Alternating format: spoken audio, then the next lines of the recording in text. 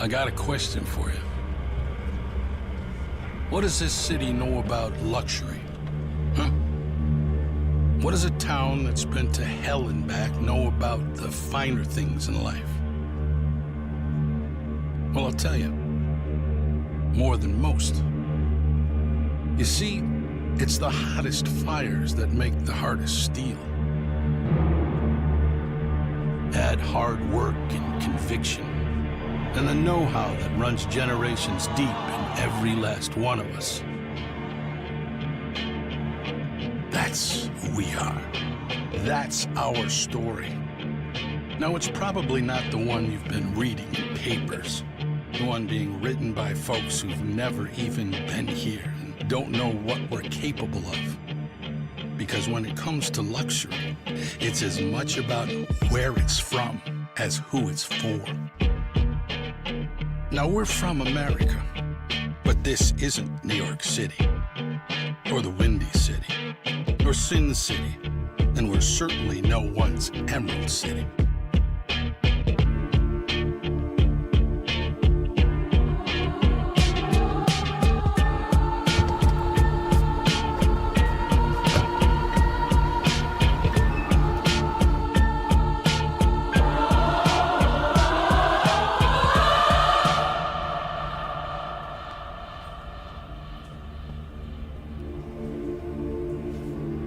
This is the Motor City, and this is what we do.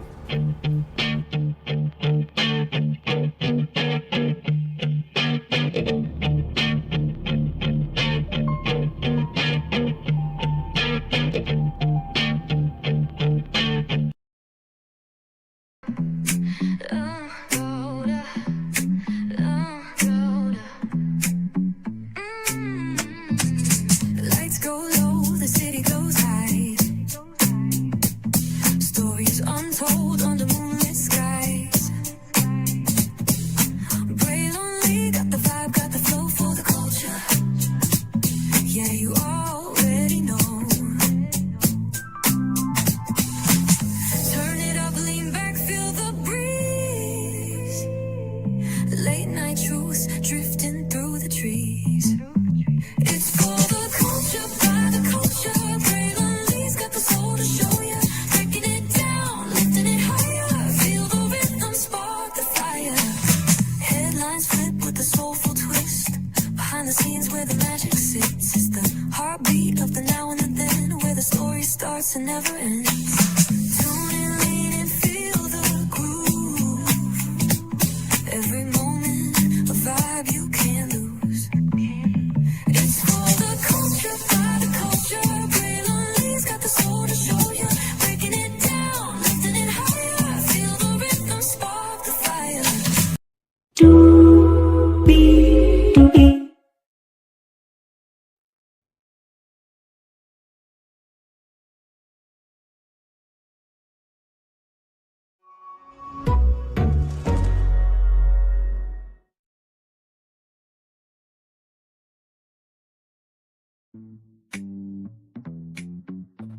Well, hello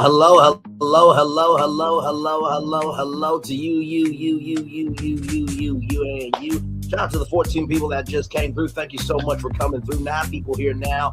Welcome in, everybody. It's time to talk about some Ray to Love, season 11, episode 7. We're gaining closer. We're getting rather closer and closer to the end, and hopefully gaining some new relationships. Gigi, what are you thinking about this episode? Because, child, my Lord, we in it now. And by the way, everybody, I have some intel. There's a content creator that got an interview with Darius's ex. No joke. We got that for you live tonight. So higher is waiting. Lower is available, but either way, we got to go on tour. Yes, indeed, we do. Let me take down that kind of intro there. Good evening, everybody. Welcome in. Gigi, how you feeling? Sorry, my mic wasn't working, but feeling good. Hello, everybody. Welcome in. Thanks for joining us. And yeah, you hit it on the head. This episode definitely was a lot. It's so much to talk about. which keeps bringing us to our point that we make every episode, because anybody who has followed the Ready to Love, you know, brand and branch, you have seen the development of the show. You've seen the development from the first season till now, but you also seen the mishap that we had last season and how much it was. I don't want to say it was torture to watch, but it was torture to watch, you know? And it just seemed like, honestly, I almost was worried for the Ready to Love, you know, brand, just because of last season and how bad it was. I got worried, but there were a lot of strikes that were happening in the entertainment industry during that time as well. So that could have been something to do with it. Don't know. But this season, every episode, it's going harder and harder and harder. Yep. We've not been let down yet. Not one time. And you know, sometimes even usually when the season is good, you know, you still have like the episodes you're like, oh man, that one wasn't as good, like, you know, the last one, or we hope for, you know, the next one's better. But with this season, they've brought it. So I'm excited, and yeah, we are more than halfway there, and soon we will be seeing who's going to leave with someone and who's going to stay alone. Yep. Absolutely. By the way, shout out to the 19 people that were just here. We saw y'all. Glad to have y'all come through. Thank you so much. And then 13 now hey, people. Jay. Hey, Jay, you are. Good to see you here. Glad to have you here. Q will be here in a little bit as well. Like I said, a lot to discuss here upon this evening. So, plus not only that, we got also too, hey, the one, the only, the official Nikki News. Much love to you as well. Glad to have you here as well. Nikki, what's up? Absolutely. Glad to have you here. And like I said, yeah, we also got Miss that Dolly-o. Say that again? No, I'm saying to Miss Dolly-o. Yes, absolutely. But yeah, so yeah, that's a good one. You know, the interview with Darius's ex. Really looking forward to that. And oh yeah, it's about it's under an hour, but it's from somebody who's been in our chat before, I believe, just Rhonda 01. And here's the thing, I want to say this, right? Shout out to her because she's got 529 subscribers and got interviewed with the ex of Darius. So shout out to just Rhonda. You know what I mean? Because honestly, to tell you the truth, how many times have we on our show and many other shows, you know, we always think, you know, the bigger the better. But also too, like, to have only 529 subscribers and get an interview to a person that a lot of people are having questions about, good on you. You know what I mean? So yeah, definitely shout out to her, because we have expressed that a lot. Like, you know, a lot of times, especially people who are viewing, they feel like content creators, you can only be a good content creators if you have a certain amount of followers or subscribers, and that's really not even the case, because we've proven that wrong, even especially in our earlier stages. First starting out, we had a lot of interviews and still have, you know, get interviews with cast members from the shows. And shit, Braylon, I mean, hell, when we first started out, we didn't have, you know, that many subscribers, but we were still getting those interviews, you know what I'm saying? So, you know, it really is all on the person and your talents and how you are able to provide certain information to get that feedback. Absolutely. But yeah, shout out to her. Okay, because listen, that's what it's about. That's what content creating is about. She created content where there was a need for it. You know, people, like you said, people wanted to know about Darius, and she was able to grab onto a connection that was able to, you know, cure that curiosity that people have. Absolutely. So, and not to mention too, you know, upon that part, you know, this is the reason why we do what we do. Of course, we've missed you too, Nikki News as well. And hello, Lunya, 12, welcome in. Glad to have you here.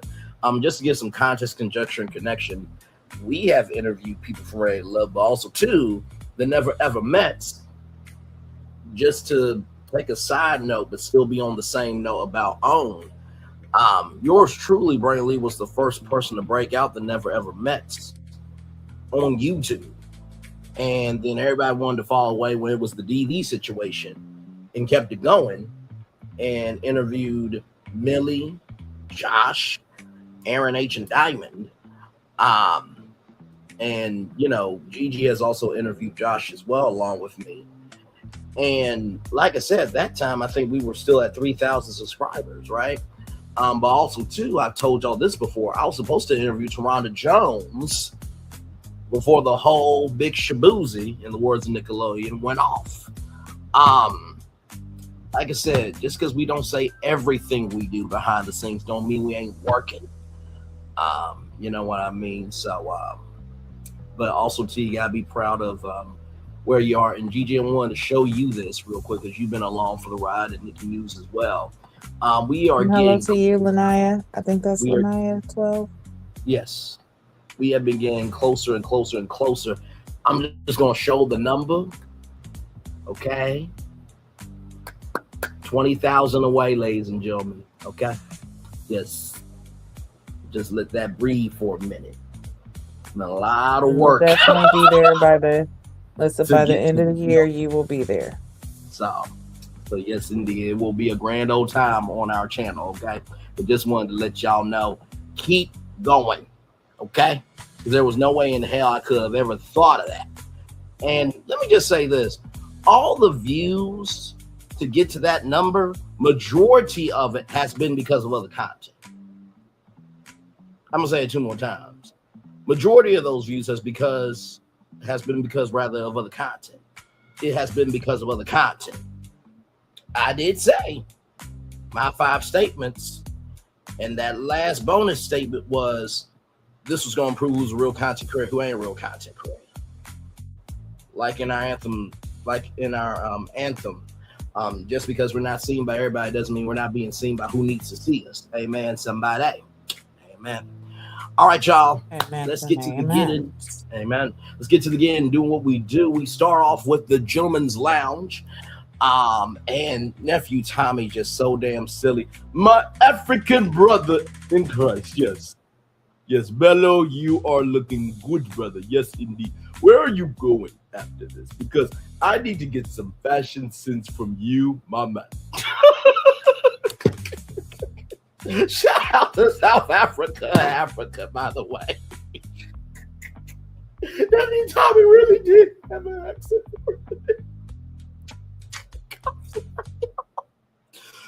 Oh, okay. I got to collect myself. But anyway, so basically, this is the part of the show where we're halfway through. It's time to meet your exes. You got to introduce your past to your potential future, and y'all, they had the get ready, and I'm like, oh, they brought the get ready music. They are throwing down this season. Yes, indeed. So, Gigi, what did you think about this opening of the Gentleman's Lounge and that get ready music? Because that they threw that Pacific music down for sure. And by the way, if you don't know that, get ready. It's been used in many different pieces of media. Yeah, when I heard the intro to it, I was like, okay, this lets me know that we are getting ready for a good start to the show, for one. And yeah, definitely fresh start. Nephew Tommy is a fool, because what did he say? He looked like a Nigerian tangerine? Yes.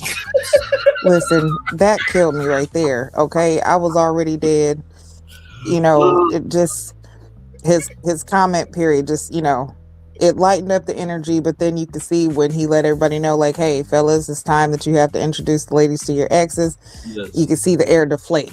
Mm-hmm. So he set them up to to be happy, to kind of let them down just a little bit. Absolutely. But yeah, great intro. And of course, nephew Tommy always sets it off in the lounges, so enjoyed that. No, absolutely. And not to mention too, I love how the cast is their own curveball this season. Because Nephew Tommy and Will Packer Lighthearted Entertainment haven't had to add really a lot of curveballs this season. It's been a few, but not really too many. I think we had only two, or maybe only one actually. We had the Second Chance Mixer. I think that was the only curveball of the season so far.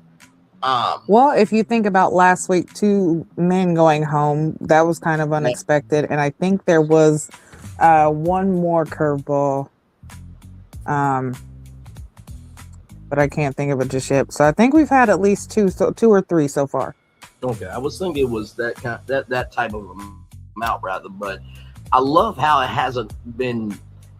Nephew Tommy and Will Packer and Lighthearted Entertainment. By the way, Will Packer Productions and Lighthearted Entertainment are the production companies behind the show. In case you didn't know, they haven't really had to do too much this season.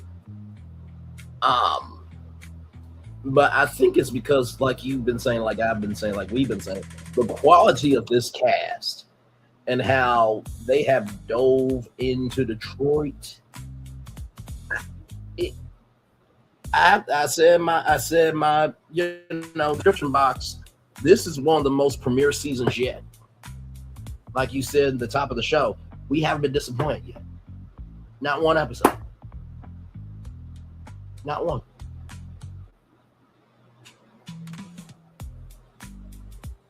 Sorry, say that again. It cut out.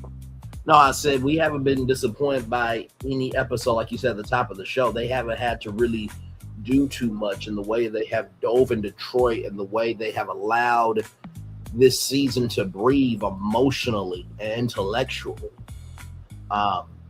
Really is a joy.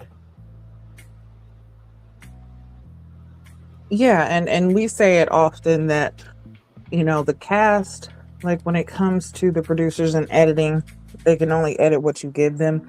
Yeah. And I feel like this cast this season has given the production team a lot to work with. So it's made it easier for it to be like genuine edits being made. There's nothing that seems too forced. Like, I feel like this was a really, really good season all the way around, location-wise, production-wise, casting-wise. I feel like everything is falling into place this season. Yeah. No, absolutely. And all right, Jaguar, all good, my friend, all good there. So, child, I think Gigi's going to be quite surprised about what I have to say about this person right here. In just a minute. So, basically, after the Get Ready music, we meet Carday's ex, whose name is Day. But Day has a night soul, okay? Day has a night soul. Day has a night soul, ladies and gentlemen. So as we can all see here, there is Dominique right here, Cardom right there, Ashanti, and also Channon. And so, not Joy Child. Day, who has a lot of joy about one particular thing that we're about to get to, asked Dominique if she's high maintenance. And Dominique very respectfully said, what I require is what I give, which was a whole word in the words of the one that only rested in joy to Stuart Scott. Can I get a witness from the congregation? Because that was a word right there. And, Amen. And they say, Cardi make a lot of money. I'm like, what the heck? Y'all were exes. It sounded like you want to get back with him because you remember that part, child. But then, Channon and Ashanti are there. And, Ashanti said, he's my dog. And, they said, well, are you feeling him? Do you have a sexual connection with him? And it was about, let's get it on. And she's a bad mama jamma. And when I need that healing, well, I want that feeling, rather. I want that sexual healing. Love TKO. I'm coming out, or better yet, they want to know if Carday will come through Ashanti. Yes, all that was said just live, ladies and gentlemen. Let's just roll around along. Ashanti is not here for it. And so afterward, Dominique was number one. Channon was number 2, and Ashanti is number 3. I put in my notes, I see why Day was an X. As a member of the Thickalicious Church of God, Full Gospel Baptist Church of God in Christ Church, Day, you doing too damn much. Like you know, I saw the walk. It was cute, but child, like I like my woman to not only, you know, handle her curves, but handle the curves of her mindset and how she moves, because you just came out like a Cane Corso. You didn't give a fuck about anybody's clothes. You didn't give a fuck about anybody's makeup. You didn't care if anybody was sharp or not. You just lost your rabbit ass mind. And normally I would go for somebody like you. Like, the look was good, the glasses were good, although it kind of, I don't know if this white part looked like the granny glasses where it's like, baby, come over here and tell me what's wrong, because it seems like you ain't all right with yourself. But besides that, if you would just been normal, I might have a little crush on you, but that was a lot. But also too, I gotta recognize, like, you on national TV, and we can tell that you have never been on national TV because you were more extra than necessary. Like, I miss Sahara, and that's a lot for me to say. That's not a win for you, Sahara, but child, you making Sahara look like a saint. Go ahead, GP. Just. Yeah, that's definitely saying a lot if he's saying she making Sahara look like a saint. But really, so yeah, one, she absolutely was doing too much. Okay, there was a lot that was unnecessary. Now, it seemed as though her Ashanti saying that, you know, saying, hey, that's my dog, whatever, that was a trigger, because that's what kind of triggered the whole thing. Because once she said that, it seemed like that's when the back and forth started happening. Right. And then, you know, the whole sex thing came out, which I can see where Day was going, or where she was trying to get to. And I can see how it can be uncomfortable. Yeah. But also, let's just be real. One, everybody's sitting around this grown, okay? You either already have kids or you want kids. Yep. Trust you're old enough to know what sex is. Yep. So for there to be like that uncomfortability, like, okay, so I understand, but then also in the same token, it's like, what's wrong with that conversation?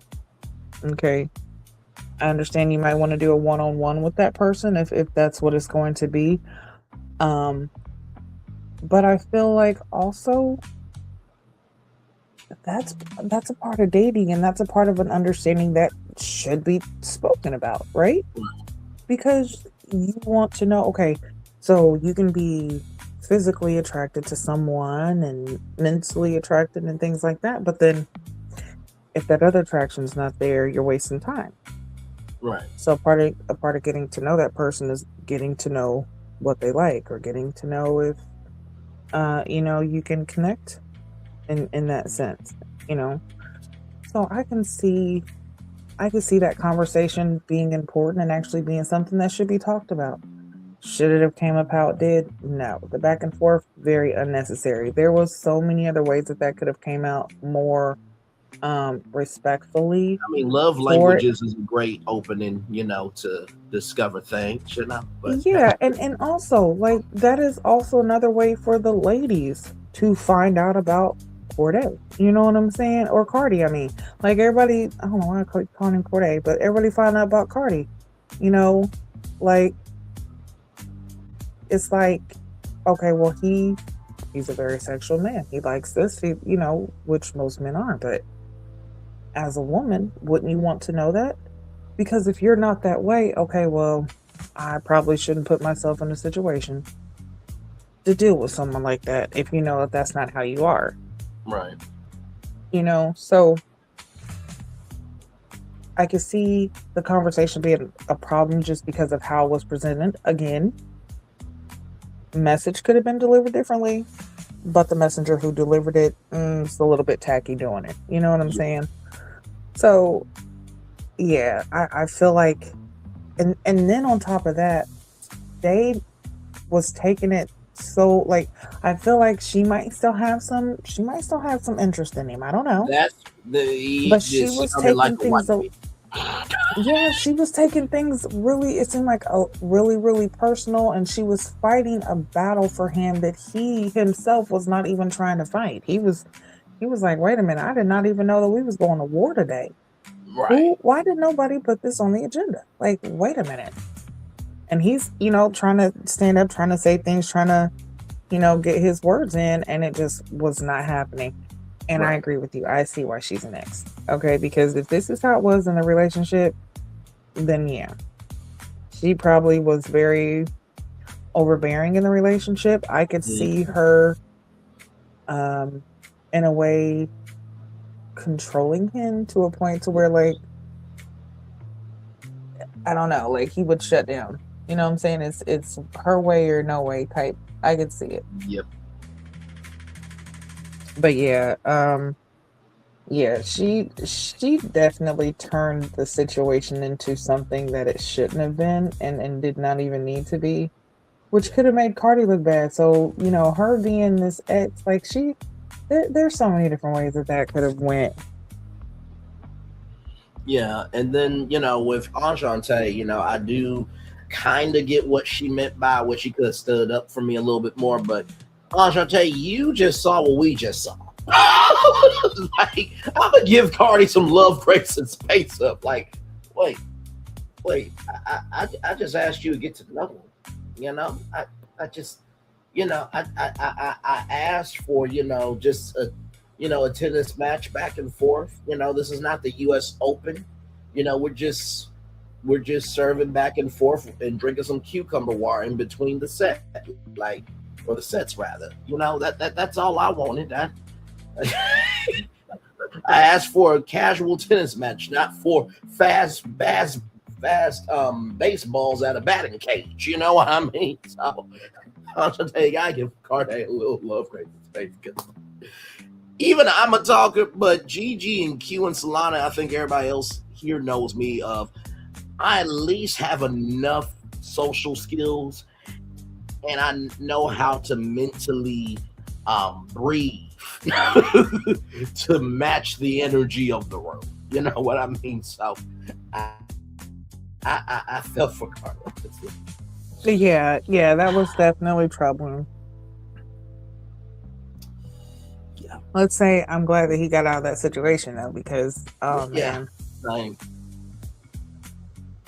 Child, can you imagine if they come back around to Detroit and she a cast member on the next season? No, listen here. Listen, I was about to say, look, if that happens, I'm not watching. But then the other part of me was like, no, you gonna tune in because I want to see how that explodes. I want to see that train wreck. Now wait a minute. Now here's how we'll really know if Gigi's really honest.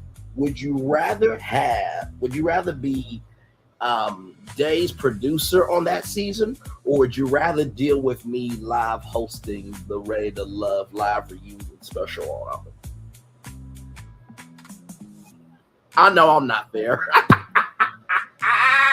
That is. Yeah, that's a tough one.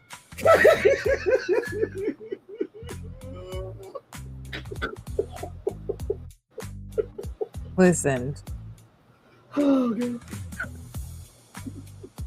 Listen, okay. You're my brother.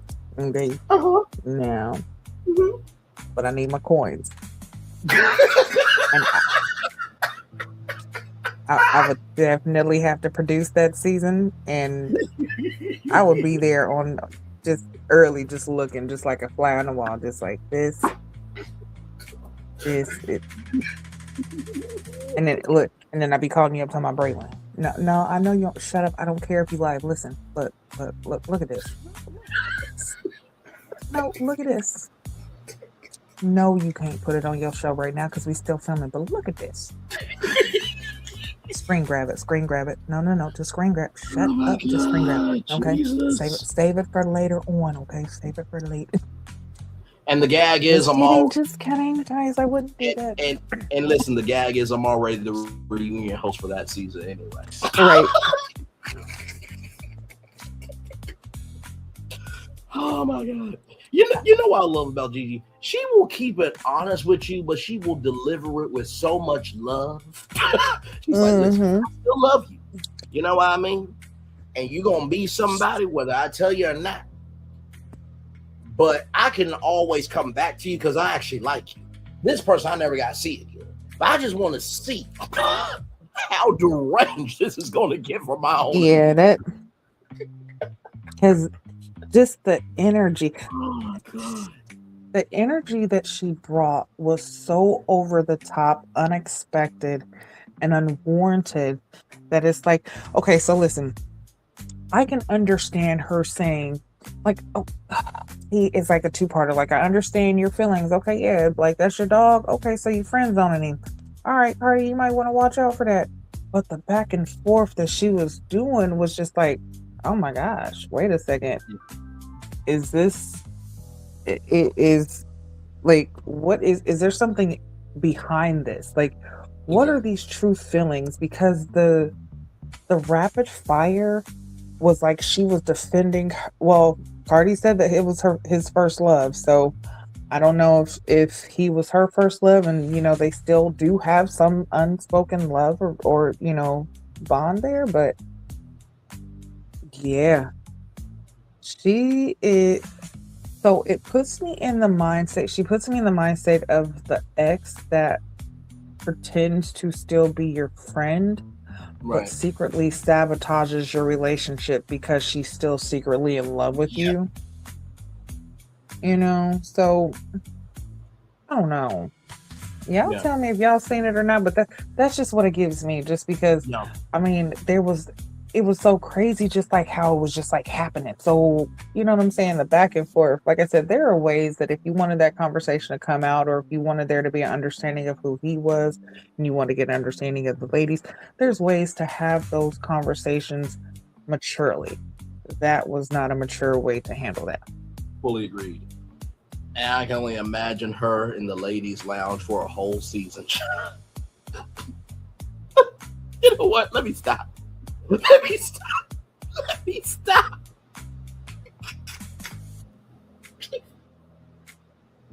Can you imagine nephew Tommy chilling with Day in the ladies' lounge? Oh my goodness, no. And hold on, let's quick shout out to, was it WSQKH? I didn't know who that was. Yeah, honey. Listen, shout out to you, okay? Shout out to everybody who was in the chat. Shout out to everybody who's here, who was here, who's gone. Shout out to everybody who's in the bushes, who's actually, responding. But we want to know what y'all thought about this. Amen. Cardi X situation. If in a situation like this is what I want to know.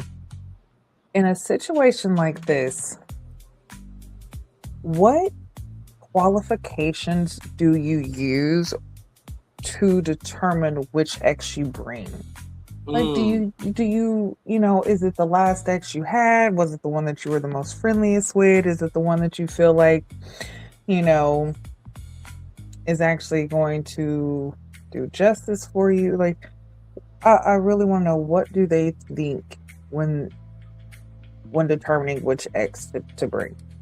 Well, to use the words of a bishop who said, "Close the doors." I want an ex who saw the best in me when everyone else around me can only see the worst in me.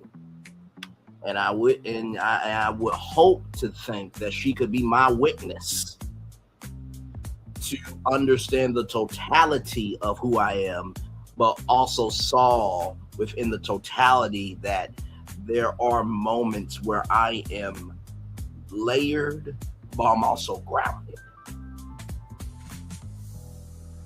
And that, they could believe that there's an energy of, let me tell you something, this brother is so good. I had an energy of I never would have made it. Be it with him. I'm sorry. It was right. Gigi asked the question, what was I supposed to do? You just thought I was going to give a blasé answer? No, you saw the thumbnail. You know my voice, and damn it, you know why you're here. Go ahead, Gigi. See, this is why. This is why, okay? This is why you could only do late night shows, okay? Can't do it during the day when the kids is it. No. Wait, what did I say that was late night? I'm just kidding. I used two songs of Marvin Sapp and just remixed in my answer. That's all I did. That can be done in the daytime. It was gospel, it was Christian lyrics, gospel lyrics, And I guess today is the day for it.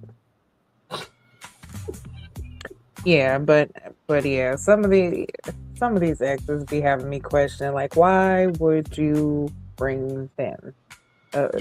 Did you have no other ex? Have you, like, I can understand if you really have been, like, you really don't date much, so you don't have many exes, so that's all you can pick. And I think last season there was a lot of them who was like, I don't even have an ex to bring, so I'm not even bringing an ex. So they didn't even bring anyone. Exactly.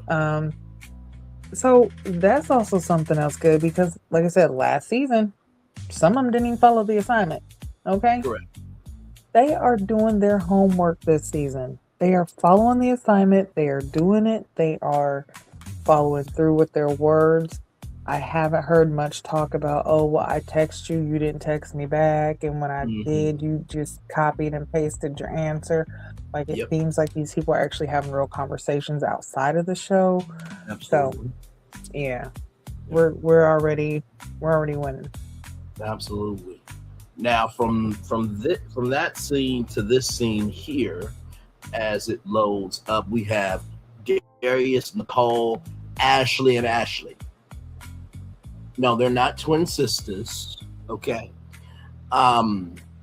They are in the same city though, and they both black. So I mean, it's a black dating show, ladies and gentlemen. But yes, so Darius, Nicole, and the Ashleys, ladies and gentlemen. So Darius' ex is named Ashley, and so with that being said,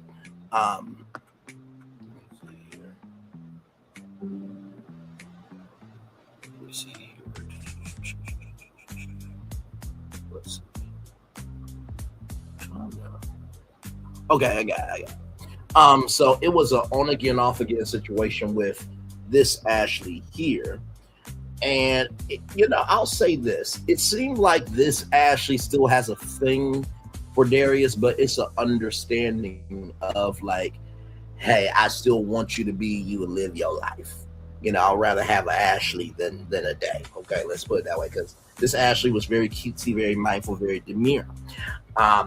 So when it came to, first impressions, right?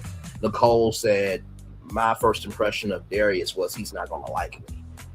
And, Ashley said that she liked the look of Darius. And this Ashley here was speaking to Nicole of, you need to have some more confidence. And it wasn't like, oh, you ain't nothing important, special, or worthy. But it was the fact of Ashley could sense that Nicole had some uneasiness to her. And with that being said, as Ashley was leaving out, and this really ought to tell you everything, child, was Ashley got a fox, because during the first mixer, Ashley talked about furs and everything else. And so Ashley, was very surprised by it, but very blessed by it. And there were 2 kisses. And Ashley said that I think Ashley is good personality wise, and with Nicole, I don't know about. So I have to agree. I definitely see more with Ashley and Darius than Nicole and Darius. Not to say that Nicole won't find love, but it just seems like Nicole was great in the beginning, and it's like the process ran her instead of her running the process. What's your take on this? I can agree with that, and I actually think there is a slide of the fox fur that he got for Ashley. Yeah, But right. yeah, he has definitely shown his like for Ashley from the very beginning. We've seen it from the conversation. They have definitely been locked in. Mhm. So it's not surprising to see them advance and, you know, move forward with getting to know each other. Nicole, on the other hand, seeing her let me just say, I don't know. Well, no, I'm not gonna say I don't know if it's because it was the last, but I was actually surprised to see her go on so many dates as top interest. Right. Like for Darius, I was kind of surprised to see that, and I was surprised to see it for I was kind of surprised to see it for Devon. Just slightly. But for her to even, be someone's interest on top and to be in that situation, but then come off so insecure and then not only was she insecure, but then she was also very aggressive and domineering. Like, Yes. So it was very shocking to see that behavior in her. But again, sometimes a person can either make you feel secure, they can make you feel insecure, regardless of if that's your internal self or not. Once you find that right person, they know how to balance out all of those insecurities and feelings that you have. So I do feel like her person is just not there. But yeah, Darius definitely is showing interest in Ashley. It did kind of seem like there might have been something still with his ex Ashley, and for Nicole to ask like, "Hey, y'all on and off? Can y'all off right now? But are y'all gonna be on again later?" It seems like there could be a possibility of that happening. Can't wait to see what this interview happens. So we're gonna try to speed through this, so that we can see this interview. But yeah, I feel like there could still be something possibly with his ex. But at least it was more. But at least it was more in a respectful fashion. Right, right, and maybe at that point, and like you said, maybe they have gotten to the point to where, hey, they could still have feelings, or one could still have feelings, but understand that this isn't going to work out, and it's not what either of us need. So, it is best that we move on at this point. Yeah. Absolutely. But yeah, I definitely want to still see what happens with Ashley and Darius. Absolutely, for sure. So then we have Belo here. And I have to tell you something. This ex right here is probably one of the most collected, down to earth, and ex that was an ex you actually want to potentially see back on TV. We're about to get into why here. So we got Belo, Dominique, and Ashanti. Tara is Belo's ex, and they've known each other for 23 years. Let me say that number 2 more times. 23 years. 23 years. And Dominique says that Belo is her favorite person forever, ever. And Belo said that he has not dived in with Ashanti really. Dominique is really here to find her man. And Tara said, I want, somebody to look at him as a wife like you just did. And, with Ashanti, Ashanti is always talking with somebody. So Belo said that, he's not going to interrupt, but Dominique will interrupt. And, Dominique wants to know if Bello has a romantic side. And Tara says that Bello doesn't like PDA. But Dominique is an affectionate person. But he kissed Dominique, outside the restaurant. And, PDA, there's levels to PDA, right? But, for the right one, careful what you grab. That part. If your hand becomes a claw, listen, you become a prize too. Okay, it's equal opportunity with consent, everybody. Okay, listen, moving on. But a very important point to note on that. In Ashante's spare time, Ashante loves to read, and Ashante, has read Outwitted the Devil, and Bella has read the book 3 times. Oh, no, sorry. Ashante has read the book 3 times. And the only 3 people that have ever known about it is Belo, the person that introduced him to the book, and Ashante. Now, of course, I've never really heard about the book before, so I'm sure there's probably other people around that have heard of it, but 3 people. And listen, on this show, how I always say one of my biggest business principles is take the inch and make it a mile. In order for that inch to be a mile, it has to be rooted in reality. Okay. I believe that on this show, inches need to be on reserve until you see enough inches in terms of agreements and alignments, and then lock in to make that a mile. Tara said that, I like you and Dominique, but Ashante is willing to, grow and, explore that. And I put Tara as a very good ex. Like, if Tara, came on the next season of Detroit, I think a lot more people rather like Tara on there than Day. But that's neither here nor there, but just to keep it a buck. Gigi, what did you think about this exchange here? Let's just say Bello, I feel like, is a really, really good guy. Like, I really want the best for Bello, whether it is him ending up with Dominique or ending up with Ashanti. But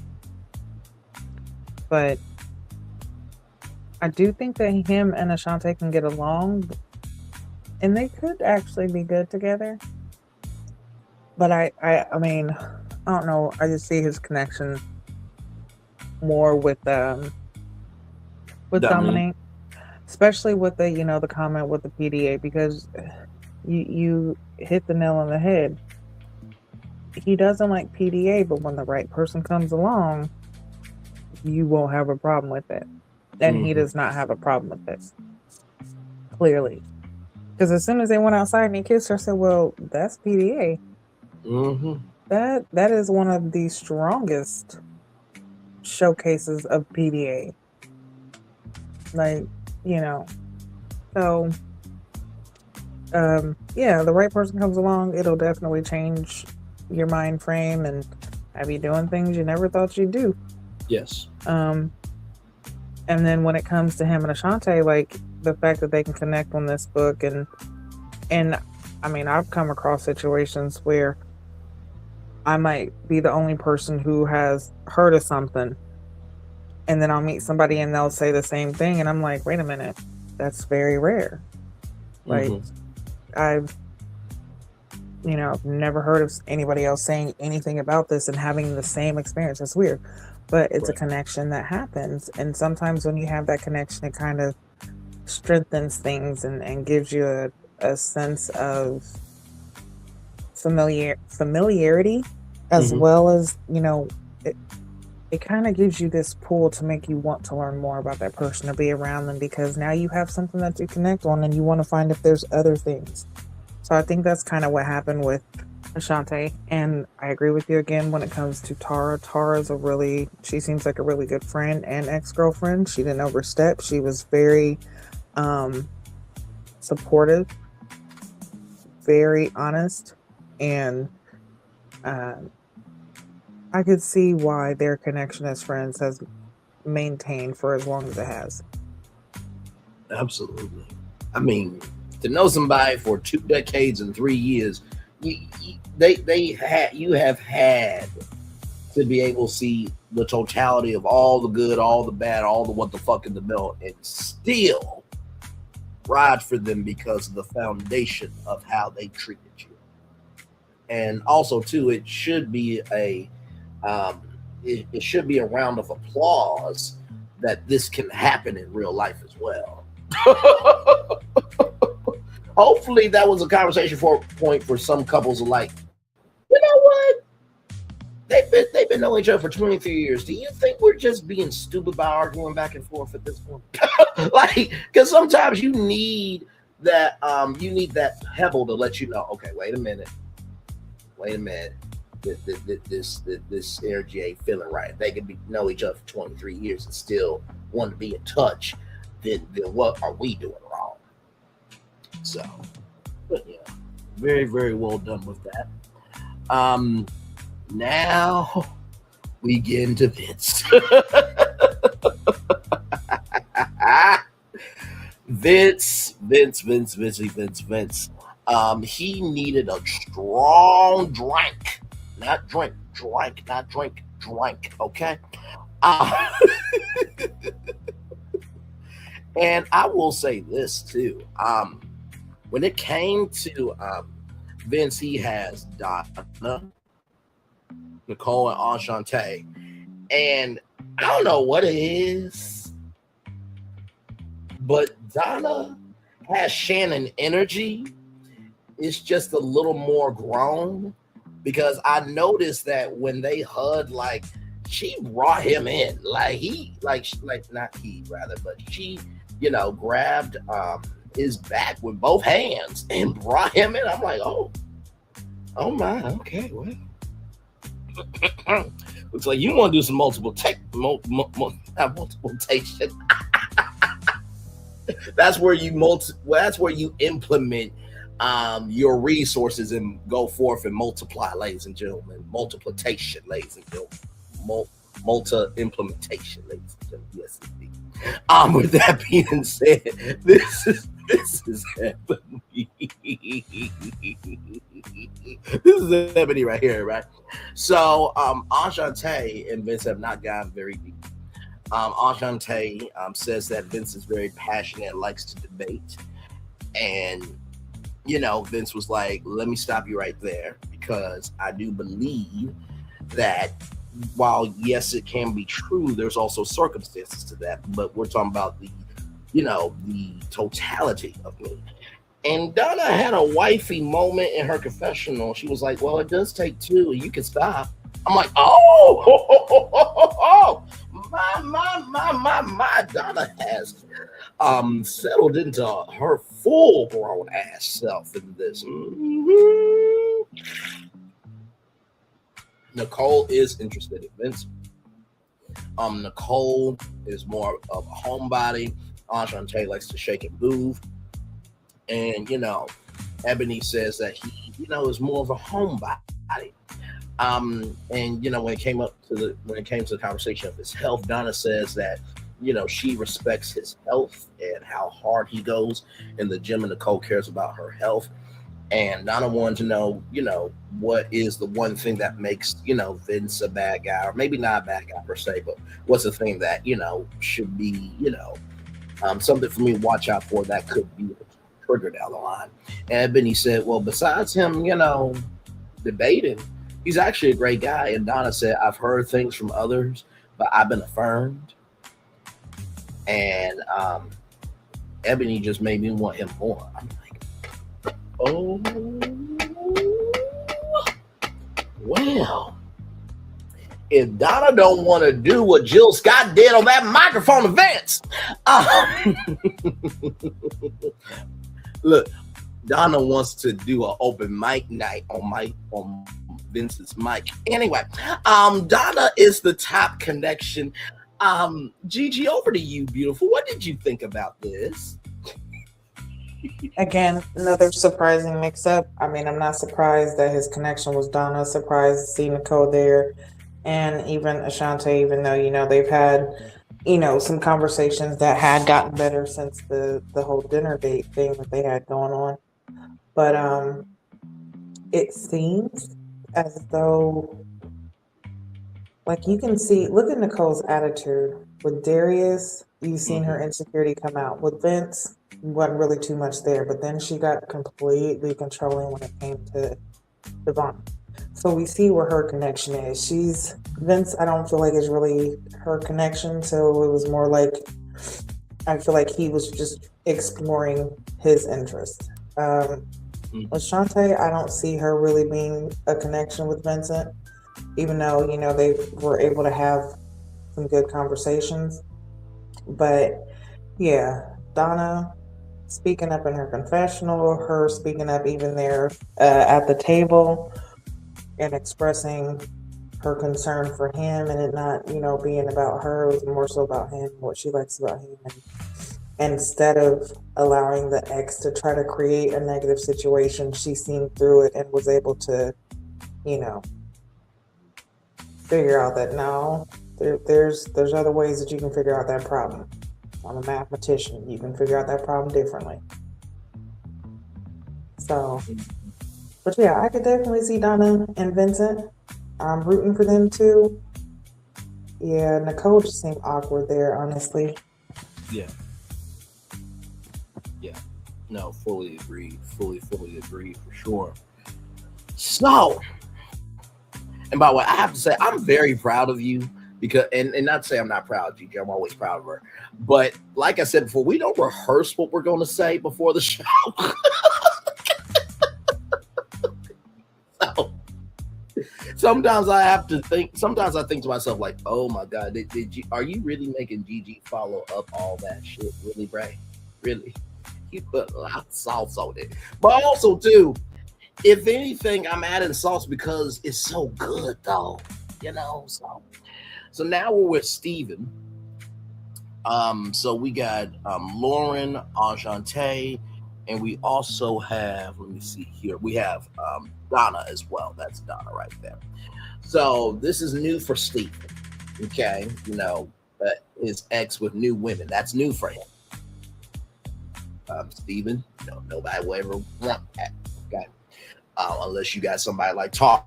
Okay. So, and that's not to say that your ex wasn't, pleasant because she seems beautiful. Her name is Amber, everybody. So they get into their day to day. And Donna says, sitting in a coffee shop doing homework all day. That's her life. I'm sure she's got more than that to do. Ashanti says, I like going out to new restaurants. I would like to see them come with, but that's really all Ashanti gave. And Amber said, "Will you cook?" She's like, "Well, we may go out to a restaurant. I may not cook. I might go out." So I will say this to Ashanti. It's weird because on the tie-dye date, you had a really good energy with Steven. And then, for you to be in front of his ex and for you to, have this energy of being so blasé of like, well, we might go out, or I might not cook. Was there something that happened? Because it just seemed very lackadaisical and very paradoxical. That's just my take on that.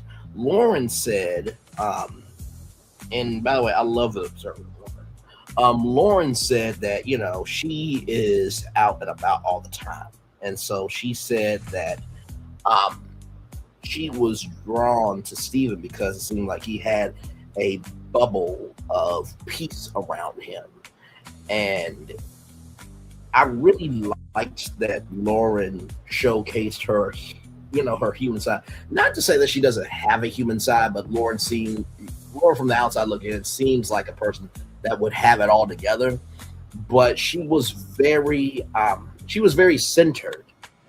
And I think she was the most centered out of all three of these women here. Donna has no kids, but even though Donna don't have no kids, she doesn't mind want to make kids because she said she's ready to move in if this is really going to work. Um, and she said, 3 to 6 months, I'm ready to move in. And I remember something that I think it was a couple last season that that said, I just wanted some time to breathe after everything. I can't remember the couple. I think Gigi probably won't know a couple from last season. It was Khalil and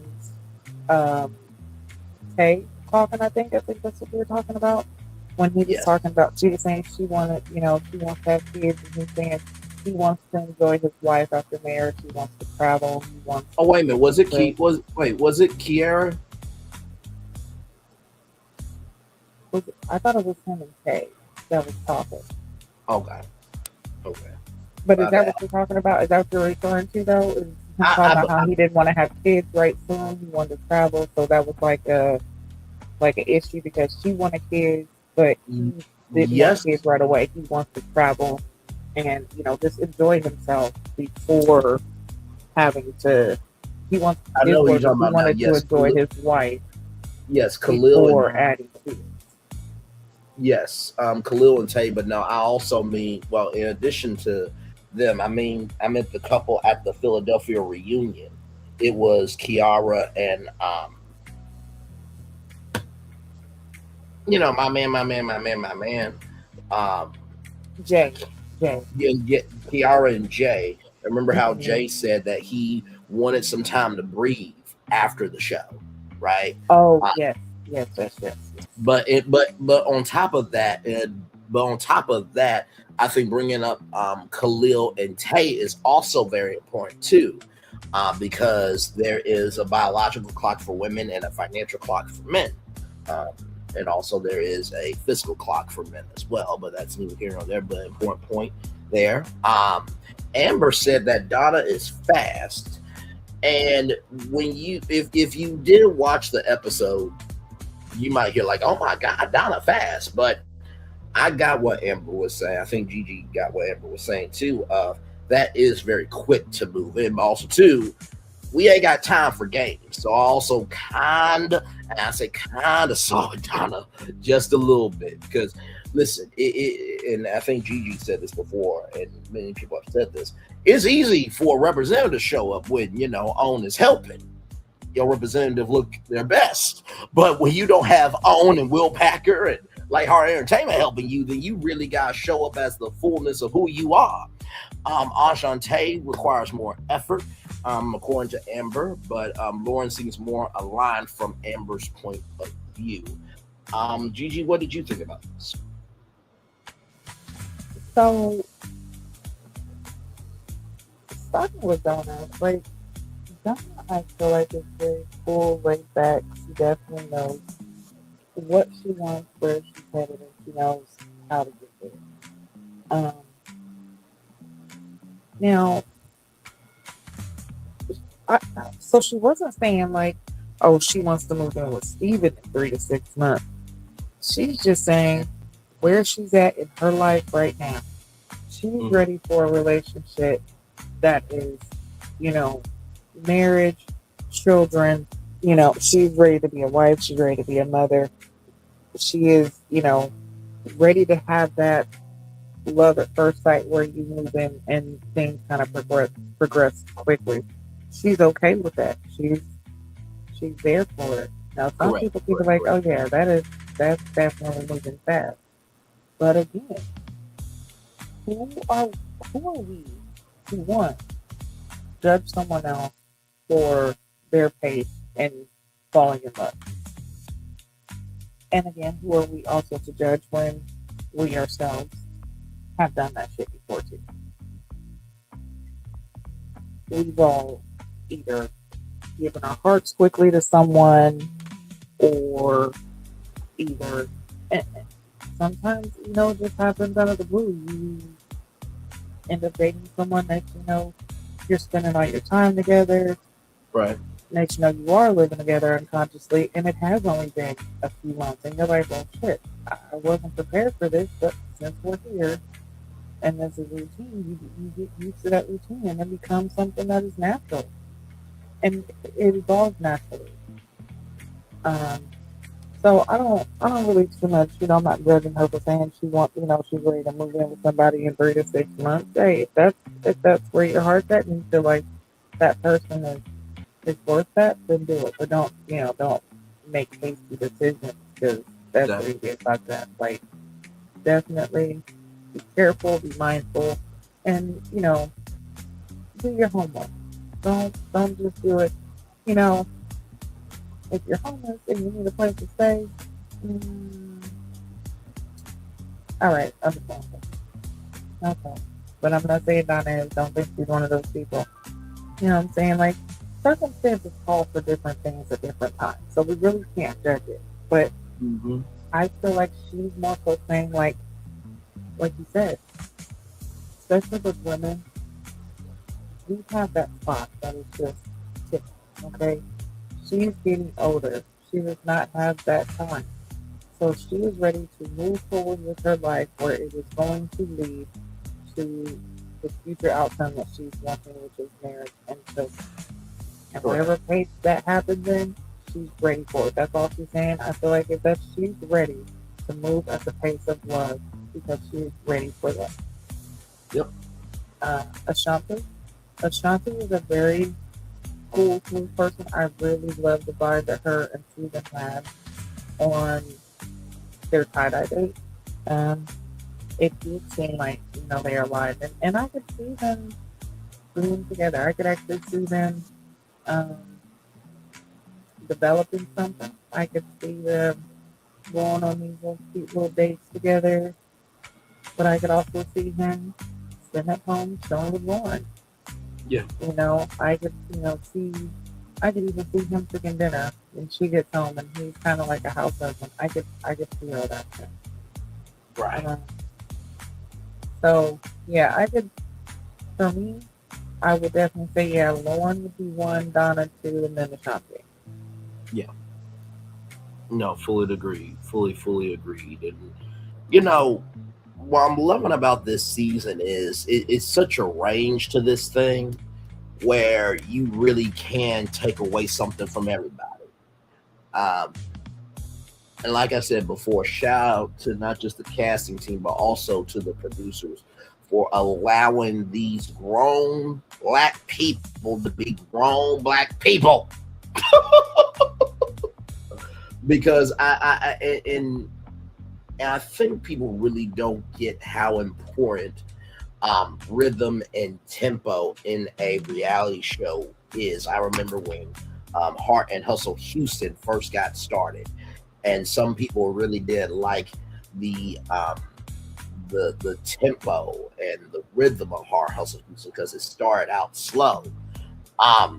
It's not like another decrepit, broken, and tattered show on the Oprah Winfrey Network. That's neither here nor there. But the point is that show is very fast. But also, too, in the same token that show is fast, it's also disjointed.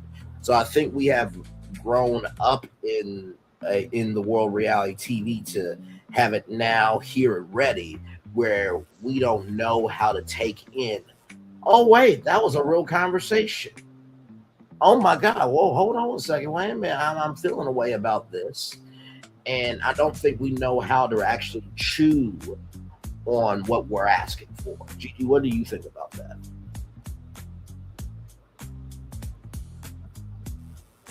I agree. I agree. I think this season is definitely giving us more. I mean, it's giving us more overall, but it's also giving us more hope into what Black love can be developed into. We talked about this a lot, especially with this show, with the image that it is giving off, and how other seasons have kind of stained the image a bit. But I feel like this season is picking up. Production season is doing a great job, but it's just like, you know, said at the beginning of the show, like, and also like people said, casting. like the cast, production team, I feel like everything is working together so good right now that this is the outcome that you get. Yep. You know, and it makes me look forward to what are we gonna get from Chicago, because we're branching off from these other, big cities, and now we're going to the Midwest, which the Midwest holds a dear space in my heart, because I grew up in the Midwest. So Right. for them to go, go that way and showcase the beauty of it, even though there's a lot of ugliness all around, but it's exciting to see. But this season, kudos, hats off to production, hats off to the casting crew, and everyone who is working behind the scenes to get this together how it is. So I feel like we have a lot of good. It's not even just picking random cast members to come in and develop things. A part of casting is actually seeing who could possibly match up in the end, and I feel like whoever was doing the matchup did a really great job. So absolutely. No, absolutely. Whoever is on the team for this season, keep them for the rest of. No, go ahead. Oh, I'm sorry. Just thinking maybe. Oh no, absolutely. Whoever's on this team, keep them on this team for the rest of the season. And honestly, Gigi, if they want to do Ready to Love After the Journey docu-series, this would be the season to launch that motherfucking spinoff. It really would. I would love to follow the series for real. Yeah, because was it this season or last season that they started doing this diary cam? Because I don't. Maybe they did it in the previous seasons before we started doing the panel, but I can't recall them having diary cam. No, neither can I. So them doing this, I feel like it's definitely a great launch pad for so many other things for the show. Yeah. Yeah. And honestly, of course, Ready to Love After the Journey is the title, but Ready to Love After the Journey Detroit. And believe me, I would, and Gigi knows this, when I review a show, I have to find out three things about it. What's the show about? What can I relate to? And finally, what my audience can relate to. And if I feel on any one of those pulses, if I can find the soul of the show, or if I can see what my audience can see what the soul of the show is, and I can hold on to that, invest in that, and stump the yard with that, I'll review it all the way through. So if y'all actually listen, we've been given a lot of game. If y'all whole Ready to Love plan to child Gigi, you're not gonna believe this, but I was in ChatGPT. I made a Ready to Love con. ChatGPT gave me the whole rundown. Do you hear me? Y'all could really set off this multiverse this season. And if y'all really do Ready to Love After the Journey Detroit with this cast, I will genuinely review it. I know Gigi and I will definitely review it. Q as well, Islam. But if y'all did that spinoff this season, I will review it. We will review it without question. And I'm not just saying this just content on my channel and our channel, because we always do content regardless. But sincerely, this is the cast to do it with. Go ahead, Gigi. Yeah, no, sorry not to cut you off. I was just saying, the spinoff, and even doing a Ready to Love fan favorite, where we bring back the fan favorites, 20 of the fan favorites from previous seasons, and put them in the house and let them retry for love. Whether you were eliminated before or whatever the case is, but you get your pick, come back and try again. Absolutely. And even doing, and we talked about this, having like a casting special where the fans get to, and the viewers get to see different casting tapes, and you get to pick on who ends up on the show. And even if you don't want to do it where the fans get to pick, at least see the process that the production went through to find the people to come on the show. The ones who are chosen, let's see their behind the scenes before filming, their introduction. See, tell us a little bit more about them. Give us a little bit more about who we're seeing on the show before the show starts. Absolutely. Because the auditions for American Idol were viral for a reason. You know what I mean? So, and not to mention too, Gigi, and by the way, thank you, Nikki News, so much for the compliment that you gave. I really enjoyed the commentary here. Thank you, my friend, for that as always. People are actually enjoying the fourth wall.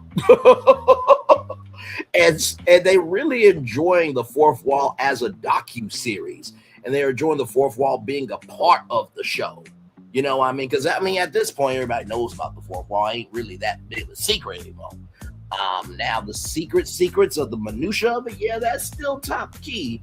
But the surface level of the fourth wall is actually being more embraced than ever before. So, listen, if you do the spinoff, do it with this cast this season. Good day. And honestly, tell you the truth, that will actually hold us over until Chicago. So, you're welcome. Yes, indeed. So, with that being said, now we're with Devon, and Nicole arrives first, and she gets a gift, which is very nice. But then after that, Dominique arrives, and Dominique also gets a gift. And then, Channon gets a gift. So Nicole feels a way about it. By the way, Devon's ex is named Caleb. Channon really likes Devon. That Devon listens and cares. And Channon has had wifey energy for Devon since their date at the go-kart track. Like, they've been locked in ever since. I really love those two together. I know we have discussed it on here that, Dominique has really been open-minded to the process. And, Devon is that, potential possibility, but in the same token, it just seems like there's just a soulful connection to Channon and Devon. And so with that being said, Dominique said that Devon brought roses to the job. I'm like, oh, okay. All right then. That's what's up. So then, we get to Nicole, and, Nicole wonders about her connection. So, we go back to Darius. There was an insecurity there. Before that, we go to Vince, and, Nicole, existed, but she wasn't living. With Darius, it was lack of confidence. You know what I mean? So it just ramped up more and more. And so with that being said, as we keep going here, Dominique said that I feel like he is, he's being DEI, something worse. I'm paraphrasing, but Devon is about, diversity, equity, and inclusion. And he is really giving himself to this experience. And, I'm here for it. And I know, and I'll just say this for Q, I know that he's been wondering about Dominique all season. Is she really here for, just camera time and to, become something? But we also have said too, you and me, Gigi, because we're both from the world of media. You're from the production, being on the ground. I'm being the media nerd, social media from a fan point of view, but we're both media nerds in that way. And we both said that sometimes reality stars, they get so boxed in that they don't have a chance to do something like this. And I gotta tell you something. I feel like Dominique's DMs were already lit before the show, but they're going to be lit her after, because she has been nothing but loving, kind, and gracious. And of course, you can only, the editors kind of work with what you give them, but she has really been her full self with this season, and she's got every right to be a little bit of a Janelle, but she's more of a refined Janelle. And that's not to say Janelle's not refined, because she married somebody that we all didn't expect she would. She looked like she married a regular person, but hey, sometimes that regular 9-to-5 person be Simone. Said she didn't want a 9-to-5, but now her ass is going broke and trying to find a way to make $1.15. But with Dominique, she really does seem to be about the soul and not just the persona. But then we get to Nicole, who says, and I quote, "I don't want you talking to nobody else." And I'm just like, girl, like really? And even Dominique was like, "Well, we sitting here, right?" And she had kind of a Jerry voice from Tom and Jerry, but I say that in the most cutest way possible.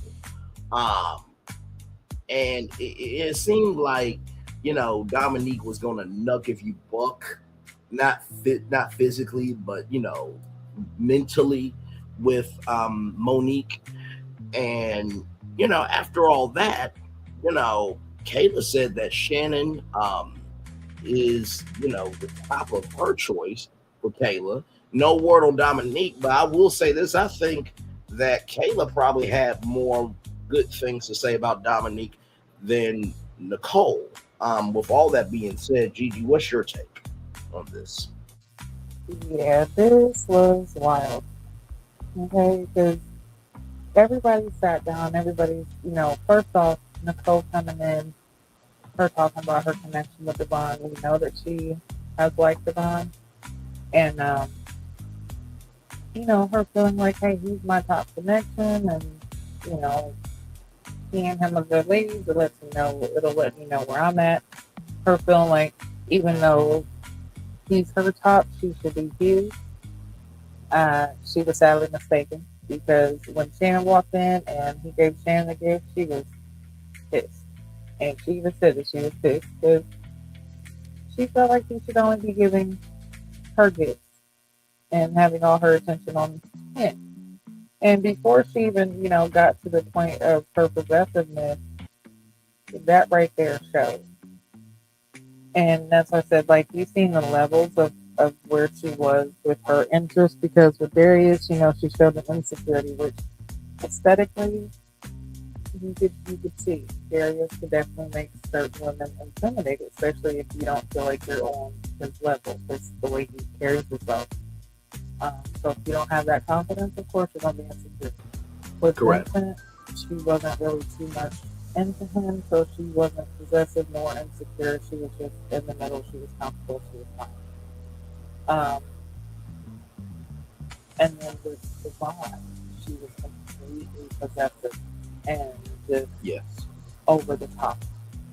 And it was almost scary over the top, just because, when talking and Dominique expressing how Devon sent her pretty flowers because she knows that's what she really likes. And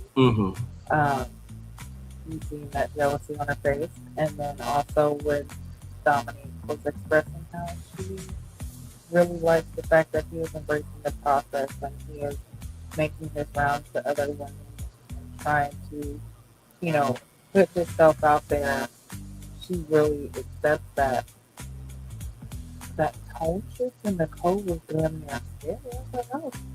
Yeah. She seems so nice and sweet, but then that right there, I hate when she aggressively said, I hate when you talk to other women.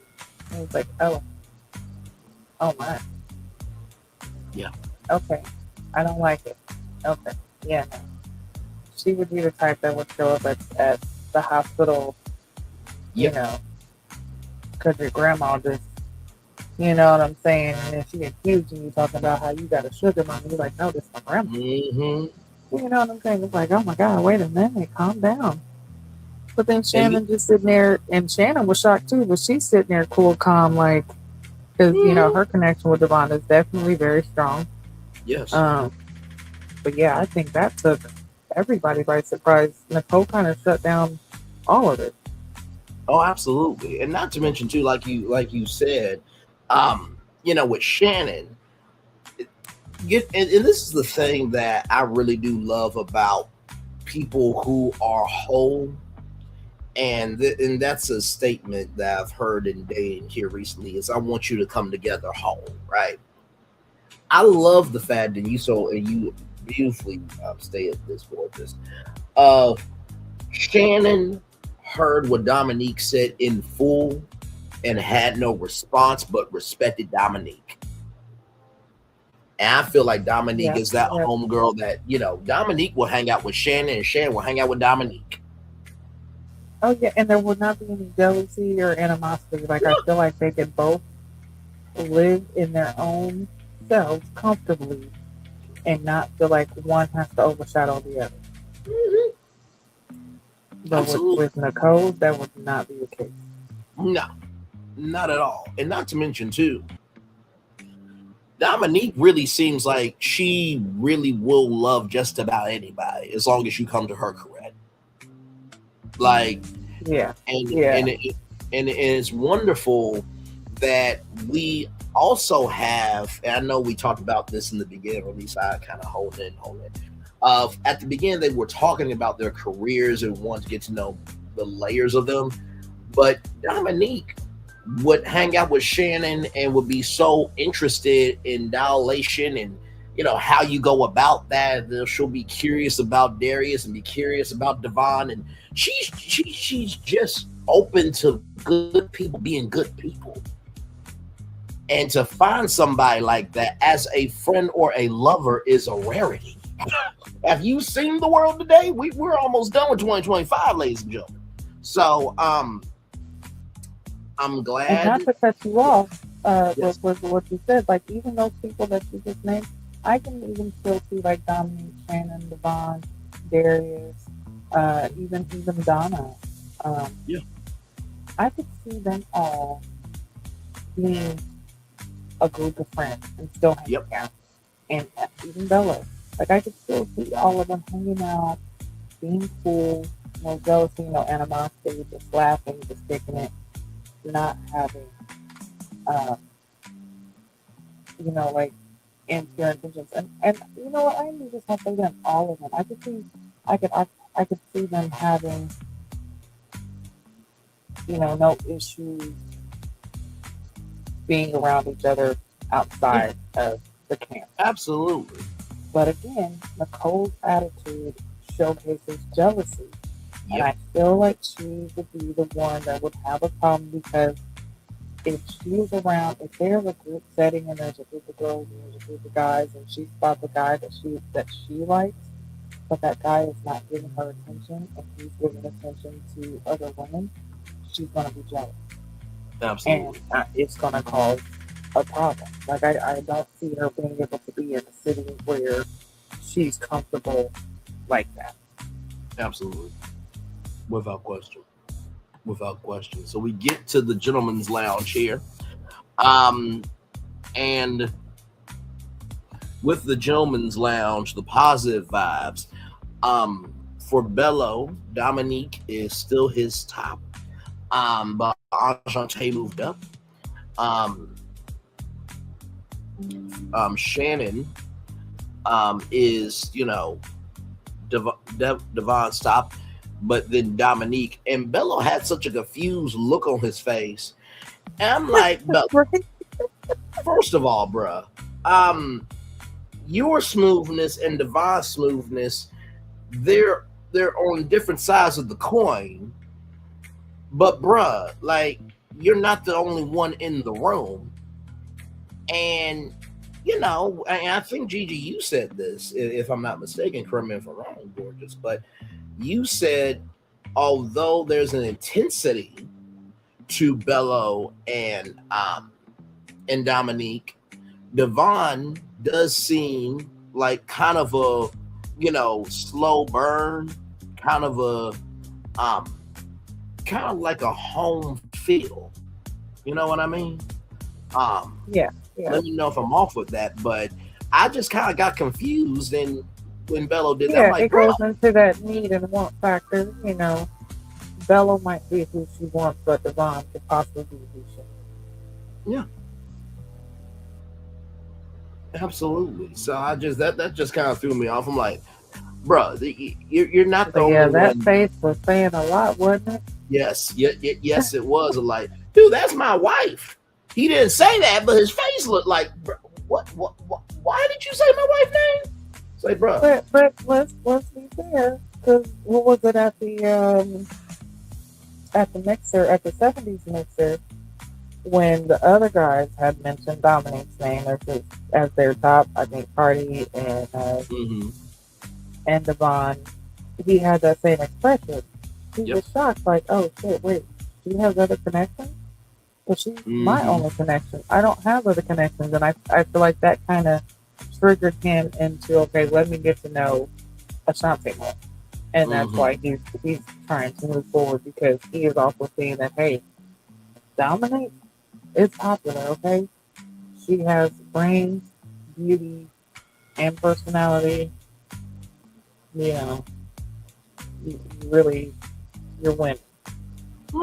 Although people can say, hey, well, there's definitely something there because, she's been divorced twice. Oh, well. Yep. There's still something. Doesn't take away from her being who she is. So, yep. But, yeah. Absolutely. Yeah, I saw that face and I was like, hello, come on now. Look, don't start having Nicole tendencies, bro, okay? Right. I hate hearing other men mention her name.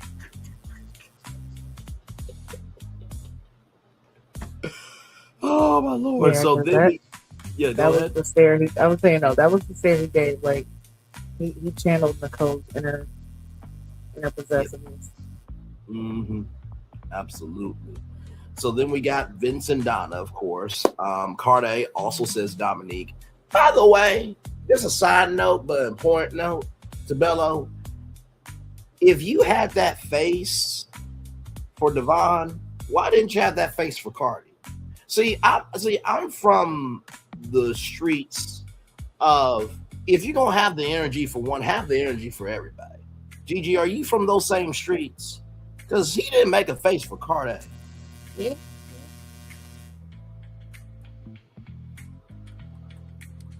Unless we just didn't see that face, but yeah. I just found that very interesting. You didn't make that face for Cardi, but Devon for some odd reason. Okay. For Darius, it was Ashley, and for Steven, it was Lauren. Negative vibes. Vince, Ashanti, Cardi, Ashanti, Darius, Nicole. Steven agreed with Nicole, and Devon said Nicole. So it was pretty split down the middle. What did you think of this Gentleman's Lounge, Gigi? Good Gentleman's Lounge. Feel like they were spot on with the hit misses. Yeah, I agree. This week's spot on definitely Ashanti and Nicole for sure. So yeah, not really too much with the Gentleman's Lounge. I mean, they were spot on, and yeah. Glad Nicole is gone, so we can move on.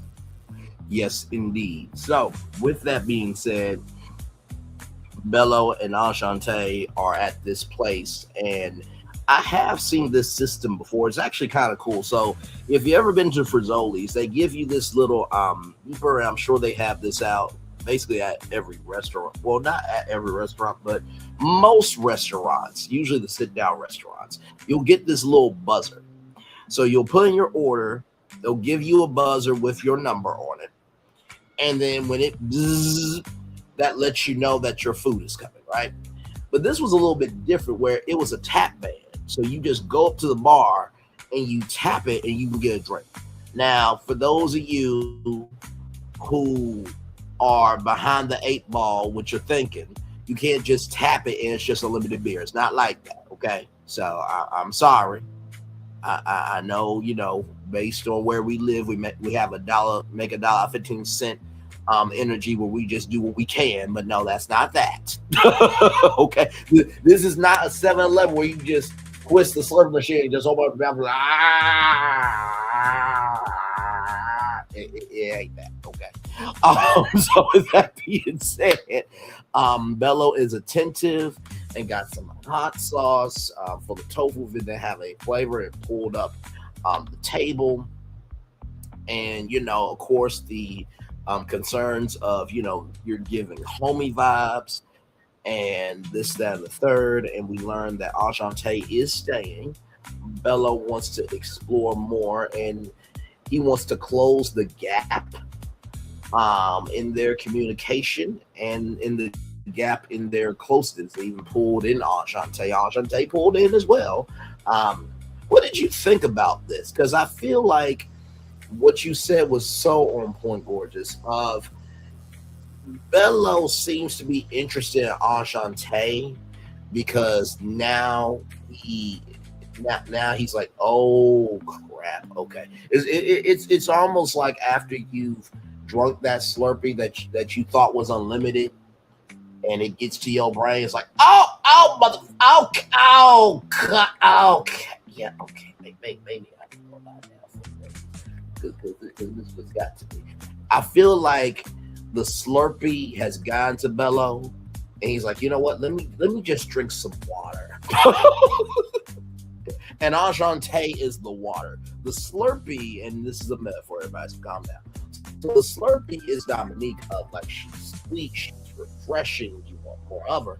But Ashanti is that, like, cool, calm water because the Slurpee is getting too much. And also, too, the Slurpee also wants to taste other flavors. Yeah, so I like this meetup. And the fact that Bella was the one to do it with Ashanti and was able to actually have like a better date, showcase himself more to her. See it open up her eyes to the possibility of dating Bella and being a connection. Him being thoughtful and attentive definitely sparked more in their connection. And I feel like that definitely is what made her more comfortable with, like you said, him pulling her in and her accepting that fuller and actually moving closer. Because if she was not accepting, if that was Vince trying to do that, that wouldn't. There wouldn't have been no closeness like that. Mm-hmm. So yeah, and again, yes, it's him trying to build more of a connection because the Dominic is the top for more people, so she has more options than just him. And then also his ex telling him, like, hey, yeah, Dominic is definitely your top, but I think you need to get to know Ashanti more because she might be more so who is the one. Another one of those who you need to be. Dominic might be who you want, but Ashanti might be who you need. So, yeah, looking forward to seeing them develop their connection more moving forward. Absolutely. And the vacation has not happened yet, which for those of you who don't know what the vacation is where everybody who's left goes to this, house. And I think they're there, for like a weekend, Gigi? Like Friday, Saturday, and Sunday? Yeah, it's like a weekend. Yeah. And that's where most of them get solidified, the connections, rather. And I'm pretty sure the vacation will happen not this week coming up, but the week after. Yeah. Absolutely. So then we get to Vince and Nicole. It's good to see each other. Insecurities were brought up. And, Vince was like, that's a huge thing of, if somebody talks to somebody, they feel like they're walking on eggshells. And Nicole said, you can do it, but I don't like it. And Nicole is eliminated. I'm just like, how the Grinch grew his heart 3 sizes that day when he found out that he actually, was just misunderstood. And when he finally, got matched with the right energy and Martha, who You know, the one that he wanted the whole time. She could see past the Grinch, and he got everything he wanted. We were all happy for him. It seemed like Nicole's heart shrank 3 sizes this episode. I mean, it started off really rough in the beginning. Well, not really rough, but it started to be rough. Then the heart shrunk more, and then it just was in a black void at the end of this. Gigi, what did you think of Vince and Nicole's thing? Can I just say, you see how quickly you just gave the intro to what happened with them, and you just, so she was there, then she was gone. Into that. That's exactly how Vince did when it came to their conversation. He got straight to the point. Yep. He was not there. Listen, I don't even think he ordered food. He had a drink. He was like, look, okay. I don't know what this wine guys, is, but I'm gonna drink it. Right. He's like, listen, I just looked at something and said, give me that. Listen, okay. Well, look, you're here. We don't think you should be here.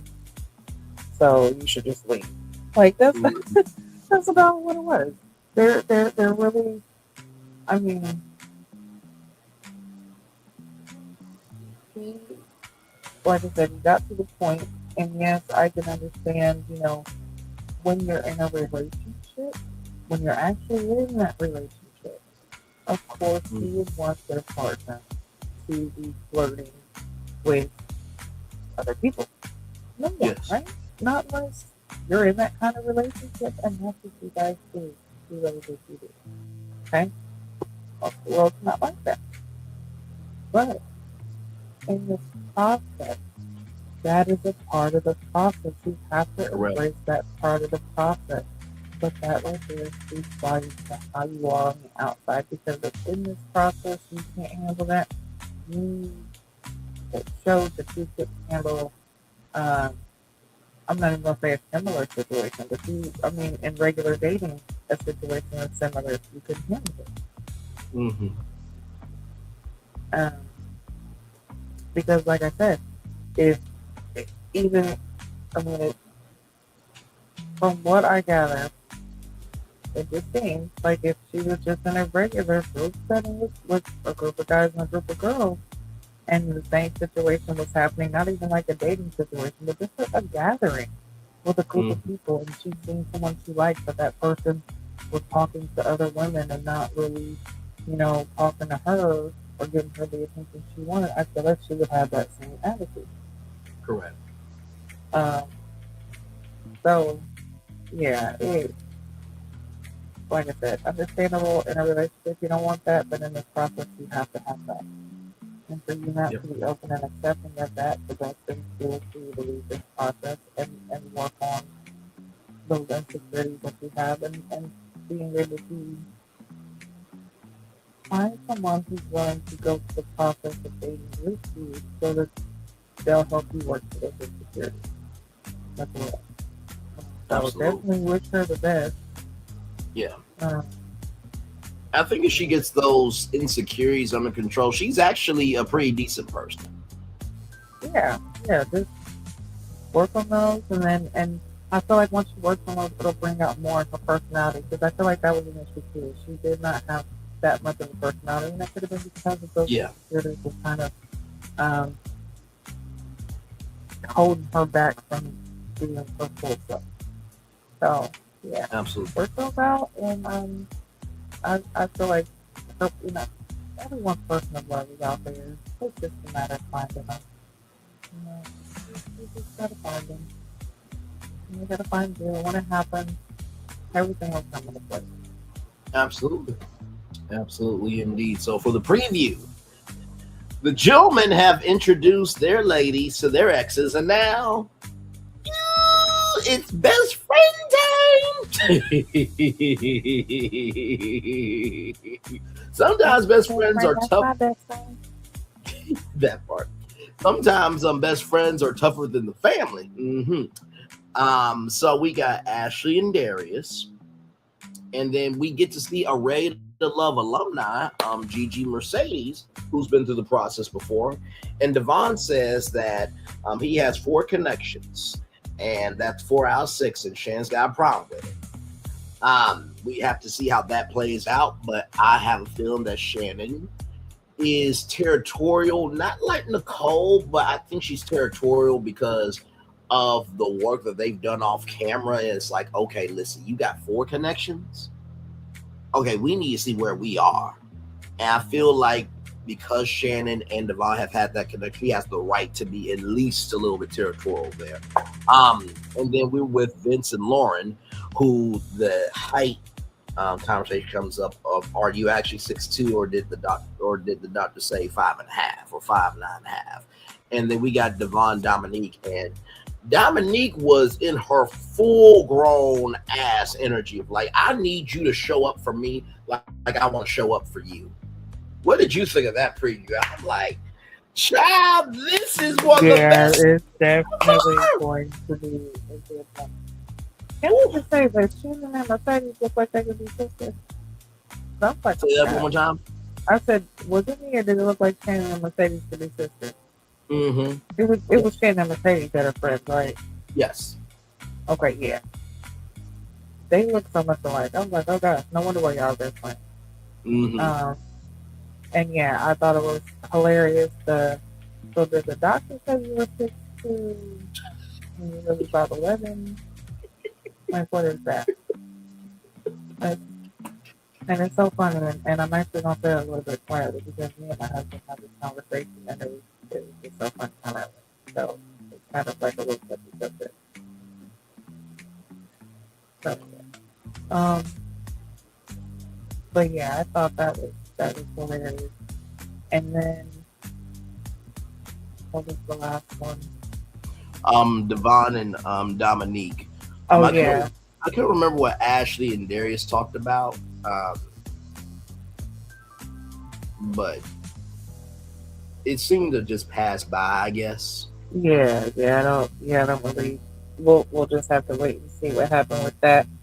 And when it comes to like, Devon and his 4 connection, it's like, yeah, by now in this process, but listen again, you would think like, yeah, by now you would dwindle those down, but by now this is a time when you're figuring out who you really have a connection with. Mm-hmm. So I guess at this point, yeah, him having 4 connections is kind of normal. He's figuring things out at this point. But yeah, now this is the time to really start honing in on what's happening, right? Where you want to be in this process. And then, yeah, the rest of, I'm just ready to see what happens. I look forward to the episode. When I see the previews, I just look forward to seeing what happens because I already know it's going to be something good. There's going to be some type of, I feel like there's going to be some type of bomb that drops. But yeah, I'm looking forward to next week. Absolutely.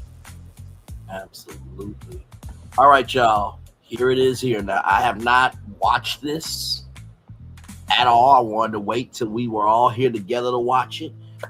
This is Darius's ex. Now, for those of you who don't know, hold up, wait a minute. Is this supposed to be the one that was on, was it Facebook that was sending the messages? Mm-hmm. What's my post? What? Yeah. Oh, okay, so hold on. Before we say this is Darius's ex, okay, let's say allegedly, because he has said that they did not date, nor did they have any type of sexual contact or relationship like that. So, out of respect, we're going to say his alleged ex-girlfriend. Okay. So yes, go ahead. But yes, this is the alleged ex. As you can see, she's a BBW. You can tell that that's there. Now I don't know if that's a real background or not. It looks like a very nice background. But yeah, so this is just Rhonda, 0-1. We're gonna watch it here. I have not watched it, so this will be the first time that we're all watching it together. So with that, here we go, everybody. Yes, I haven't watched it in depth, but I've watched episodes. Okay, and well, clearly you have a bit of an attachment to this particular season. For those of you, like I'm just popping in here, so for those of you who don't know who this is, do you want to tell the people who you are, Nicole? Sure. My name is Nicole. I go by Nikki. And hang on, I got pause it for 1 minute. Hey, Miss Parker. I'm sorry, I had to. She said she was Nikki. Oh, no, we're not going to do the white version of the Parkers. Okay, we'll just roll on. Connection to the show is that my ex-husband, I believe that he was actually cast while we were still married. I was never told the name of the show, but wait, hold on, stop when I started having some suspicions.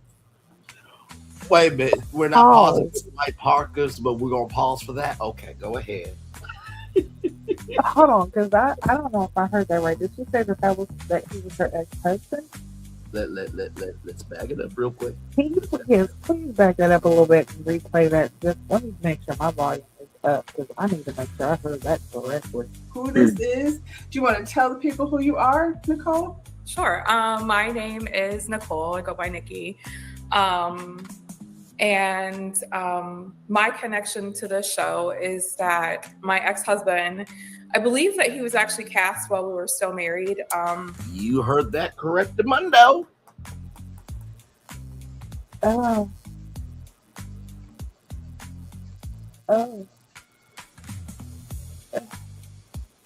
Rated Love X's edition coming up soon, everybody. Only here. # on keeping it real. Go ahead, Gigi.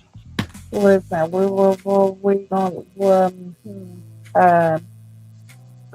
might have to take that alleged out there now. Let's just continue. Okay, so this is Nikki, her ex-husband, who was her husband still at the time. Correct. Was filming the show, but she didn't know what the name of the show was at the time. Continue.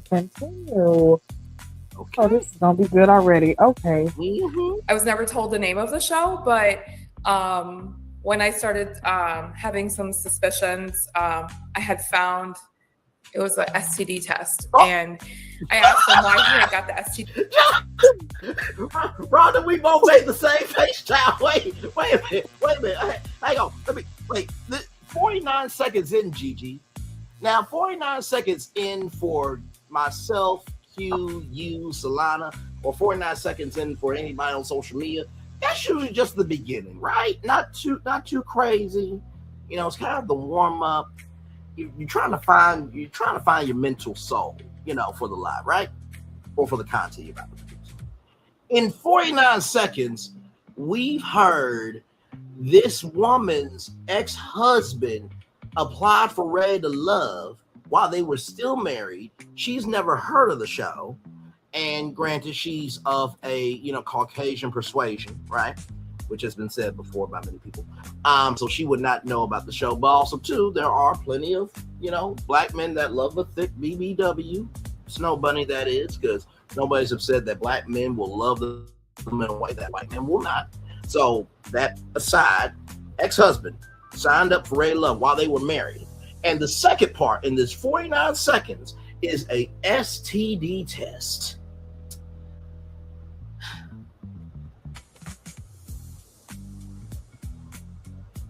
Y'all make sure I didn't watch this before the show.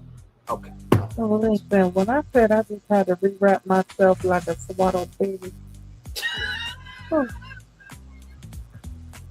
Oh my goodness. My eyes are so dry because they have maintained being open for so long. I don't know how this has been possible. What?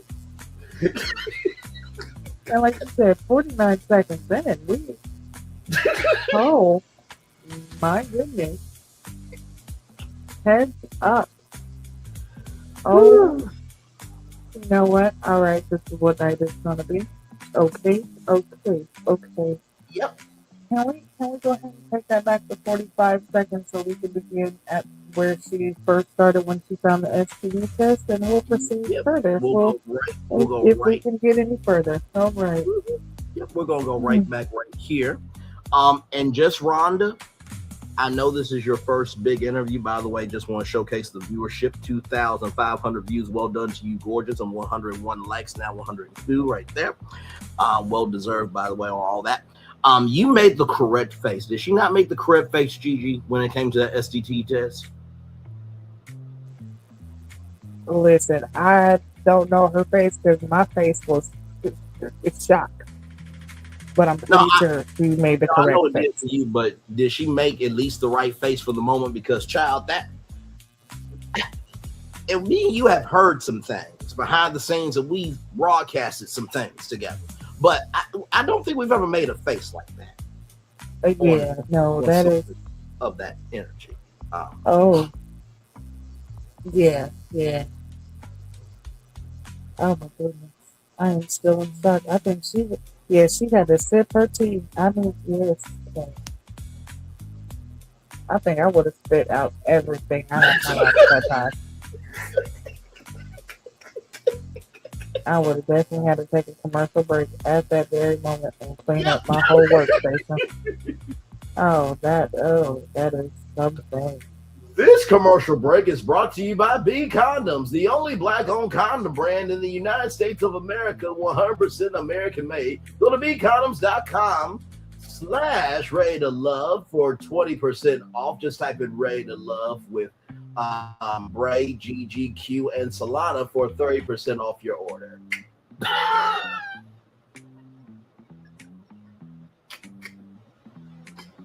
All right, let's try to. Did y'all hear the smoothness of how that was a live read without anything in front of me? Because child, I just circumstances permitting, right? Of course, when you're a broadcaster like me and Gigi and Q and Solana and the rest of us are, you know how to handle anything. But child, even with circumstances permit, you can't really make a transition like that after that. But let's get back to this, child. Here we go. When I started having some suspicions, I had found it was an STD test, and I asked him why he had got the STD test, and he told me that he was being cast on a dating show, and that until the dating show was over, that he couldn't reveal me to the community or to the public. Oh, not a secret. All right. Are you from Detroit? I'm not. So I'm originally from New Hampshire, and I have several businesses here in Michigan, and I live in Detroit right now. Okay. How long have you been there? I've been in Detroit now for about 1.5 to almost 2 years now. Okay. And what kind of businesses do you have over there in the D? So I have, I run a home healthcare agency. So we do home healthcare in the whole state of Michigan. We also do exotic car rentals, and we have a online telehealth, medical weight loss, and peptide business. So wait a minute. Gigi, you heard what I heard. You heard what I heard, and I heard what you heard. So let's see if we heard the same thing. 1, 2, 3. Exotic car company. Is that what you heard? Okay. Does that mean she's part owner with Darius? Or is she the real owner of it? Because, I mean, let's just keep it real. We already know when it comes to credit and loans and names and titles, and majority of the time it comes, in the name of the person that has the same color as the paper. Correct. So, is she really the owner, but she was, he's like co-owner? He's the co-owner? Yep. That's or, and honestly, and he can work his credit, not saying that he does not, let's not say, but, when it comes to business loans and things like that, it is a little bit harder for, black people to get those, but not saying it's not possible that he doesn't have it, but, yeah, it does seem like they possibly are co-owners on this thing. Correct. Okay. 1 minute, 48 seconds into the interview, ladies and gentlemen. Let's keep going. All right. How did you meet Darius? I met Darius. So I actually met him, I want to believe it was like back in 2001. I met him at Grand Valley State University. He said he was on the team. I met him at like a homecoming event. He wasn't actually playing, but I did meet him back then. And I had seen him over the years online. I saw him on a Tubi movie.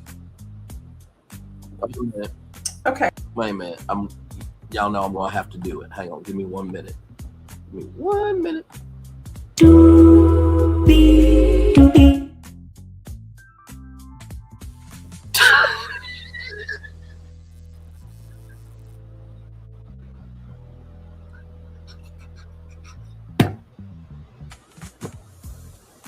Don't you just love our damn show? I'm sorry.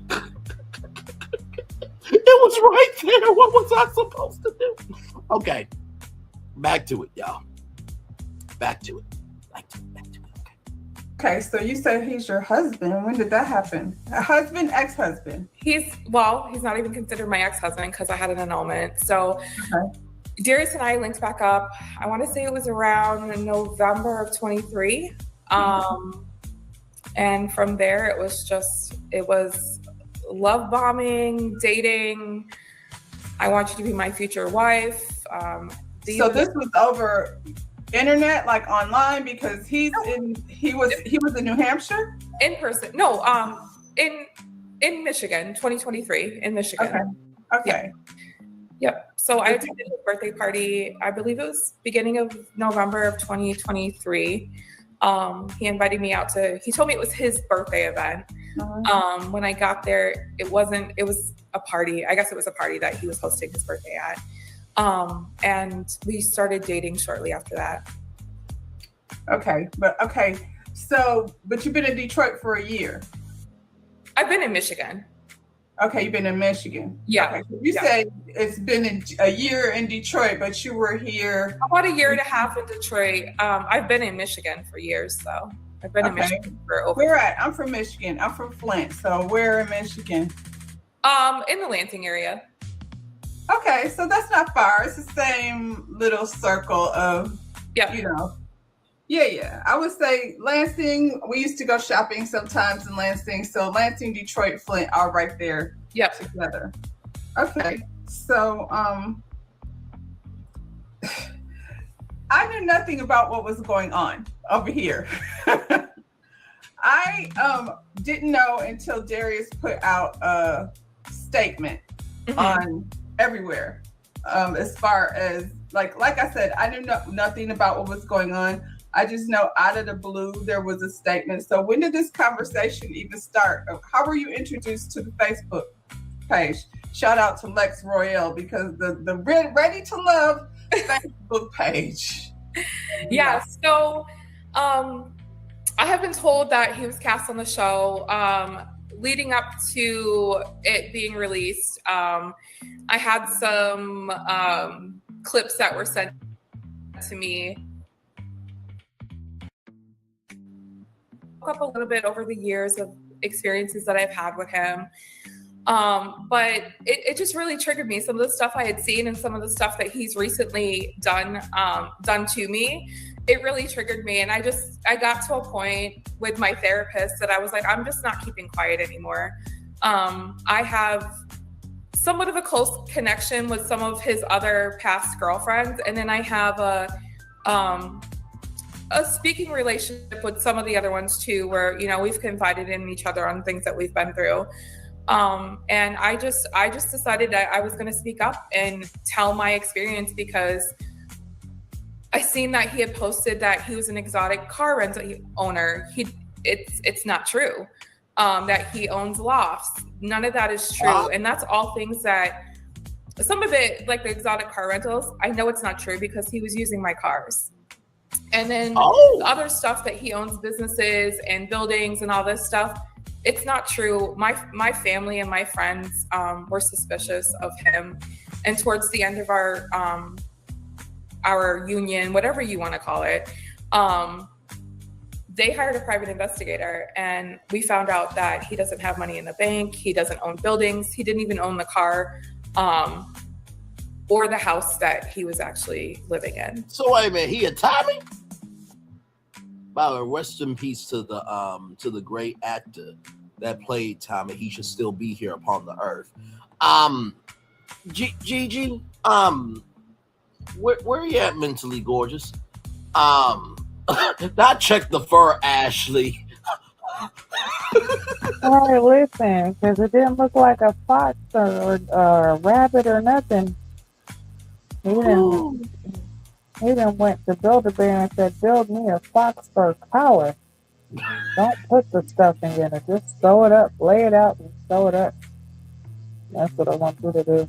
No, don't worry about it. I got price tags in the car. I'll put my own price tag on it. I didn't know Build a Taxidermy was around as a spinoff brand of Build-A-Bear. You learn something new. No, it's build a fox fur collar. Build a fox fur collar is what it is. And for everybody who don't have the income, but yet still want to live the life. And you can get on group discount on Groupon, $49.95 for the first 3 people. If you go, you know what this is making me think of? Wanda Smith and Cat Williams. If you go down to Lane Bryant, get a 2-pack of Newports for $19.99, throw in a free bra for you. Why don't you come on down? Yeah. Oh my God. Come on down to Build-A-Bear Fox Fur Collar. Buy one and we'll throw in the bag for free. Child. And by the way, the actor is Thomas Michael Ford, who played Tommy. Shout out to him. Great actor. So yeah, but that is crazy. Hold on, we just called that out, didn't we? When we both realized, wait a minute. His rep on the show is an exotic car owner, but you don't own nothing. And we realized that, wait, something's not matching up. Okay, we keep that quick fast. And I think we called it down the show that it seemed like he might be overcompensating. Okay. Now, I will say this: a couple of things. One, 6 minutes and 14 seconds in, everybody. So 59 minutes and 15 seconds. So already a lot going on here.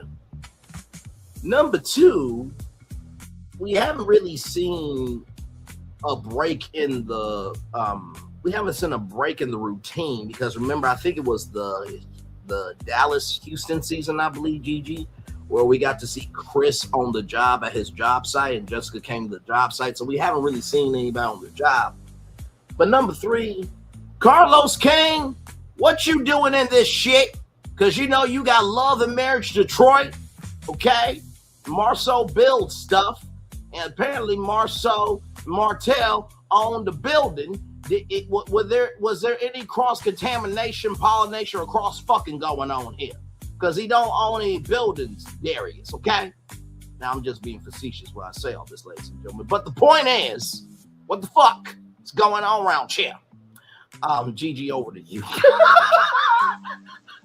Listen, fake it to make it, and the name is Darius.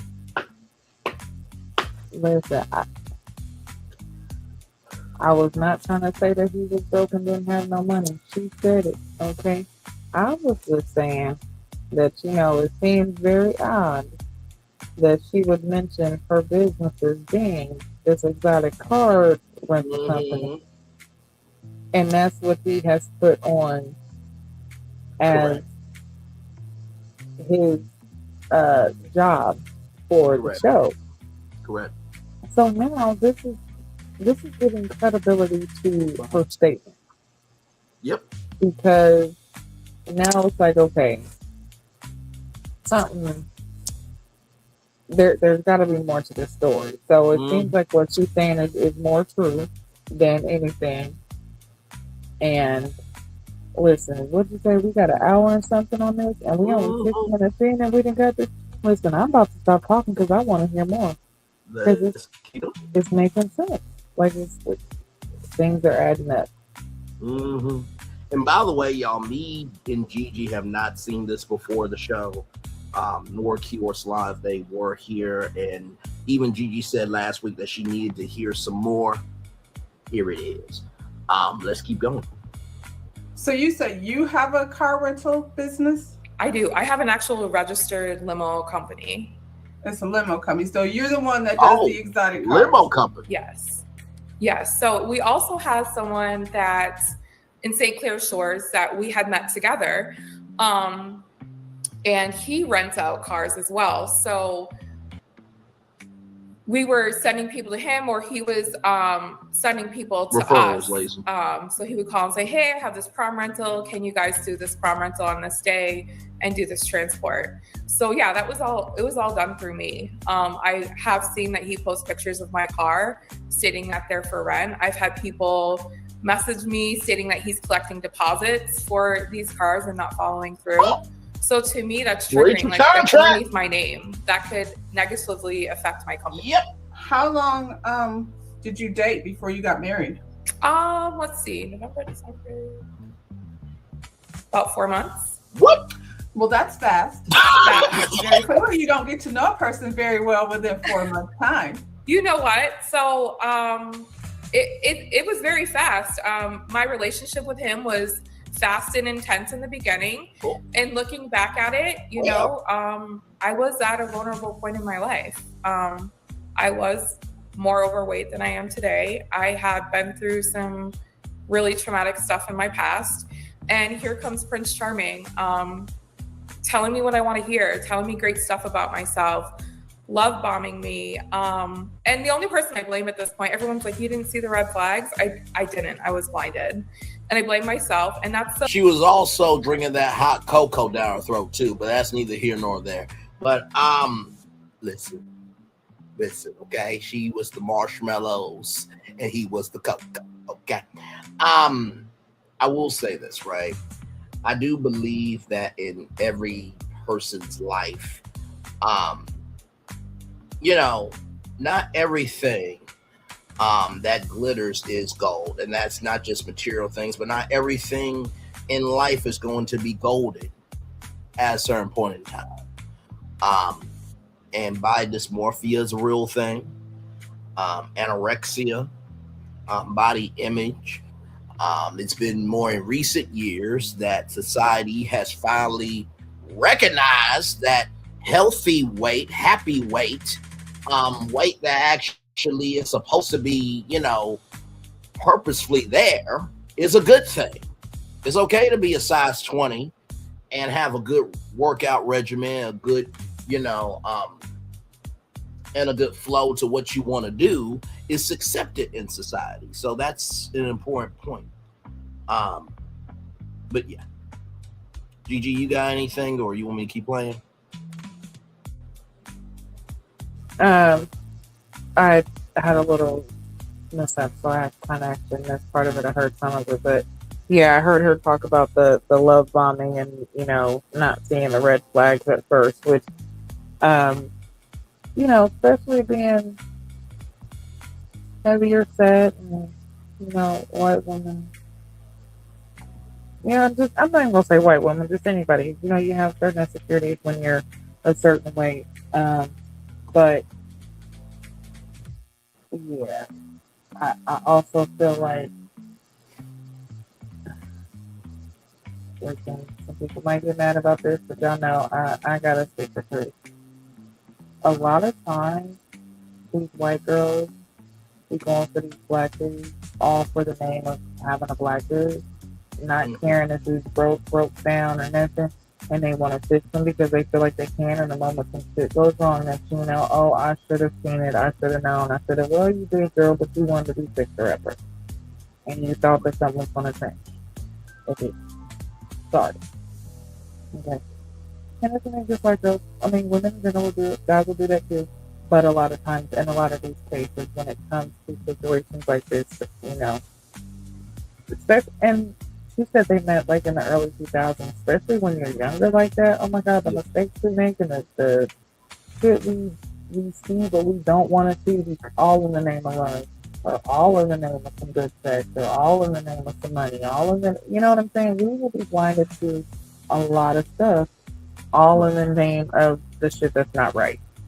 Okay, so mistakes happen, but yeah, I want to see what else happens. Is there any way you could take it back just a few seconds? Yeah, absolutely. So, welcome in, hello, or hell, welcome in. Glad to have you here. This woman here, Nikki, and Darius used to be married. Just in the first 49 seconds, we find out that they used to be married. She found out that he took a STD test for Ray Love. And we've also found out, now this is all alleged, right here. All statements are alleged right there, okay? And then right here, everything's alleged in our opinions for entertainment purposes only, everybody. But we also find out that apparently he doesn't own any exotic cars, and he doesn't own any buildings as well.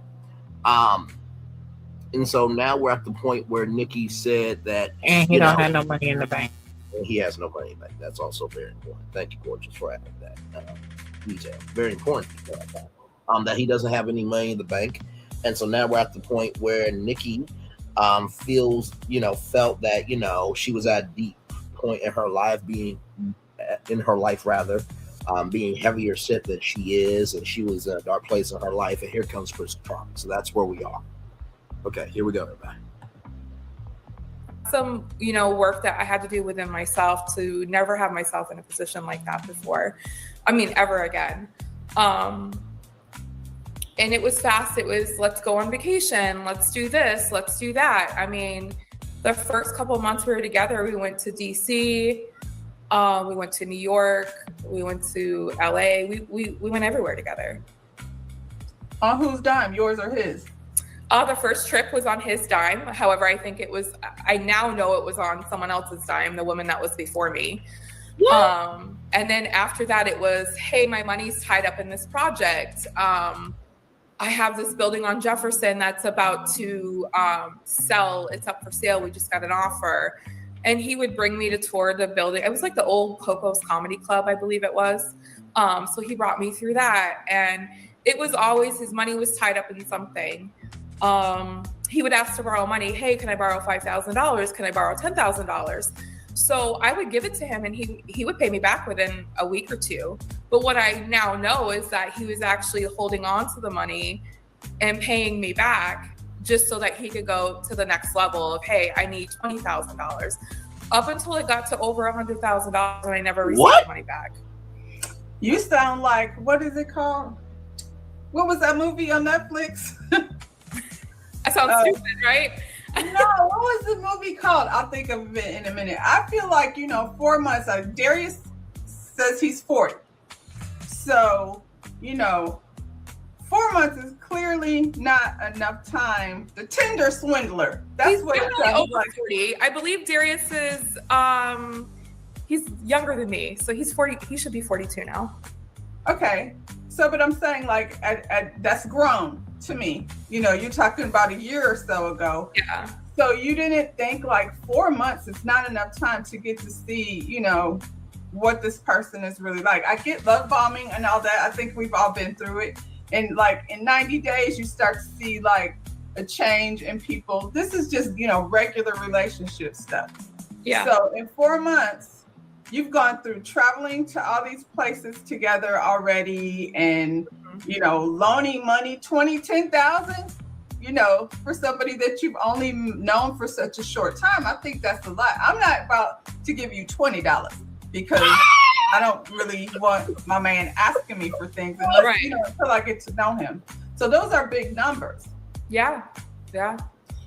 I was introduced to family. I was introduced to the best friend. Like I said, looking back, the only person I have to blame for that is myself. I guess I was so focused on, seeking a connection, and I loved the way he treated me. And I was just like, is this too good to be true? Where did this guy come from? But with that, started the control. It was, we went viral on a fur coat post from my birthday. We went to New York and we purchased fur coats, and the guy at Leather Closet asked if we would do a video. So we were standing in front of my G-Wagon, and Darius did this whole, hey, we're here from New York, we're looking fly. And the post went viral, and they went in on me. They were calling him a pimp. They were calling me a sugar mama.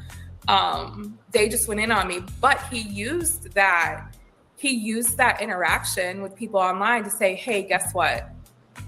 I love you. I don't want to ever see anybody talk about talk about you like this.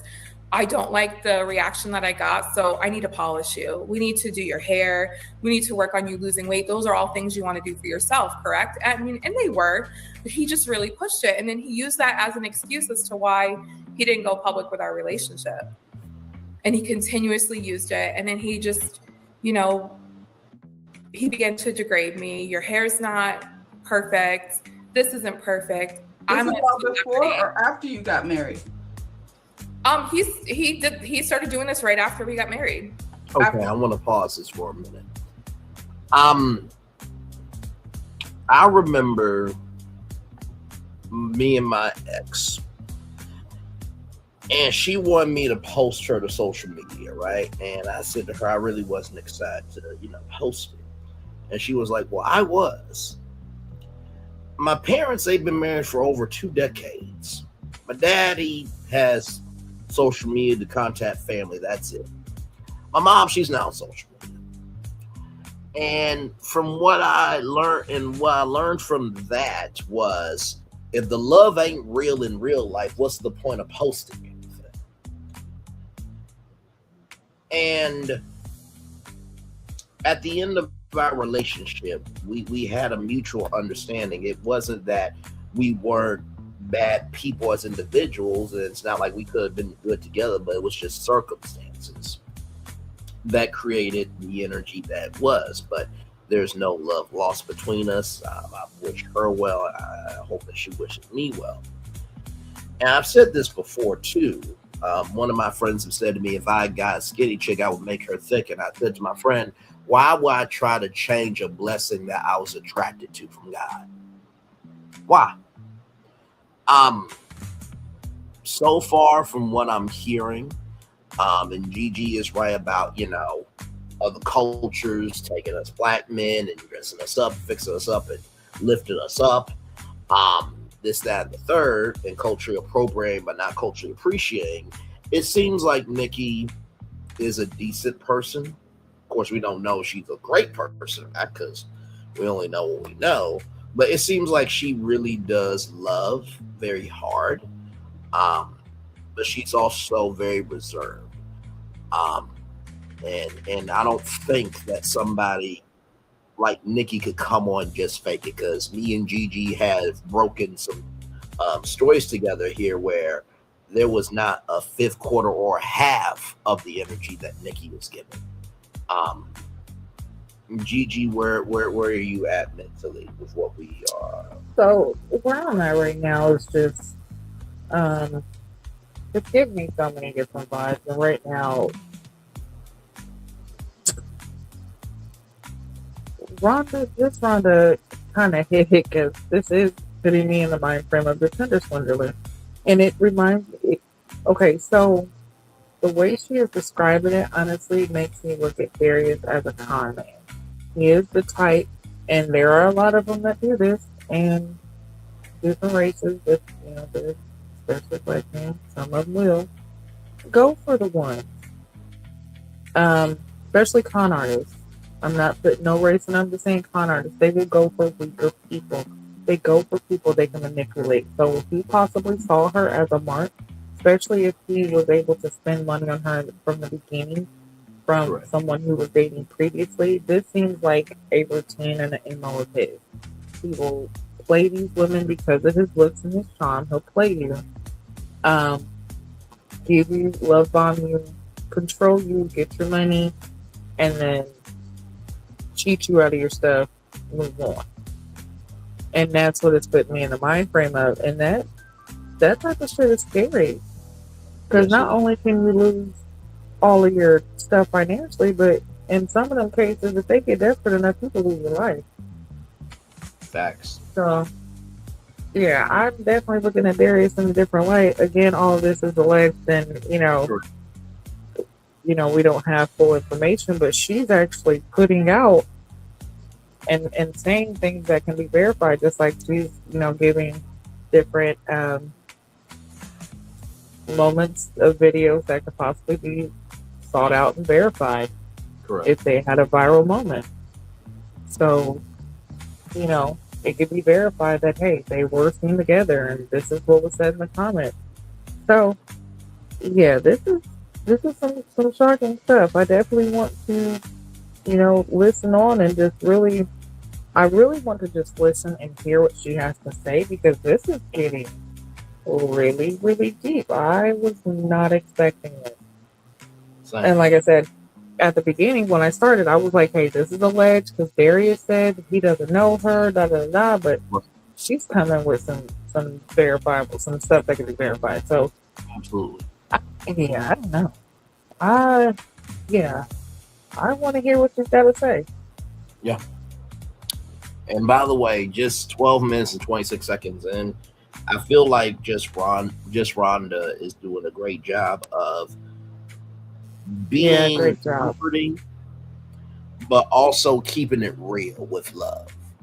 And we always talk about uncles and aunties and some nieces and nephews and just family members and friends that are family, because sometimes for some people friends are more family than your own family, but there's always one, much the damn DEA or Uncle Joe, that just says that thing that you're like, did you really just say that out your mouth?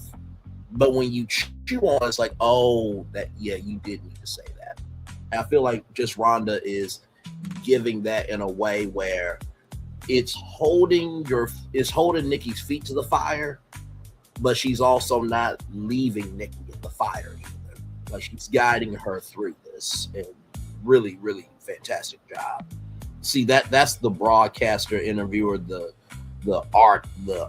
artist, breaking that down and drinking it in and embracing it mentally. So, all right, here we go, man. And Gigi, she's out in Cali where she's on sets, so it's even deeper for her to, be able to break down how somebody is as an artist and as a, mover and a shaker. But okay, let's keep going. After you got married. Mm-hmm. Okay. The first 4 months were great with him. Did you have a wedding? Oh, no, we did. No. We went off and we eloped. Where did you elope at? We went to Vegas.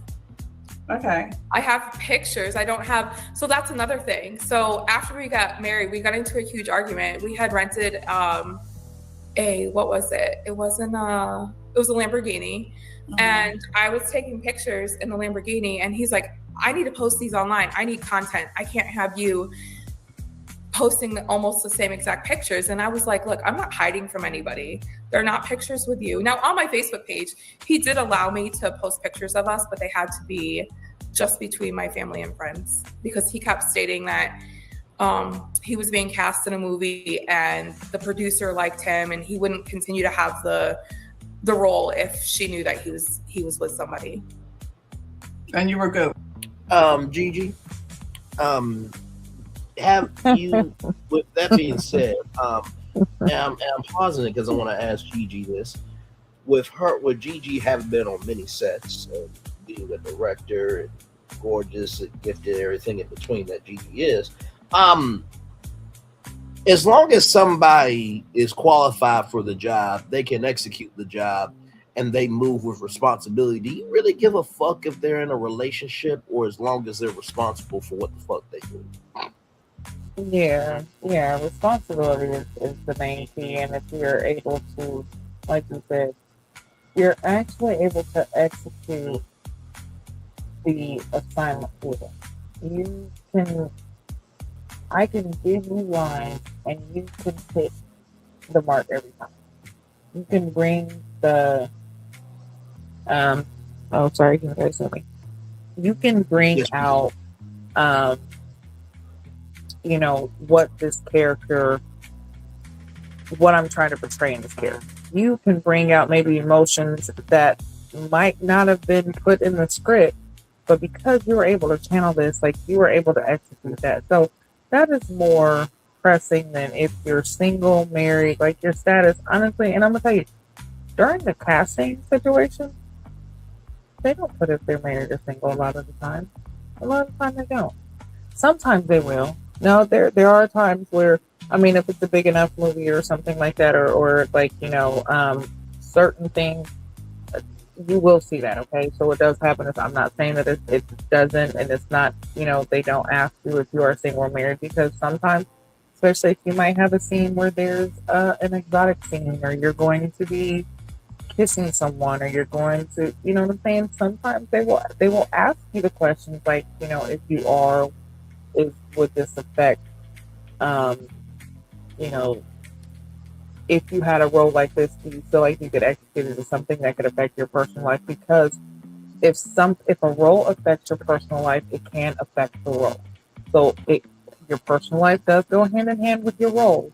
But if you are bringing yourself in as single, and you're mingling, and you're doing all this, and a producer takes a liking to you in that way, especially in Hollywood, I'll trust and believe. Oh yeah, they like the single image because of what happens behind the door.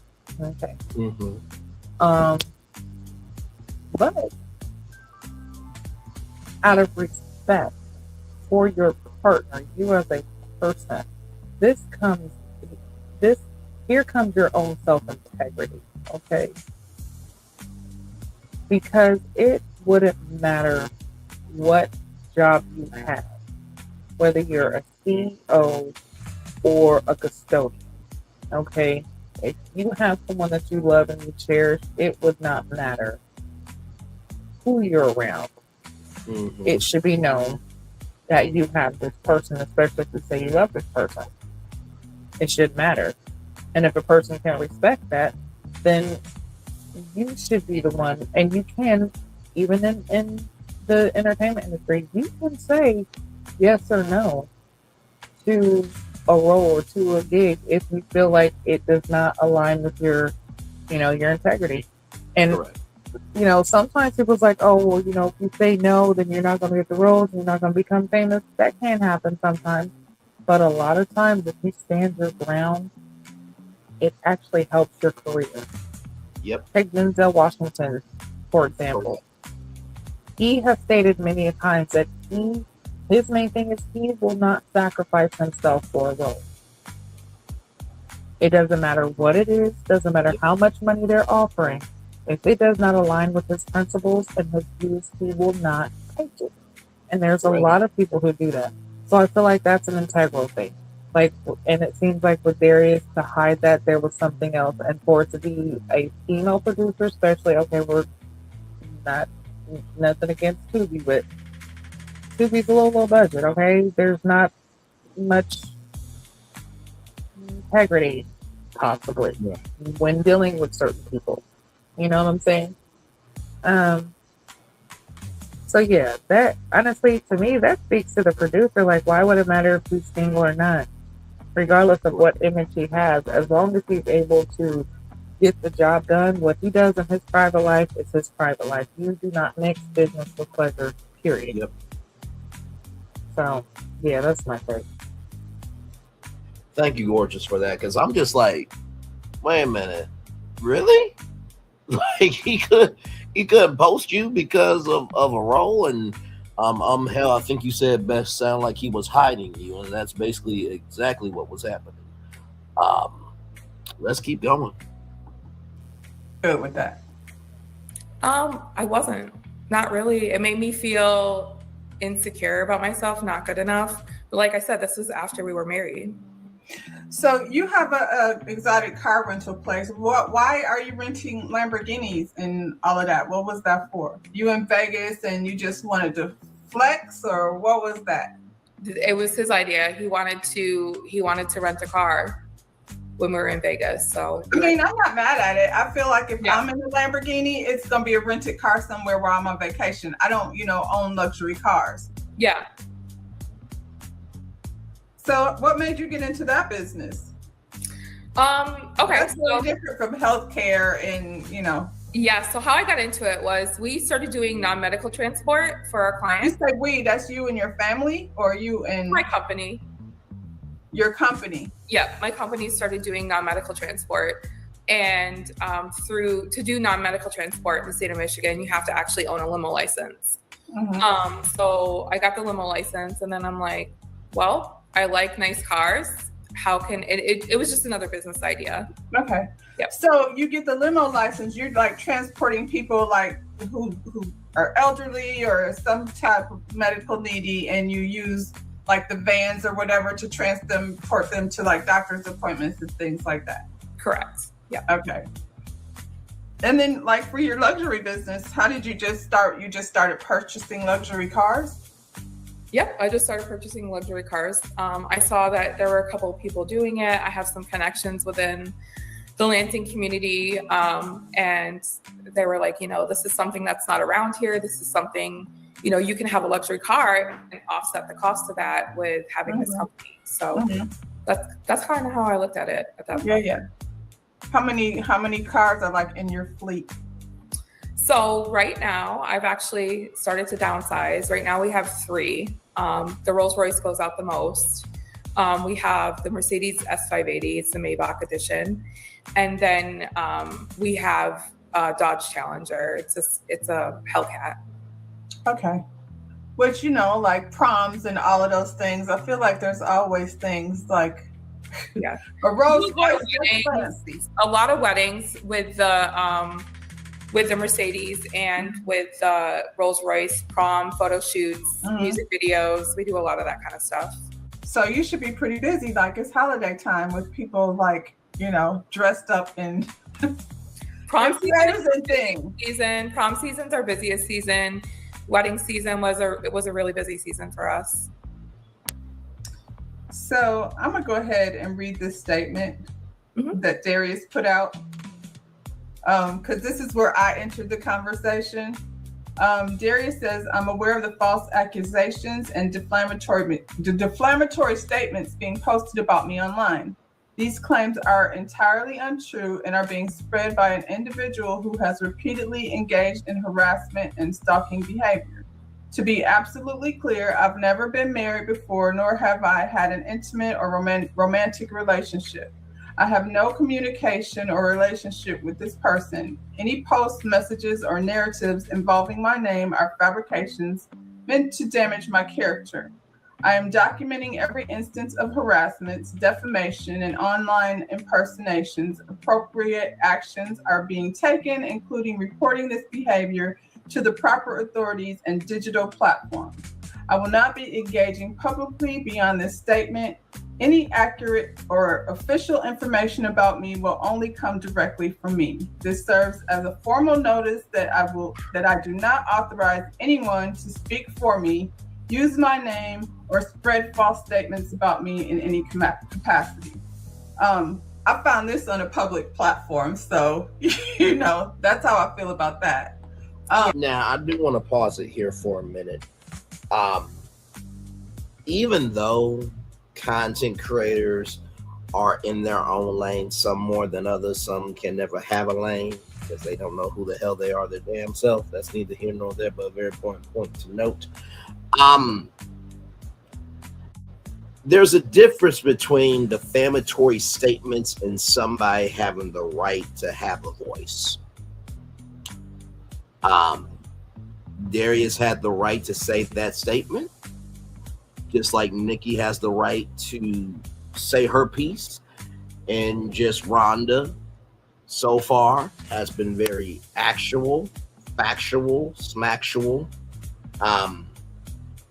She's been understanding, and she has been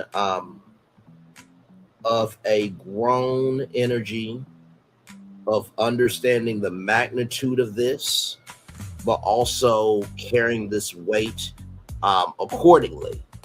So to Darius, you have every right to say that, but also too, you did go on national television, brother. And so you should not go after just Rhonda. 01 or Nikki, myself, Gigi, or anybody else was talking about this, because this is public. And if you have done what you have done, right, if you really are about being the fullness of who you are, then there's nothing to worry about. But I just wanted to pause it here to give just Rhonda 01 some love, grace, space, understanding, and care from myself. And I know Gigi will agree because she's a content creator as well. Gigi, over to you. I just felt like I had to pause it just for Yeah. block. Yeah. This is so much, and you're right. Like, he has the right to come out and say, like, hey, these statements aren't true and they're false, just like she has the right to say that they are. But the fact is who has the proof? Because if she has proof and pictures and videos and stuff, then Darius, you're lying. And I mean, we all kind of seen that there was something going on with him from the beginning. There was something that we all just couldn't quite put our finger on, and now we know what it is. So, yeah. This is crazy. And I'm so upset right now because I'm gonna have to head out of here.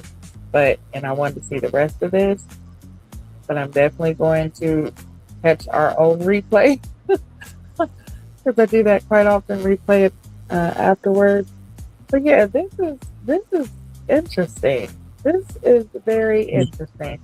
And we have said, like, normally around episode 4 or 5, that's when stuff starts coming out on social media about the cast members and what's really going on behind the scenes. And this is about time. So yeah.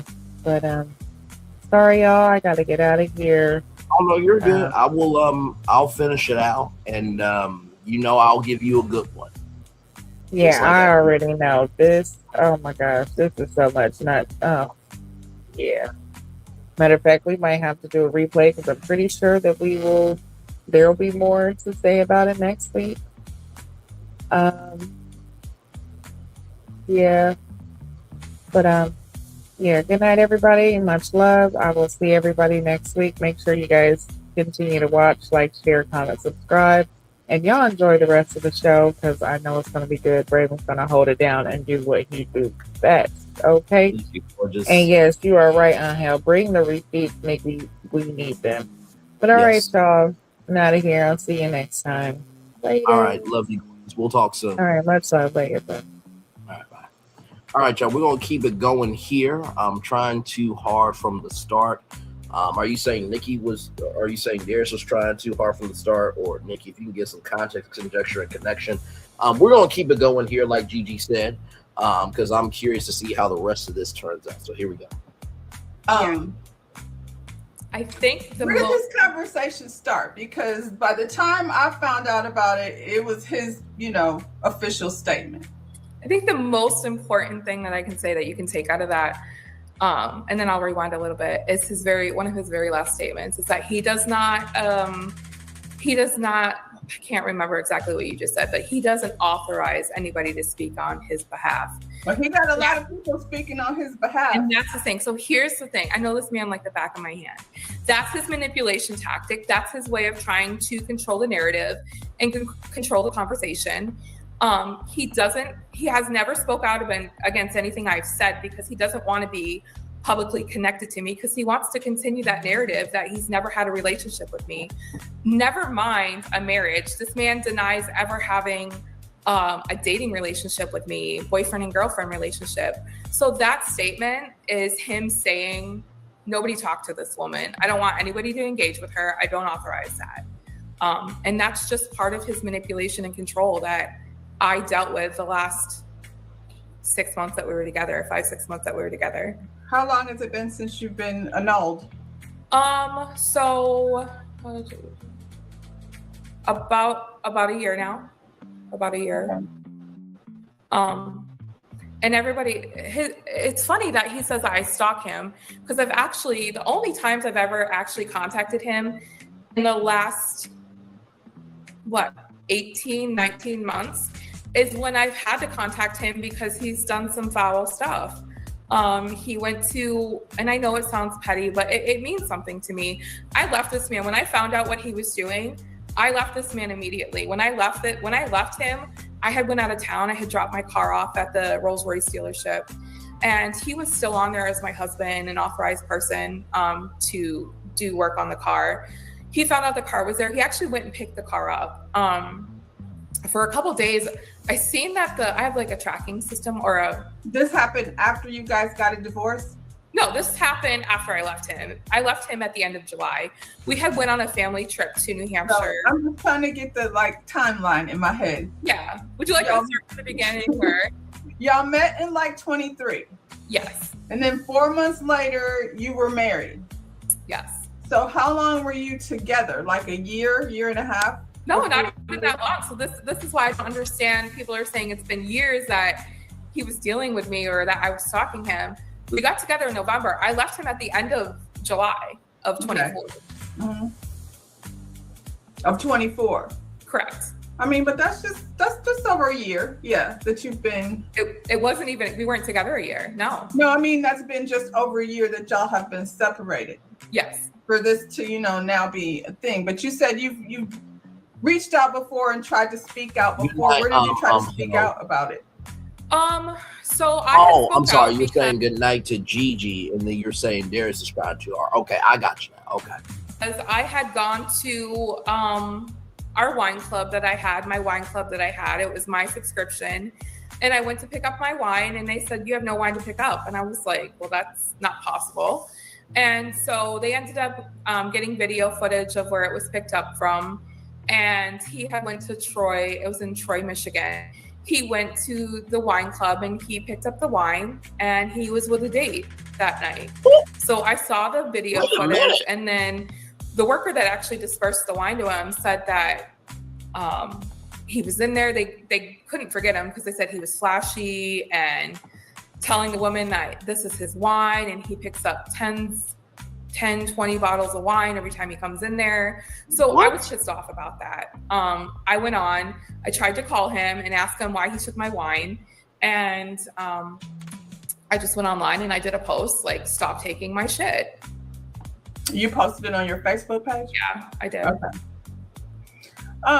So then what's the protocol for that? That's like, this person is not authorized to get anything from here anymore. It's a civil issue. It was a civil issue. I contacted the police department. They said it was a civil issue. I could civilly sue him. Sue him, but I'm saying with your wine club, you just remove him so he can't do that anymore. Correct. I removed him from the. Okay. So I went to the country club not too long ago, and he was on my membership for the country club. Mm-hmm. And so I can't do anything about that either. Everything's a civil issue because of the fact that we were together. And they said there's nothing they could do. He charged over $2,000 worth of meals to my account, bringing women on dates. Wow. So when I'm speaking out, it's not people are saying I'm bitter. People are saying I'm jealous. I'm mad that he didn't choose me. I didn't choose him. I left him.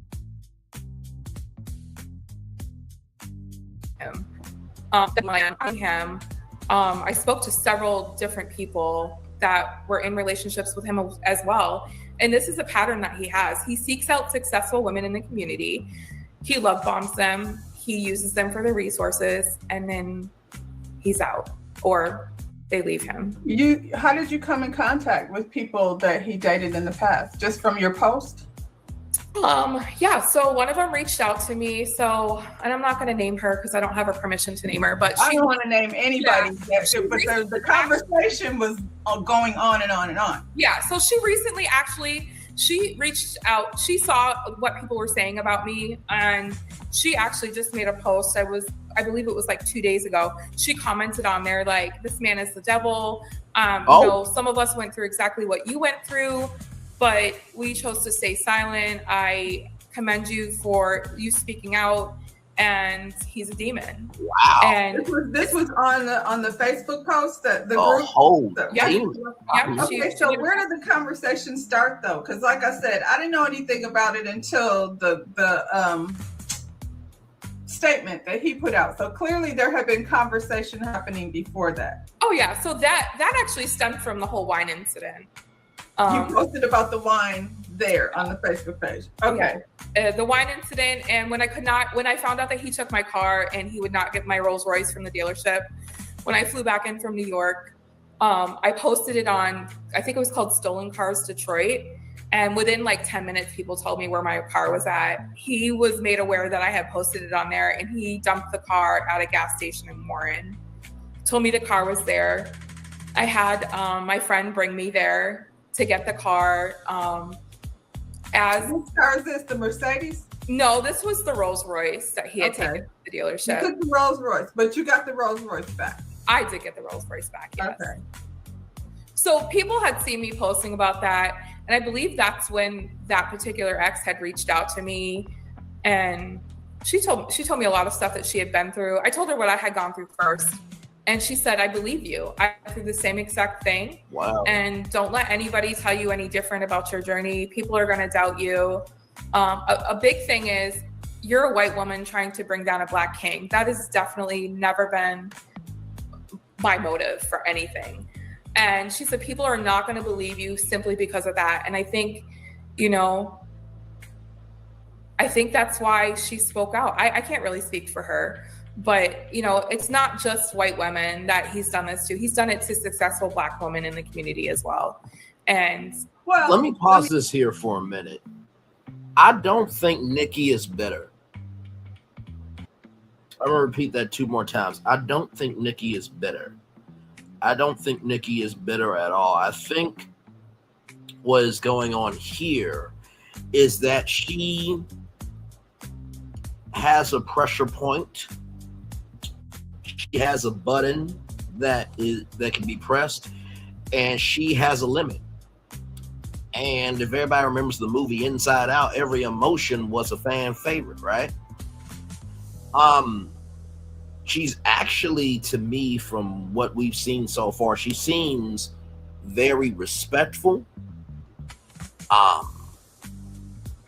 very to the point, and she has not backtracked on anything. There's not a nervousness to her.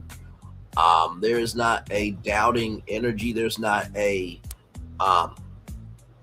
uneasiness to Nikki from what I'm hearing. So she doesn't sound bitter to me. Because honestly, what a person is not saying is potentially way worse than what a person is saying. Let me say that 2 more times. What a person is not saying is probably more damaging than what a person is saying. Let me say that 1 more time for the 1 more time. What a person is not saying is way more dangerous than what a person is saying. Let's keep going.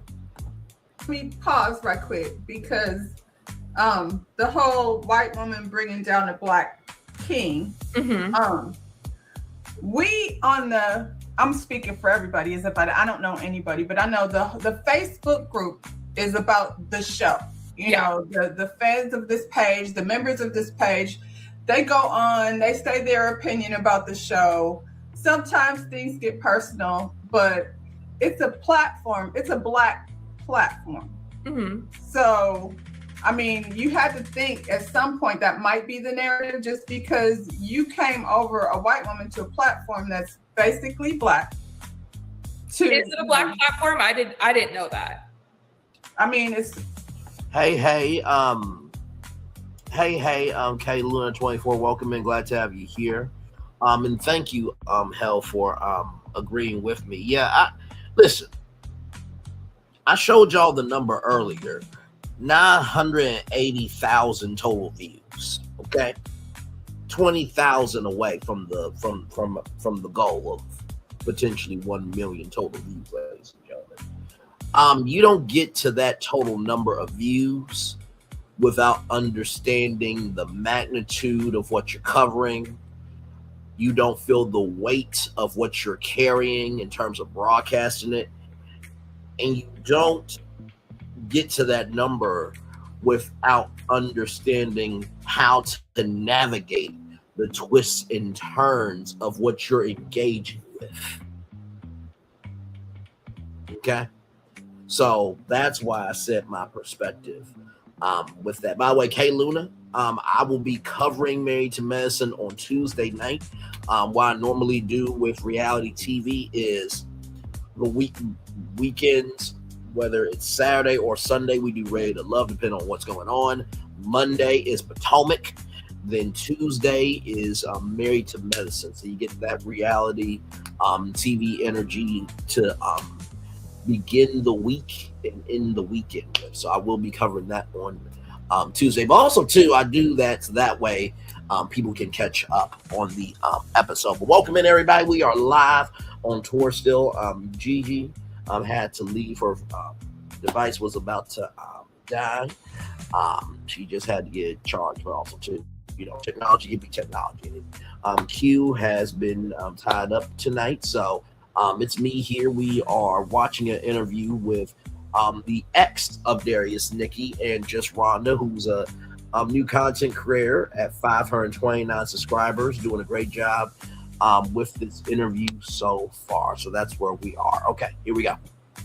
The OWN network, it's Ready to Love, that's fully black casted. The whole, I don't remember not ever one white person being casted on the show because it's a dating experiment. Mm-hmm. You said you've watched seasons before. I have. I haven't watched them in depth, but I have. But so I understand what you're saying. Yeah. So the platform is the Ready to Love platform. This right here is something that we don't normally, I guess there has been times when exes and girlfriends and different people, you though have not been on the show or a subject on the show. A lot of times on the show, people have been brought up and then they'll speak up, to say, hey, that's not what happened really. But we didn't know, about you until you came here to this platform. I didn't know anything about what was going on until, he said that. I don't know Darius. I've never spoken to Darius. I'm not here on behalf of anyone. I'm just like a viewer that watched the show. And I said, hey, I didn't know anything was going on. I'm lost. Now I have questions. Pretty much that was my comment under his post. And you came back with a lot. And I was like, holy moly. So what was really going on over here? Yeah.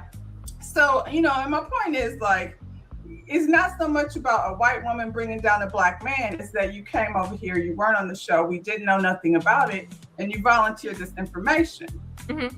So that's probably why there's a lot of pushback over here on this particular platform.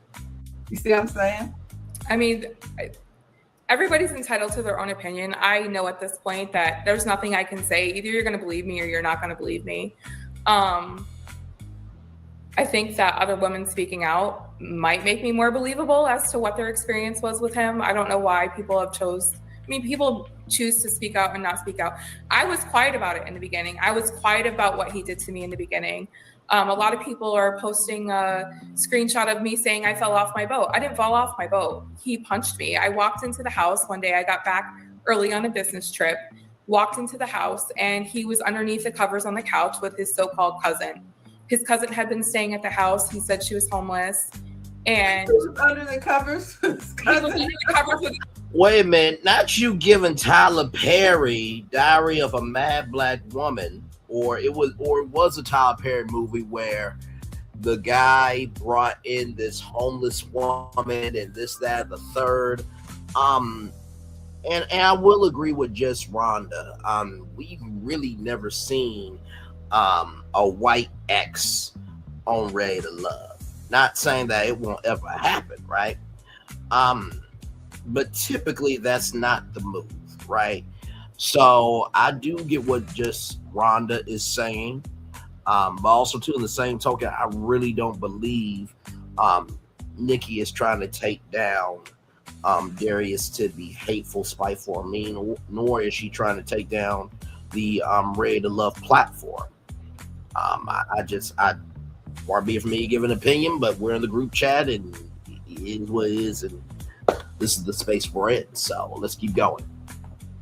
Cousin, and I came in the house and my child was with me. And I came into the house and I slammed my hand on the table and I'm like, I'm done.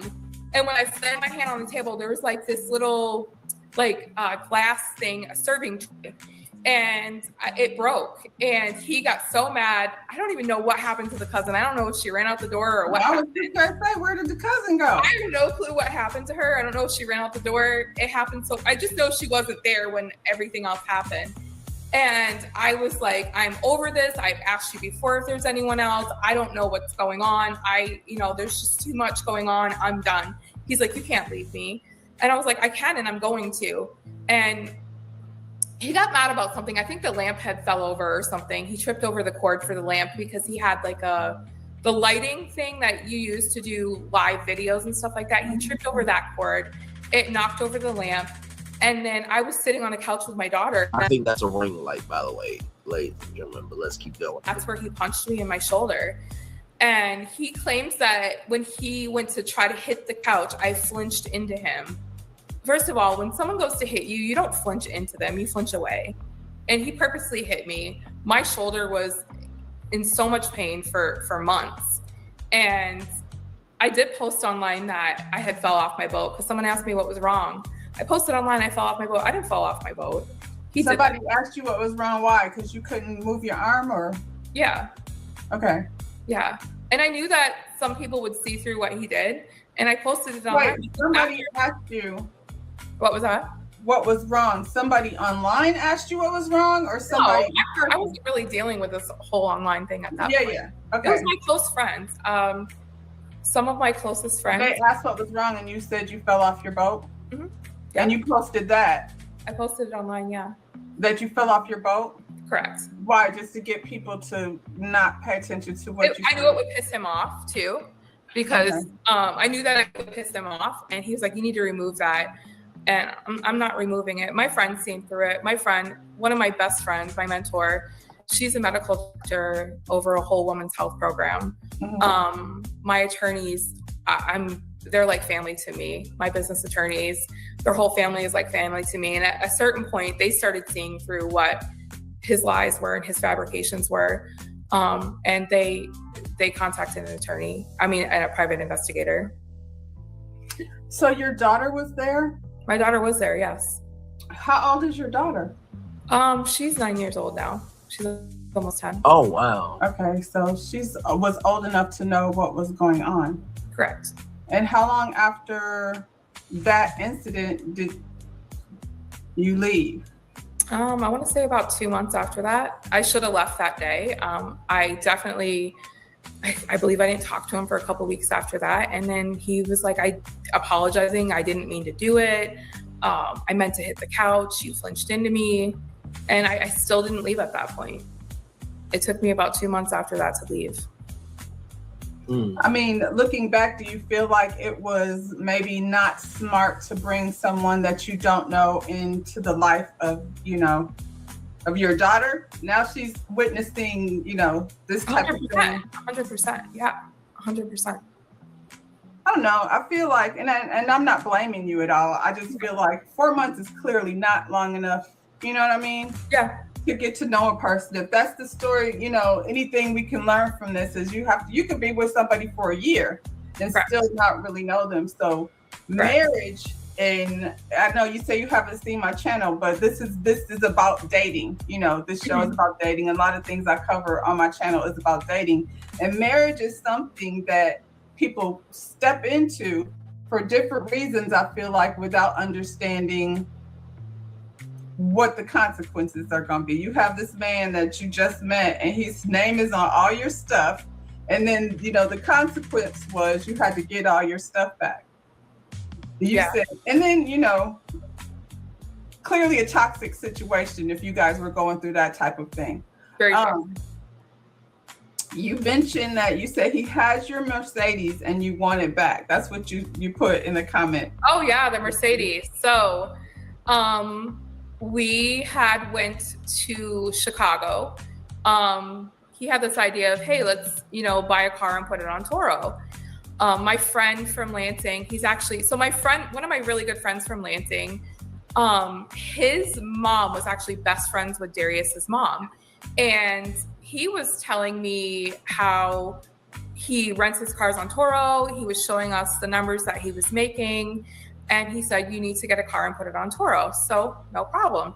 I ended up finding a Mercedes. I believe it was like, I don't know, like $12,000. I think we paid for it. We found it Darius found it on Facebook. We drove to Chicago. I bought the car. I paid the guy the money. It was very hot that day. I gave the guy the check. It was a cashier's check from my bank. And Darius said, oh, babe, go sit in the car. I'll handle this. I'll take care of it. So as my husband, I believed he was taking care of it. He ended up, I think my name was on it. I'm not sure. I'm dealing with the police with it right now and with the Secretary of State because I have the bill of sale. Bill of sale is in my name. How my name didn't end up on the title, I'm not sure. Like I said, we're dealing with it with the authorities right now. But yeah, he took the car and he never gave it back to me. So the car is not in your name? The bill of sale is in my name. The title is not in my name. So far, he owes you for the Mercedes? Correct. And the wine? The wine. The money I gave him that he never paid me back, it was a little over $100,000. I gave him that. He never paid it back. You're not going to be able to get that in small claims court. You're going to have to go, that's a lot of money. Correct. And the problem is that this man's not collectible. He's not collectible. He, no offense to anybody on food stamps, but he has a food stamp card. He has a Medicaid card, and he has no formal. Allegedly. No, it's not allegedly. He has it. He has it. He has it. Because not only that, but they've contacted me because I don't know who said something to them. Nikki, just Rhonda is saying allegedly to cover her behind, so that's why she said allegedly. Oh, I'm loving the energy though. Let's keep going, everybody. But they contacted me for transactions that I made to him through Cash App, which totaled almost, I could show it on here. I believe it was like $37,000 during the time that he was collecting food stamps. I don't want that to come back on me because we were married. And so I was under investigation for that as well because they weren't in my name, but they were in his name. We were married and he did have income coming in at that point through me. So it sounds like you have a lot to I have a lot. There's so much to go that I haven't even mentioned. I have another case where me, him, and his friend, his best friend, who I'm very good friends with to this day. She no longer talks to him because at the end of the day, she was friends with him for 20 years. She doesn't condone how he treated me. And her and I are great friends at this point. And we were on our way to Baltimore for an event. And he got pulled over and he gave a fake name. He gave the name of somebody else and got a ticket in that person's name. So I'm dealing with the police with that right now because that man has a speeding ticket. Darius is going over 100 miles an hour. He gave a false name. So you right now, you have cases open. Correct. Yes. To get back whatever it is that you lost within this last couple of years. Correct. The car, and if he hasn't sold it, the car I'm working on getting that back. The problem is I have to look at, is it financially,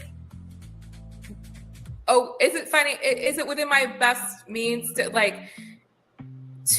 try to get the $100,000 back? He's not collectible unless he gets some big acting gig. So then you don't have cases open. I do, but the $100,000 I'm probably not getting that back.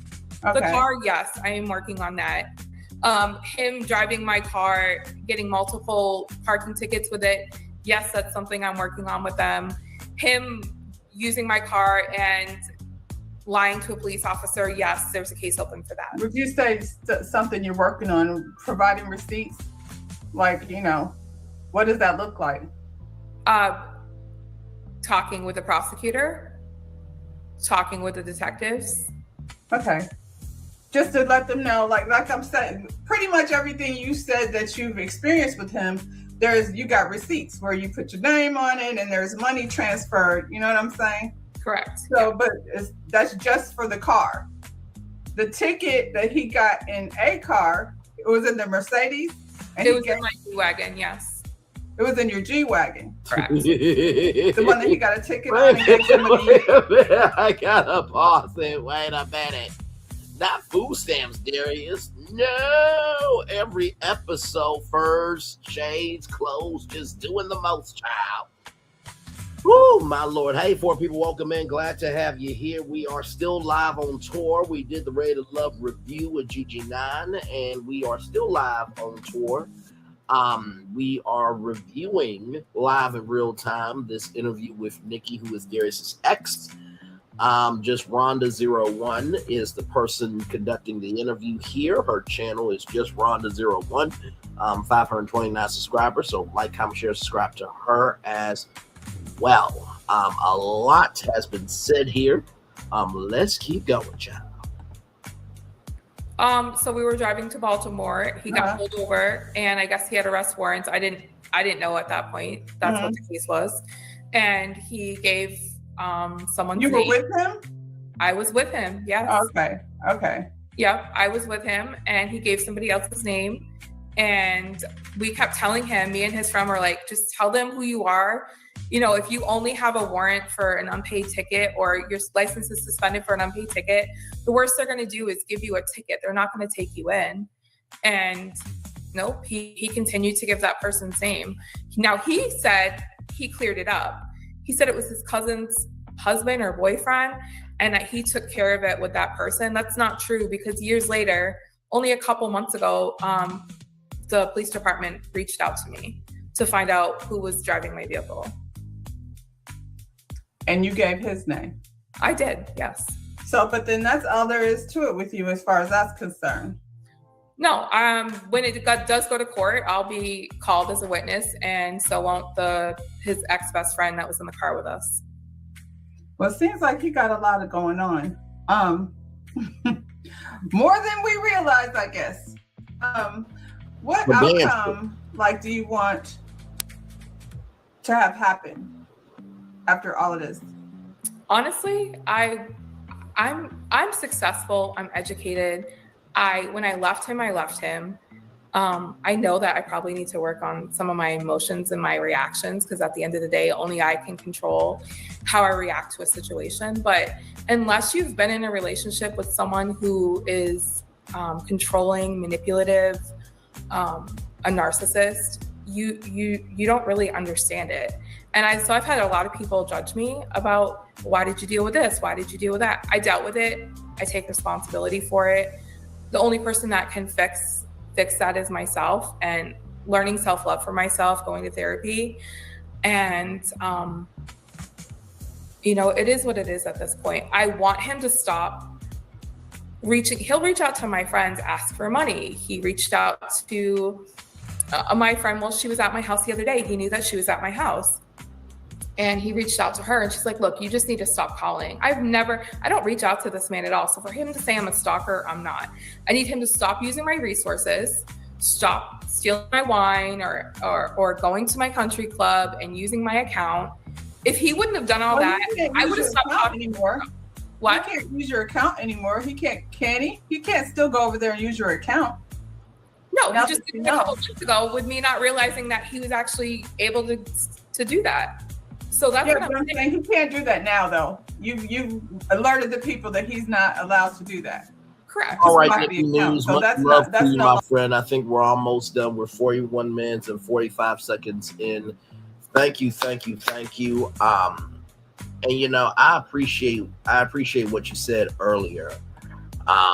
With this comment here, I really enjoy the commentary here, because with everything that I've been through on YouTube, I think people, and this is just a side note, I think people see moments of me, but they don't get the opportunity, or take them back, they don't allow themselves the opportunity to see the totality of me, that I am a full person. And so I appreciate what Ray of Love has done, is doing, and does do for me, that people get to see and hear and get to be in a different headspace with me. And you actually do learn, oh, wow, he actually does know something. Oh, wait, he is humble. Oh, wait, he is that smooth in his own way. So thank you. You know I'm going to give you a great show to finish it out, of course. So love you. Enjoy your beauty sleep, although you don't need it. And always love you to the moon and back. You know that. So thank you very much. All right, y'all, let's keep going here. Longer an issue unless you want to, sue him for the money that, which you said he doesn't have. He has no money. He has no buildings. And I find it ironic that everyone lays the burden of proof on me. You need to show this. And I've showed several pictures. I don't know if everyone. People online that don't know him. So that's my point. So yeah, because you came here with the information. I said, and this is just my interaction with you. Mm-hmm. I made a statement. I'm kind of, sarcastic a bit. So I wasn't even there to find out anything. I did not go on a discovery, but the discovery came back and, wanted to share. You said, ask away, right? Yeah. And you don't know me, which, I'm grateful for you coming over here, to tell your side of the story, but you can't put something on a public forum and then expect not to get judged by it. This particular group, you got to join. It takes some, the whole thing. I was actually invited to the forum. I was invited to the forum. I have been in contact with some of the cast members. Mm-hmm. One of the cast members lives a couple of doors down from me. Another one of the cast members. Wait a minute. What?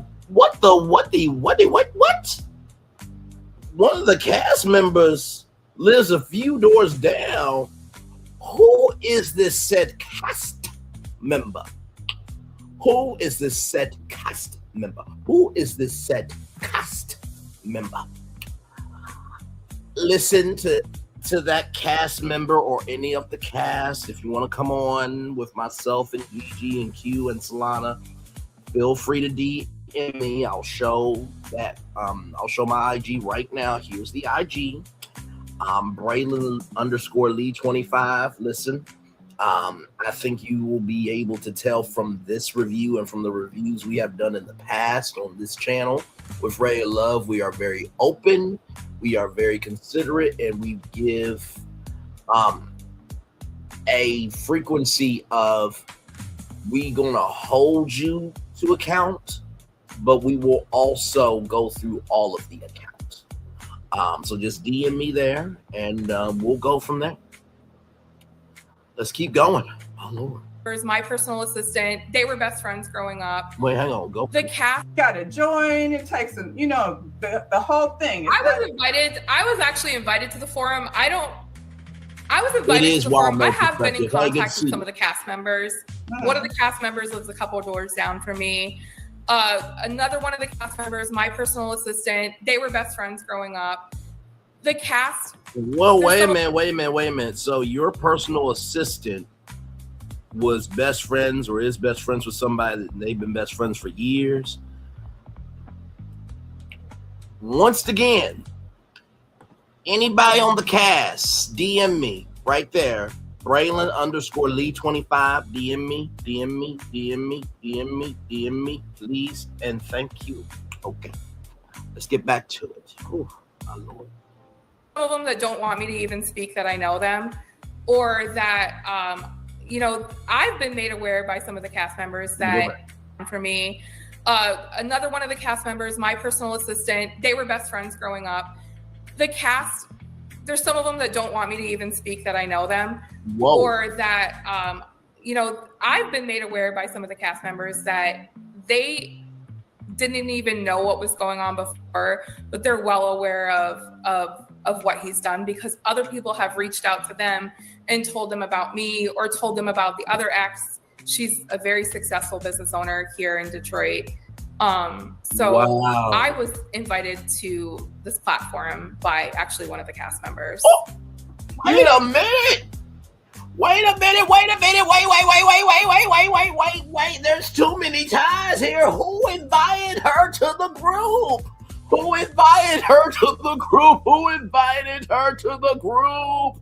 Oh my Lord. Once again, DM me, Braylon underscore Lee 25, Braylon underscore Lee 25, BRAYLON underscore LEE 25, BRAYLON underscore LEE 25, BRAYLON underscore Lee LEE 25. DM me. Let's keep going. Provided there. Yes. But it was your decision to, you got receipts. Even like the other day, they ran the clip of him giving the fox. You posted receipts of. So wait, let me back up on that. No, let me back up on that. I posted that on my personal page, and reading is very fundamental. So if anybody actually read the post that I did, the original post that I did was the chinchilla. I had several people calling me and saying, "Oh my gosh, how did he afford that chinchilla?" Or "That's the chinchilla he was at the Glow event with," stating that he paid $30,000. So my response, let me bring it up. The chinchilla that Ashley got on this past episode wasn't bought recently. It was from an event that you and him went to. Oh my Lord. Like you said in one of your previous reviews, this may be the best Ready to Love season to date. Yeah, I fully agree with that. So, like I said before, this has too many factual things for it to fall to shit, to me. I could be completely wrong, but there's something to this story here. And the fox was purchased at an event that you two went to together. The fox was purchased at an event that y'all two went together. Okay, let's keep going.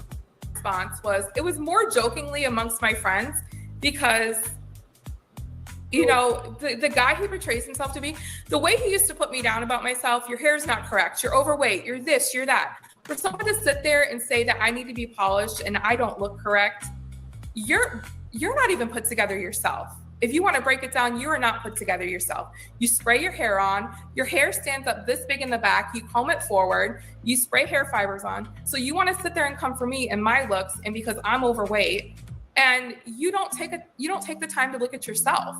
So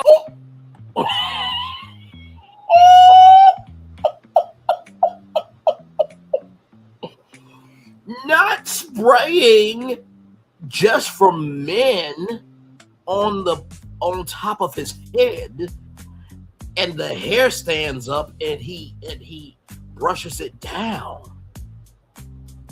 Oh my God.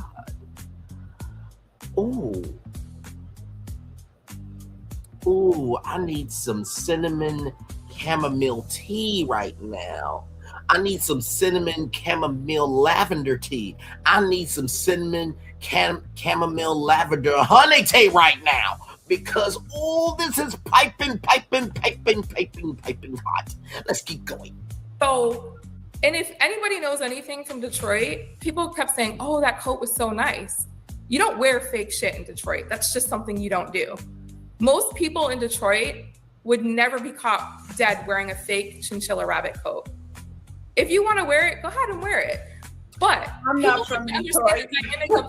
People have to understand the dynamic. I'm not from Detroit. I'm from Flint. It is just as cold in both places. I personally, I'm not mad at a fake fur. So I guess that just depends on where. Ask some actual Detroit people if they would be caught down wearing that. I'm familiar with Detroit. I guess my point is like the going back and forth, the coat and all of that. It was posted on my page, and the way it was posted was, I never thought what I said was, everyone's asking me about the chinchilla coat. How did he get it? Guess what? It's not chinchilla, it's rabbit. And here's the link, or here's where I bought it from. Somebody cherry picked that off my page and put it onto you guys' platform, right along with the mink thing, or whatever it was, the fox that I had bought. You put it on your page, but I mean, at this point, the conversation is going. So are you done with it or not done with it? Is he done messing around with me? Is he done contacting me? I have nothing to lose from this. I'm successful, like I said. He's the one that... I'm talking about you though, like you've been through this situation, this toxic relationship with this person who, you know, unfortunately, according to you, went through all your money, hundreds of thousands of dollars, stole cars from you, was abusive towards you. And it's kind of like, just from the perception that I'm getting, it's like the ball keeps rolling because you posting and posting. If you want to be done with it, you are in another relationship, yeah? Oh, I am, and guess what? He fully supports me. Well, I mean, that's a good thing that he supports you, but I feel like you were talking about your self-esteem and all the ways that he made you feel in the relationship, right? It just seems to me like if you can't get nothing out of it, aside from what you got going on with the police department and getting your personal stuff handled, why keep the ball rolling over here on a public platform when you can just put it behind you? Or why not speak? So I agree and disagree with just Donna. Like I said, she has done a fabulous job with this interview so far. But I will say this, right? If Darius is still contacting Nikki's family and friends and utilizing her resources still, you can be done with it, but that don't mean they gonna be done with it. You can be done with it, but that don't mean they're gonna be done with it. You can be done with it, but that don't mean they are going to be done with it. So I'm gonna push back just a little bit, not too much, but just a little bit on it. Let's keep going. Speak out against my abuse when this man is put on a show and the show failed to vet him correctly with domestic violence charges, PPOs against him. Why not speak out? I've been contacted. I have no regrets on speaking out. I guess that's my statement. Okay. I have no regrets on speaking out because why not say something? Why not have a voice in what he did to me? He wants to keep on saying this and that and doing this and that. If me speaking out prevents one person from having to go through the shit that I went through with this man, then I have no regrets. If he wants to continue to fuck with me, if he wants to continue to use my resources or do backhanded shit to me, I have no problem speaking out. Well, when you say use your resources, that's up to them at this point, right? Whether or not they want to be involved with him. I'm surely you've told them your story. I guess no one can silence me. That's what I have to say. I'm not saying you should be silent by any means. I'm just saying, like, where does the Darius chapter end? With Darius, like I said, if Darius would have never gone and like charged stuff to my account a couple months ago, I never would have said anything. If he wouldn't have recently reached out to some of my friends and family, I would have never even said anything. Darius does stuff and then he sits back and keeps quiet and lets his minions talk for him. And I have no problem with what I have done, with how I've spoken out. A lot of people defending him, I should say, are not even from Detroit. They're not from Michigan. If you go on some actual, probably, I want to say about 4 months ago when I had posted about the wine, it was posted in a group, Sis, Are We Dating the Same Men? Or it was something called that. And not one person had anything nice to say about him on there. It was the same thing. He's manipulative. He uses women for money. He is abusive. He's controlling. So when you go, because that's another, I don't know about the wine website or Who Are We Dating website. So you go on Are We Dating the Same Man website and you get all this validation in terms of don't do it. I know he's this guy. I know he's that guy. What does that make you feel like? I know I'm not the only one. I'm not the only one that's dealt with what he's dealt with. I had one woman that recently just reached out to me 2 days ago that said, thank you for posting what you posted. I was actually dating him recently and something just didn't sit right with me, because what Darius does is he'll go on, the girl before me, she stole my house, she stole my mansion. I put all this work and all this money into this house. None of it was true. So he creates the story that the woman he was with before, or this person's stalking him.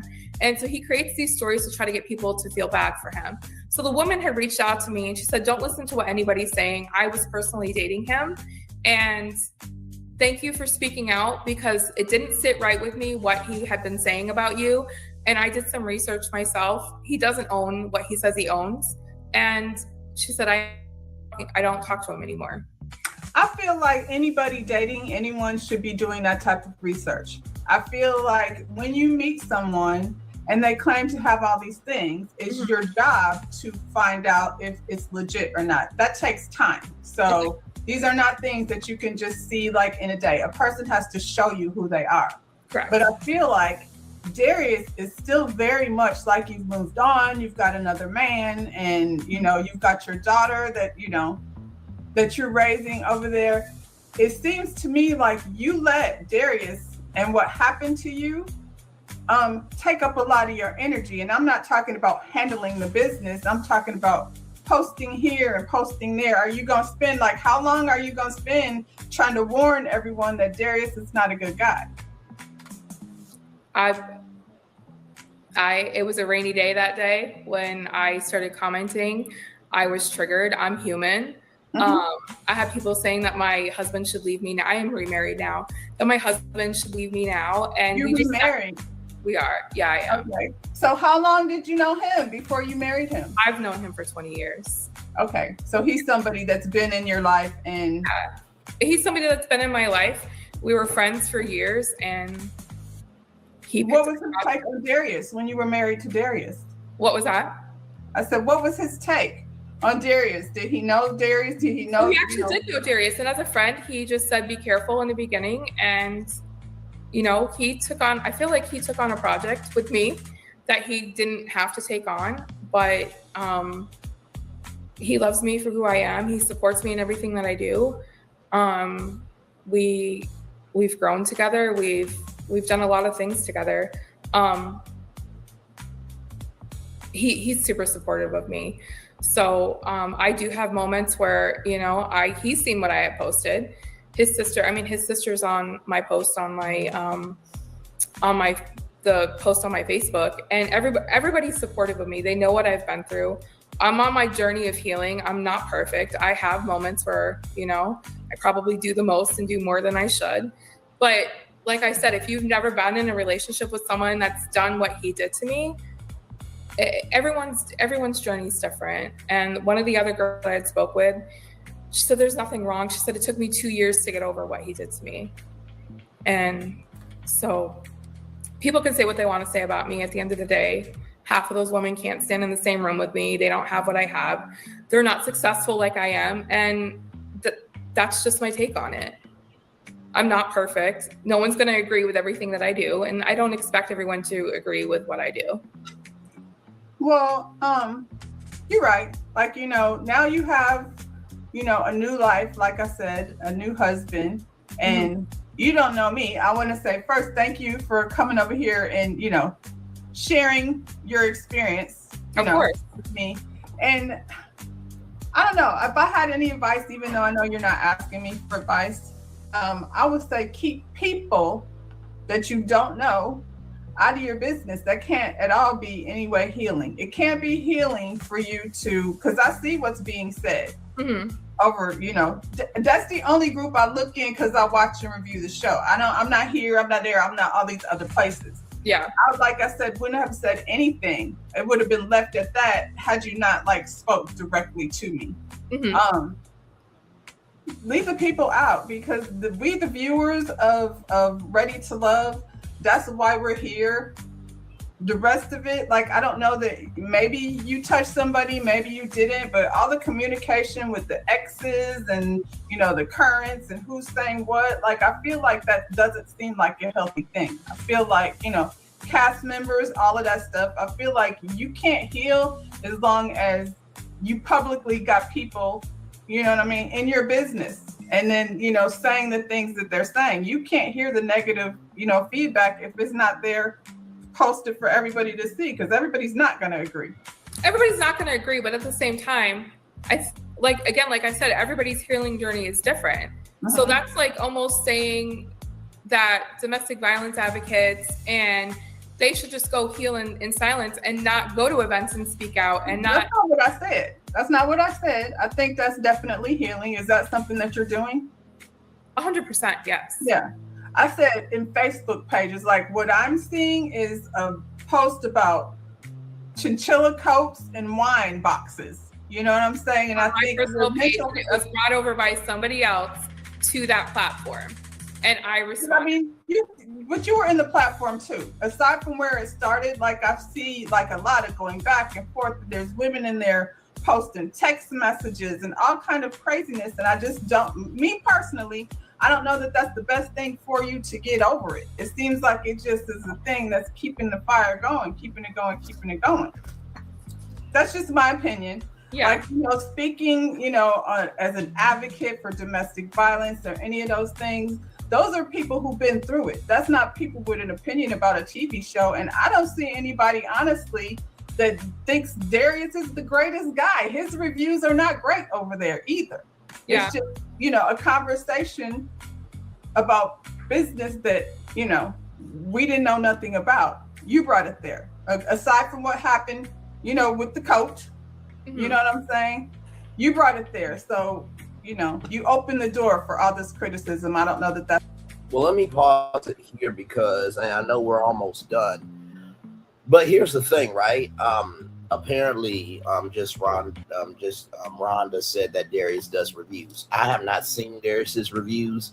I think the only person we brought up was Lauren, and we brought Lauren up for the fact that Jaguar Actual talked about, you know, talked about Christina, although I called her Daphne, and that Lauren said Miss GoFundMe, right? Well, Jaguar Actual said Miss GoFundMe, but then Lauren said that they actually made a GoFundMe allegedly for Christina. So we brought up Lauren's YouTube channel just to showcase her YouTube channel because it was within the context, connection of the after show review that we were doing. And Lauren had a great, you know, a great setup on her YouTube channel. But also, too, she's been doing this thing for a while before she got to Ready to Love, right? So I get what just Jonda is saying. At some point in time, you do have to, you know when to hold them and know when to fold them, know when to walk away and run, counting your money sitting at the table, in the words of Kenny Rogers, right? But in the same token, I do believe that Nikki is working through her life being consumed by other people. I think that is a process. And I don't think just Jonda is trying to rag on her at all. I think just Rhonda rather has been very respectful, considerate, and caring in this interview. Holding, Nikki's feet to the fire a little bit, just like anybody should do in an interview. But I think just Jonda was just saying, recognize that there's more to your life now. And don't hold on to this after you let it go. I think that was her overall message there. Let's finish it out here.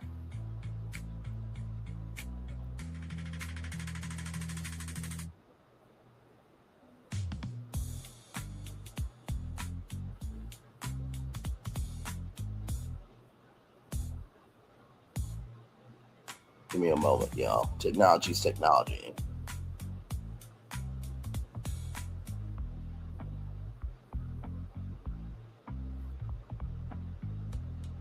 Come on.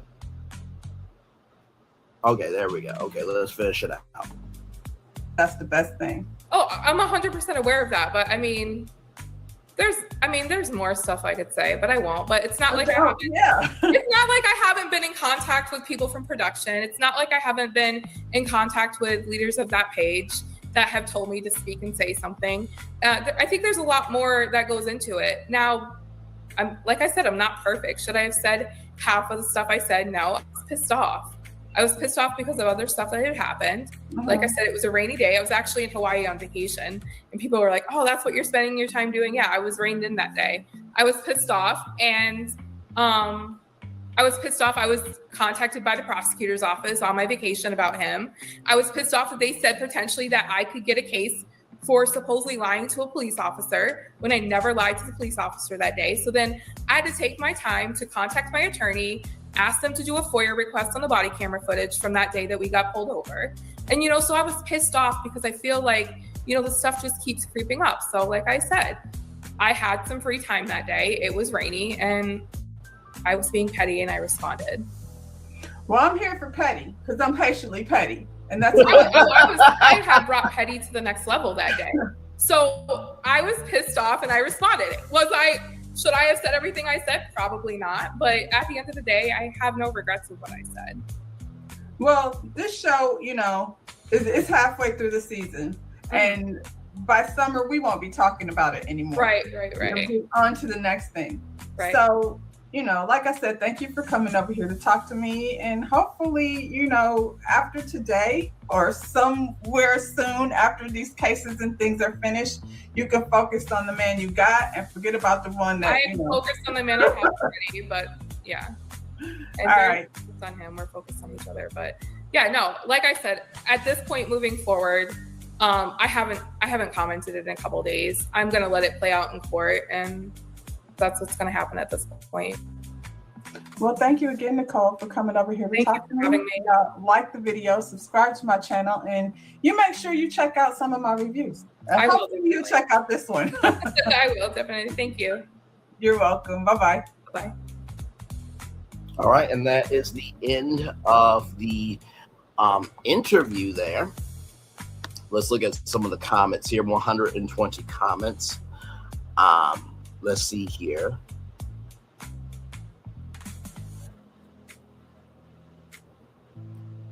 Wow. Okay, then. Nikki, thank you for sharing.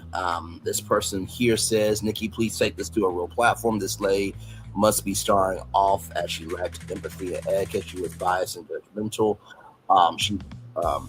This was not a good interview. All I've done, all I heard was you defending yourself. You use your voice to help other women if you choose to do so. Don't stay silent.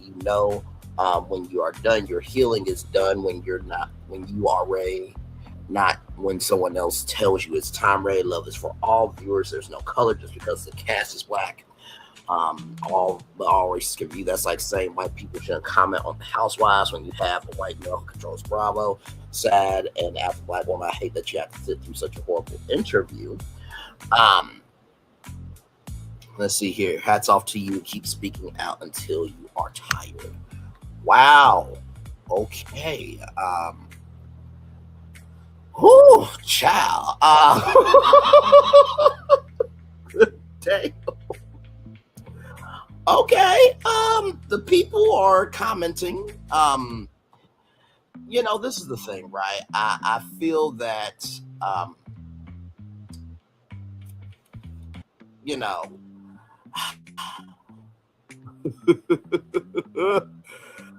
whoo, child. I get where that person is coming from with that comment, right? I do get where that person's coming from. In the same token, though, I don't think that the interview was not going to happen without some tension. You know what I mean? I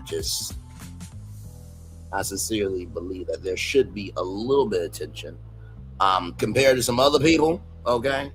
I think Just Rhonda did what she could.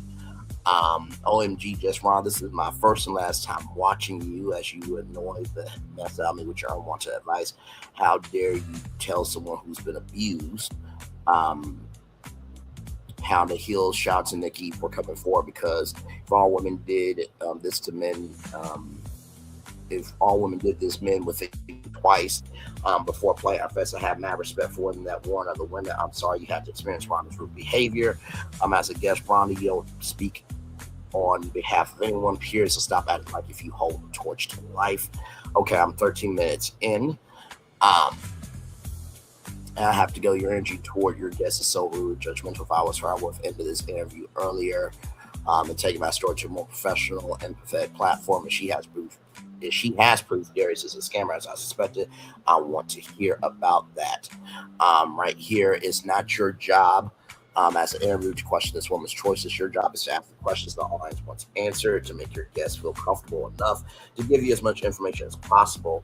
Telling her that her experiences are alleged is a really bad form. I did say that, you have to say alleged because, you're trying to cover your, channel, right? You're not liable for anything she says. Any slander will reflect negatively on her, not you. It's crazy that you would ask your guests if they have receipts. It's not the point at this juncture. Just let her tell her story. If any of it turns out to be false, conduct another interview. Ask her to verify her statements or post a video with proof for her liable claims. This lay is alleged abuse, and you're coming for her, which is disturbing to say the least. You are incredibly biased. I wish this lady had taken her story elsewhere. Letting her on the defense makes no sense. She spent most of the interview explaining herself instead of giving us the 411. What's your day job? The interview was okay. I thought Rhonda had too many opinions. It's her life. She wants to share her story. Love the ownership she's taking. And she did take a lot of ownership. She just did. Well, not just did, but she did. Your interview style is very judgmental. Viewers don't need to hear about what you would or wouldn't do for a man, etc. This is about you. Your superlicious, your superiorist approach is indicative of your lack of journalistic skill, because your type of questioning will cause most interviewees to become uncomfortable or shut down. No one wants to confide in someone who looks down on them. Got lucky in this instance because this woman is clearly hell bent on exposing this man, putting his alleged personal business in the street, and publicly airing his indiscretions at cost.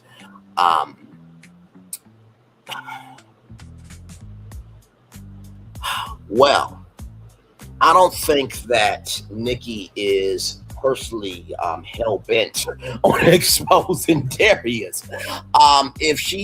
When she said what she said about, a cast member, lives down the street from her, and, her personal assistant, Nikki's personal assistant, is friends with somebody for years, and, that some of the cast, has asked her not to speak out, this, that, and the third. There's something there, you know what I mean? And for those people who, see that Rhonda's a bad, interviewer, journalist, what have you, that's their opinion. They have the right to that. But I do think that there was something out of this interview that was very poignant, very purposeful, very there was a propensity of energy that needed to be heard. You know what I mean? So yes, indeed. So yeah. Whew, my Lord. Wow, you need growth in whatever child you're aspiring to be. You handled this all wrong. This young lady apology, maybe it's like an interview, because this was the worst interview in history. 10 minutes in this interview is all over the place. It's best to ask questions in chronological order for clarity. Then you mentioned some Facebook group about the blue and Derek's statement with no clarification. I only watch the show. I don't keep up with these people on social media. Excuse me. It's a good idea to fill in the gaps for your audience. Also, while we're going back to the married to 4 months thing, she can't change it. She says she's working through her guilt to therapy, or you try to make her feel worse. That's an unwise strategy. If you plan to interview anyone else in the future, there are some people that are agreeing with Nicole. Not Nicole, but Nikki. It seems like a lot of people are agreeing with Nikki here. Some people are saying that, Darius is giving some fake energy. I don't understand the interviewer's attitude. Also bothers me when people don't understand abuse. The interviews abuse people. It's disgusting because it doesn't take too much to understand how abusers manipulate. It also doesn't take too much to have compassion, but shit, maybe it does. That's why people don't speak up. I hope Nikki goes to a larger, more experienced platform. This is judgment from the host is crazy. Let's not act like there's not desperate women who have fallen victim to this type of male relationships. This host is rude. Won't be clicking on this again. I recommend. I hope the host go back and look at this interview herself. Right here, maybe you need a few other chance to see how to conduct an unbiased interview. You were incredibly rude to someone who is extremely kind to your extremely small channel. Oh wow! I mean, it is small, but damn, you didn't have to say it out loud. With your unkind judgmental behavior, I can't imagine your channel growing. I'm certain the Facebook platform did not appoint you as its defender. The interview did not once ask your opinion regarding her position. Your thank you with me and listens. Our conduct was abhorrent. A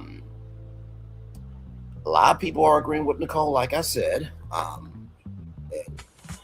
Rhonda is getting a lot of energy from the Marines, but this is what happens when you bring yourself to the public. I don't have a bias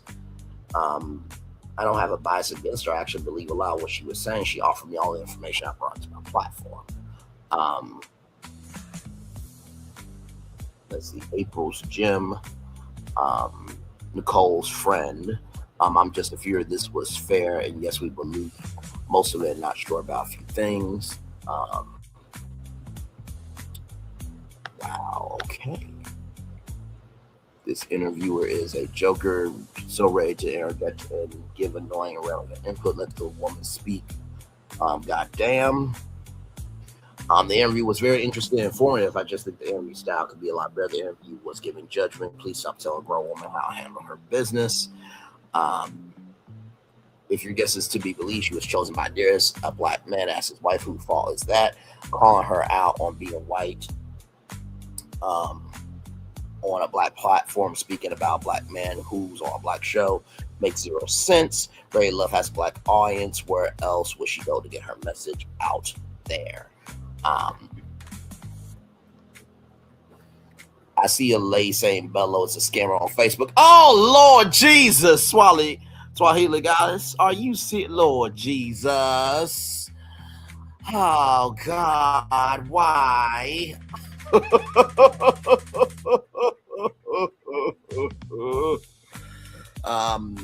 Just Rhonda, everyone makes a mistake. Just doesn't mean you forget what happened. She should let people know and share her story. As a woman, you should support. I'm sure you haven't been perfect in your dang selection. This day, they really are going in. This show isn't just for African American people. White people watch black shows and should be able to comment.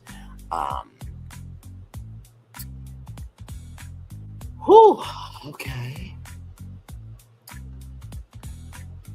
So there you go. This person says you did excellent job exposing some of the holes in her story. So I will say this comment section is majority agreeing with Nikki, and a lot of them are saying that Rhonda didn't do a good job. I will say that Rhonda did what she could. I thought she did a good job for an interview on this size of a channel. You know what I mean? I would think maybe myself and Gigi would do an interview like this because we have experience with this. You know what I mean? But that doesn't mean that we don't support other people, who are trying to come up, in the world and trying to make it do what it do. You know what I mean? So let me refresh this one more time.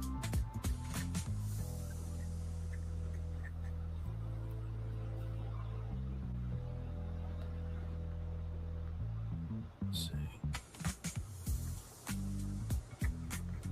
I don't know why this is not loading here for me, because I want to see what the comments were as well. But anyway, child, a lot going on here. So to the people that are still here with us, first of all, thank you very much for being here still. 3 hours, 53 minutes, and 33 seconds in. Whoever is still here in the building with me, what did you guys think about the interview? Do you feel like just Rhonda did a good job? Do you feel like she was putting 20 on 10? Where is your mind at after this? I do believe Nikki. I sincerely do. This story doesn't just seem to be out the blue for no damn reason. And I do think that with Darius, just be honest about it, man. I think that's the best thing I can tell you is just to be sincere, open, and true about what happened, man. I think that's the best thing that you can do. So I tried to go to my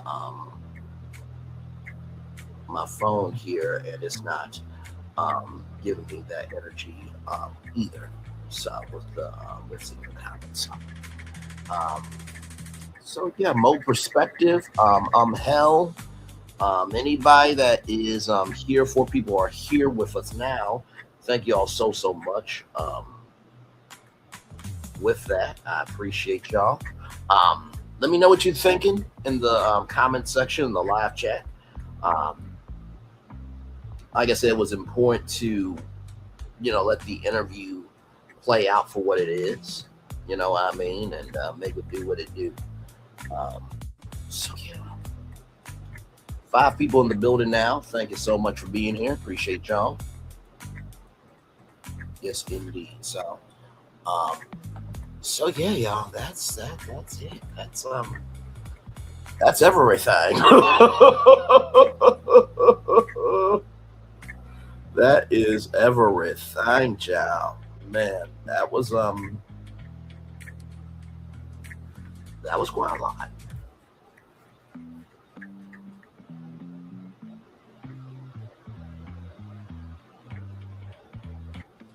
Like I said, I think the biggest thing is we'll see what happens at the reunion, because the reunion is where everything falls. You know what I mean? And most of the time, when it comes to the Ray Love reunions, they don't really bring up issues from the world of social media onto the show. I understand why, and Gigi understands why that doesn't happen, because the show is the show.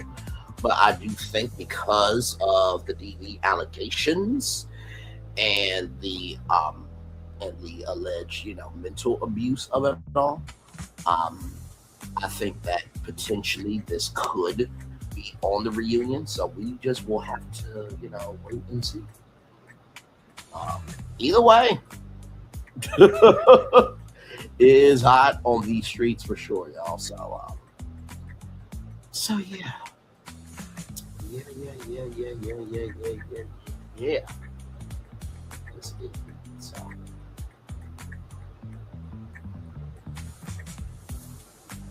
Oh, come on. Sorry, I've been trying to get my phone on the charger for a minute here. You ever have that moment with your cord where it's just like, what is wrong with you? That's what my cord is doing. But don't worry, I got some new cords coming in.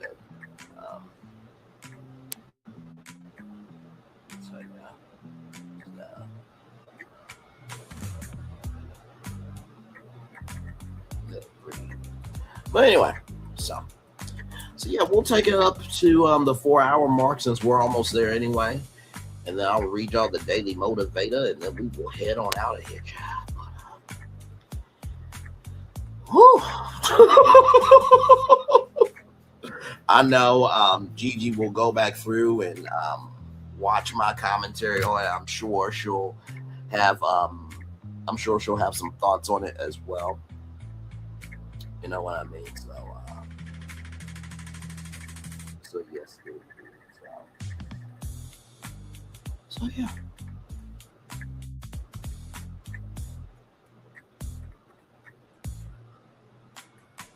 Good Lord Jesus.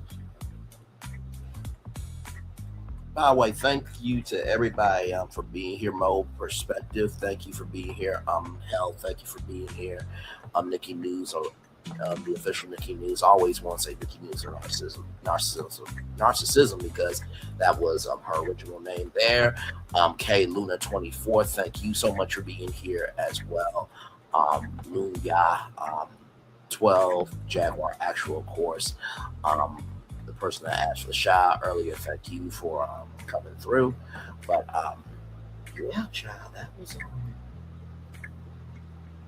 oh, praise be unto God. Okay.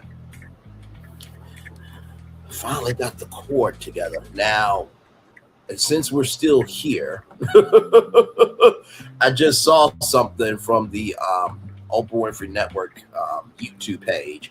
Apparently, Darius and Dominique went out on a date. Yes, they did. They went out on a little datey date. So I am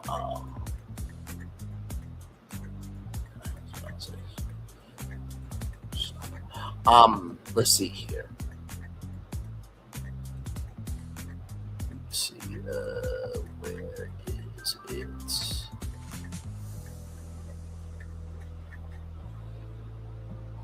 Okay, so this was a digital exclusive. I don't know if I'll be able to play the clip because y'all know how OWN is.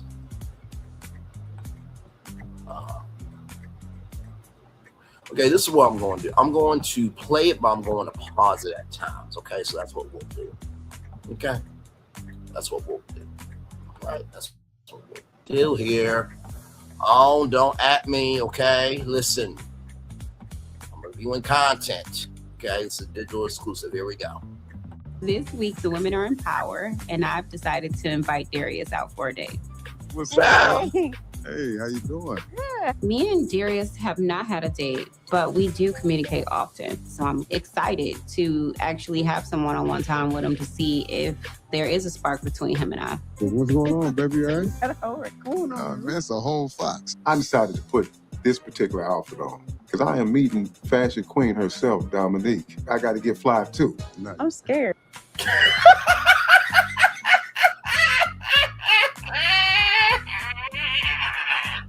She said, first of all, she said she's scared, but she still got a smile on her face. Stunning smile, Dominique. First of all, Dominique doesn't have to wear furs, child. You know what I mean? Oh God. Okay, let's keep going. Don't bite much. It was a whole fox. Like it had feet and eyeballs. How you doing? I'm good. How are you? I'm pretty good. I finally got my date with you. Finally. Going into this date, I'm hoping that Dominique lets me know what's on her mind. And hopefully we get to know each other a little bit more. Just a little bit. Better now. Well, amazing. Thank you, baby. It's like a sugar daddy cologne. Sugar daddy vibe. Old school. I even drove my stinking Lincoln today. Really? Now wait a minute, Sugar Daddy vibes. Hang on now. We just watched the whole interview, okay, with Nikki, and she being called a sugar mama, and you know sounded like a pimp. Okay, so let's keep going. I felt like Shaq or something. You're still in the mood for the 70s? That was very fun. You can't. Woo. How did I do? Oh my God. Everything about you was lit that day. Yeah. This lady. Oh, your hands is cold. My hand's colder than yours. It's cold outside. So I had some questions for you. What's the questions you got for me? You've been in love before. I have. Describe like what is love like on this next chapter. Friendship. Before we can even start loving each other, we need to be best friends. We need to be in each other's skin with an amazing chemistry, with amazing attraction. Finding a partner that's my best friend is extremely important. I didn't have that in my first marriage, and it could have saved our marriage if we were friends. So it's just something I'm not willing to bypass this time around. I can't. I won't. I ain't. The attraction has to be there. Wait a minute, it's the I ain't for me, okay? And I do agree with that. You know what I mean? I think us as a society, we have lost the joy of what it is to get to know somebody, the joy, the privilege, and the reference again to know somebody, right? So I fully agree with that. Because if I can't stand to be around you, how am I going to be able to come back to you? If I can't stand to be around you, right? Or if I can't stand to see you, then how can I stand to be around you? If I don't want to see you, then how can I stand to be around you? There, but physically and mentally and spiritually. I call it the Trinity. Yeah, we need to be evenly yoked. Equally yoked. So, yeah. You read my mind. I need that in my life. So what happened all this time? You know, I guess, been doing it the wrong way. Okay, have you ever been married? Never been married. Some things in my past just didn't work out. We wasn't equally yoked. Okay. So we started out, we hit the ground running. Yeah. Man, and when you do that, you fumble. We don't have to have the same views, but they need to coincide. Spiritually, mentally, physically, emotionally, I want everything to be aligned. Okay. You want to have that yokage. When you're in sync with your partner, man, what they have on the inside, their purity in their heart, oh man, you can't beat that. But we got God in common, we got fashion in common, and we got futuristic goals and common things that we discussed. Mm-hmm. So the alignment is definitely there. So I mean, it showed me that you are very aware. Yeah. And I like that. I appreciate that. Yeah. This is one of those things where you know what you know. If you know, you know. If it's real, it's real. Vibing with Dominique. She was. Okay, I'm gonna be real with you. I really didn't sense a vibe here. I'm just gonna be real with you, Darius. I think I would be a better choice for Dominique than your existence, brother. First of all, with Dominique, and we talked about this during the after show review. This is the chill out part of the show, everybody. We talked about this, about how Dominique just seems to really just love people. And like, you didn't really have to have the fox. You don't really have to have furs. I think everyone has a mental security blanket. Like it's that one thing that they have to hold on to feel like they're okay. And I feel like maybe the furs and the fashion, now we know that you care about your mom very much, and fashion came from your mom and stuff. But at this point, bro, like, this is 2025. Nobody's really wearing furs like that. But let's keep going. But I did sense a lot. Good company, good attention, very attractive. This was our first date. Looking forward to another. You ready to get out of here? I am. We have to do this again. I love that. Yeah, now I get to know you a little bit more. This date, it was a good time, and it did bring us closer together. We had never had any time where we shared just him and I, so it took him up a notch. Okay, the fox had hit me in the chest. He did. He like biting people. What did you learn about Darius on this date? I learned that Darius would put a whole fox on his neck and not be shaming. You can't be mad about that. Let's steal these drinks. Come on. Come on. Now you want to steal it. They don't see nothing. They gonna arrest us. I gotta get my purse. Okay, let's look at the comment section, child. I couldn't take the fox. Me either. It's a little too much every time you turn around, he uses the fur. So damn tacky. Oh my. She said had feet. I can't date another man so called but his looks. It gave me old school pimp vibes. He's way too extra. Doesn't seem genuine to get to know these. When he's performing for TV, feels like he has a script that he uses with women. His dates all sound the same. No depth, no real connection. Saw the fox and ran straight to the comments. You ain't right, Allie. You ain't right. I can see him and Dominique being real good friends, like homeboy, homegirl. He's always on cue, no chemistry with anyone. Just let the flash speak for him, giving Gemini. If that is real, that's so gross. He wear a whole fox on his shoulder. If it's fake, then it's weird that he thinks it's fashionable.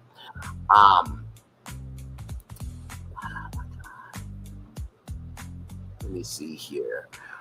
Why does this man insist on wearing dead animals around his neck? He's such a nerd. He missed his era of the 70s. Even then, he would not have fit in UGG. Let's see here. I'm sure Darius is prejudged often, however, when he's interacting with others, it doesn't seem Darius in the prejudge becomes as an observation. I know he's limited. It's a show, hoping he's able to be vulnerable in his pursuit of real connections outside the show. So the Fox made that for people wore them as a status symbol for back in the day. I was taught into purchasing more asset investment, but I was so freaked out at the thought of where it is that I stored it in a relative attic, and I had seen the light of day since. Oh my God. I knew her face looked familiar.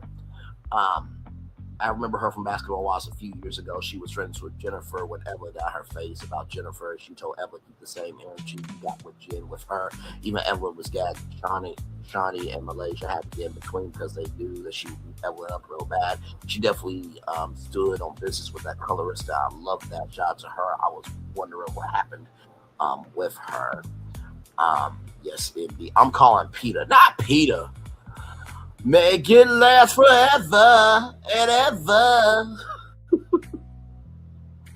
It seems like they're well matching their substance under the furs and words. You know what? You two, to the corner with you. To the fucking corner, not words and furs. I cannot.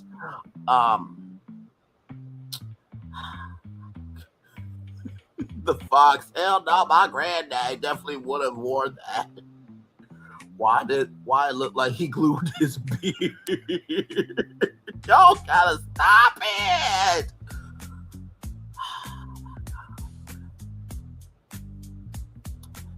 Oh my God, I see nothing wrong with Darius. If that's his style, that's his damn style, that's his business. I love Dominique. She seems much older. Nothing wrong with that. Last question: how do you marry a man that isn't your best friend? Do women just say yes, get the ring, expect friendship to come later? Maybe. Fair point.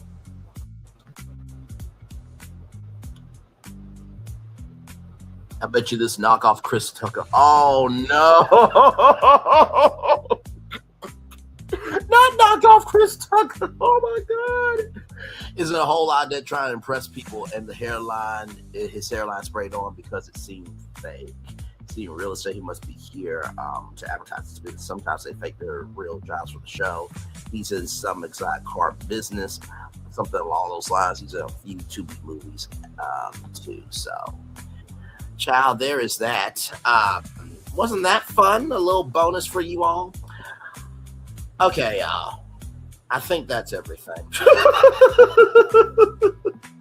Listen, I hope you guys had a wonderful, wonderful, wonderful, wonderful, wonderful time. Sincerely. And thank you all so much for being here. I sincerely love this show. I love, what we're able to do together with the show. And of course, I love UG and Q and Solana. Those are my people. And like I said, you do get to hear another side of Braylon. You do get to sense another energy with me. And most of all, you really do get to be in a different headspace with me. And I really enjoy it. I really, really do. All right, y'all, let me get the Daily Motivator up for you all, and then we will head on out of here. Yes, indeed, we will. Daily Motivator time.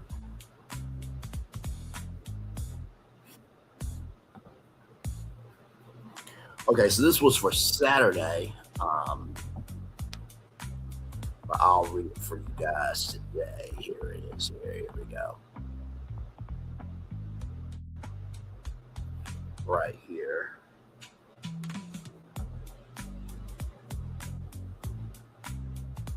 Not all of us have to possess earth-shaking talent. Just common sense and love will do Myrtle overall. Very nicely said.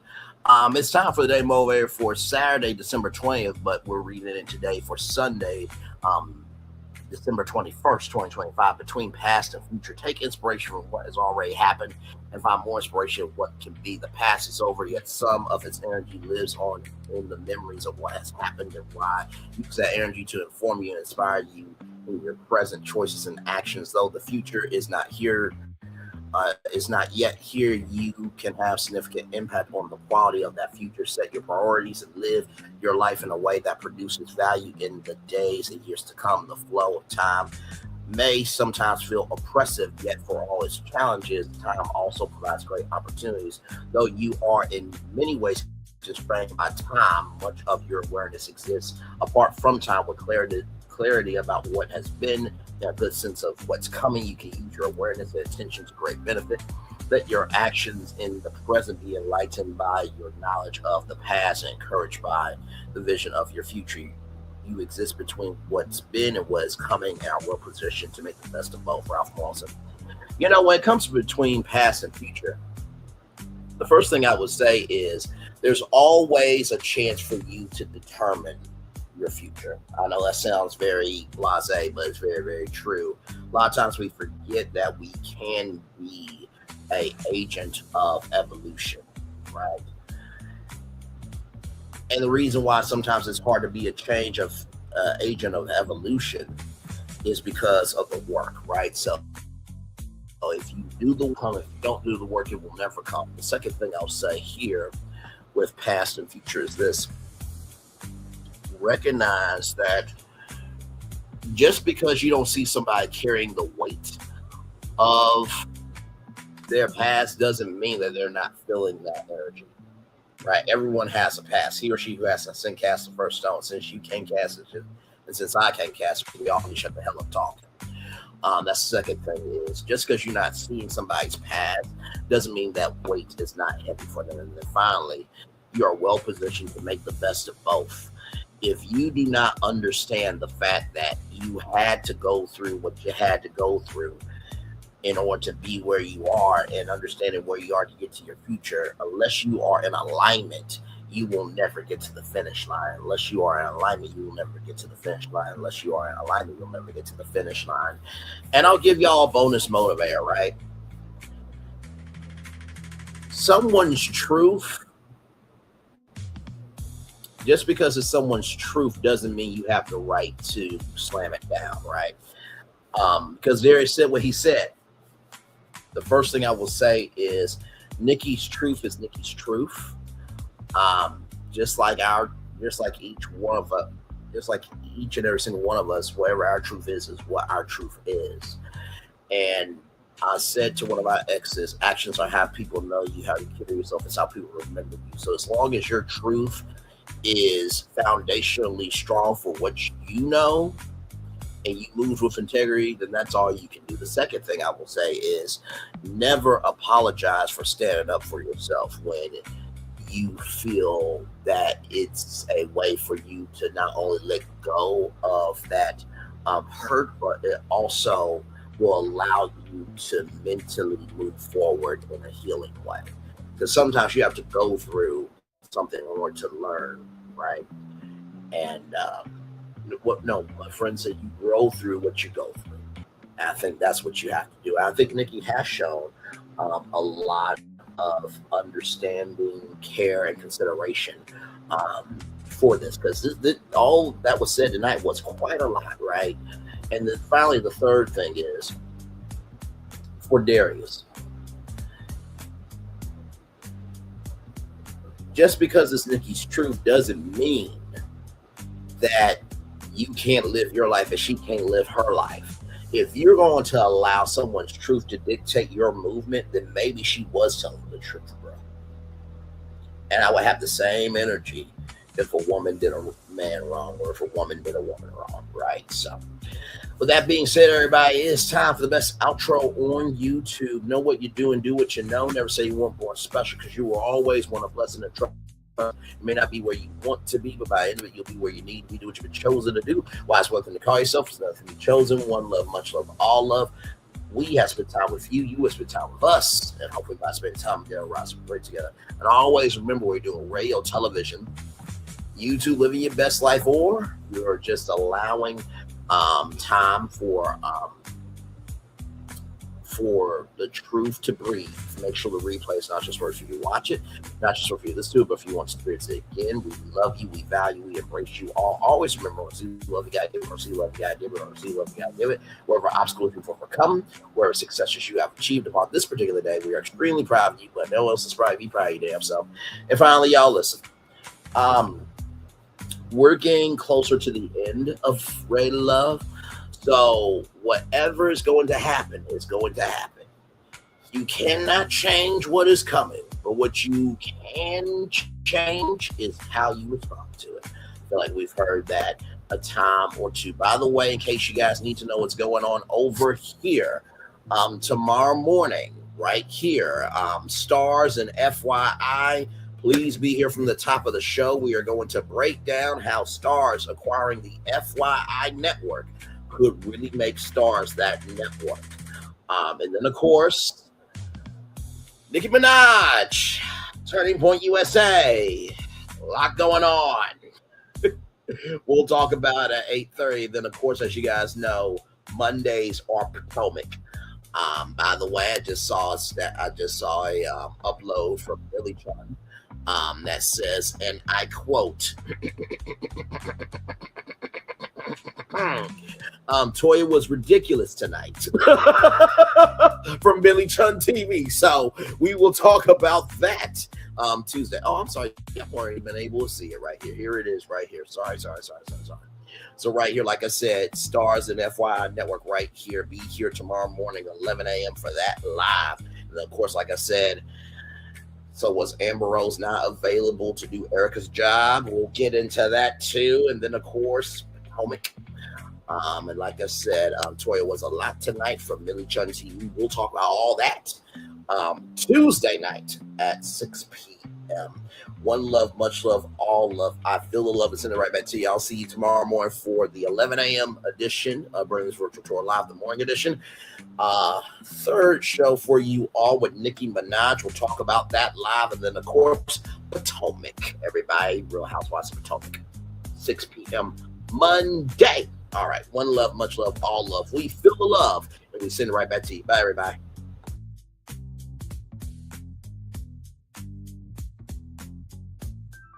I thought I should tell you they've been talking about you. Yeah, they've been talking about you. They've been talking about the fact that they've done everything they could to stop you and everything they could to block you, but you still win. They've been talking about the fact that they have undermined your success and they have tried to sabotage your seasons, but you keep winning. They've been talking about the fact that even though they don't like each other, they get together to try to kill you, but you keep winning. They've been talking about the fact that you were voted least likely to succeed, but like cream, you keep rising to the top. They've been talking about how they tried to burn your world down, but like the phoenix, you rose from the ashes. They've been talking about you. And you know what they say? Oh, she's just lucky. He's just lucky. But no, you ain't lucky. You're anointed. You got something on you. You got favor on you. You got power on you. You were born to win. Now they can call it luck, but it's grace. They can call it luck, but it's favor. But whatever they call it, it doesn't matter, because you know what God calls you? Do you know what God calls you? A winner. I thought I should tell you they've been talking about you. Yeah, they've been talking about you. They've been talking about the fact that they've done everything they could to stop you and everything they could to block you, but you still win. They've been talking about the fact that they have undermined your success and they have tried to sabotage your seasons, but you keep winning. They've been talking about the fact that even though they don't like each other, they get together to try to kill you, but you keep winning. They've been talking about the fact that you were voted least likely to succeed, but like cream, you keep rising to the top. They've been talking about how they tried to burn your world down, but like the phoenix, you rose from the ashes. They've been talking about you. And you know what they say? Oh, she's just lucky. He's just lucky. But no, you ain't lucky. You're anointed. You got something on you. You got favor on you. You got power on you. You were born to win. Now they can call it luck, but it's grace. They can call it luck, but it's favor. But whatever they call it, it doesn't matter, Because you know what God calls you? Do you know what God calls you? A winner. I thought I should tell you they've been talking about you. Yeah, they've been talking about you. They've been talking about the fact that they've done everything they could to stop you and everything they could to block you, but you still win. They've been talking about the fact that they have undermined your success and they have tried to sabotage your seasons, but you keep winning. They've been talking about the fact that even though they don't like each other, they get together to try to kill you, but you keep winning. They've been talking about the fact that you were voted least likely to succeed, but like cream, you keep rising to the top. They've been talking about how they tried to burn your world down, but like the phoenix, you rose from the ashes. They've been talking about you. And you know what they say? Oh, she's just lucky. He's just lucky. But no, you ain't lucky. You're anointed. You got something on you. You got favor on you. You got power on you. You were born to win. Now they can call it luck, but it's grace. They can call it luck, but it's favor. But whatever they call it, it doesn't matter, because you know what God calls you? Do you know what God calls you? A winner.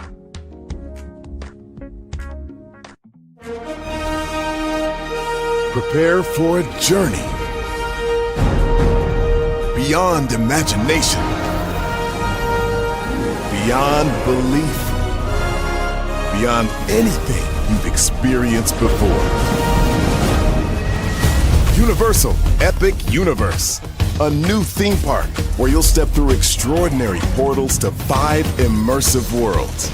Prepare for a cosmic voyage of discovery, an isle of fire-breathing excitement, a shadowy world of monsters and mystery, new wonders in the wizarding world, and a new way to play.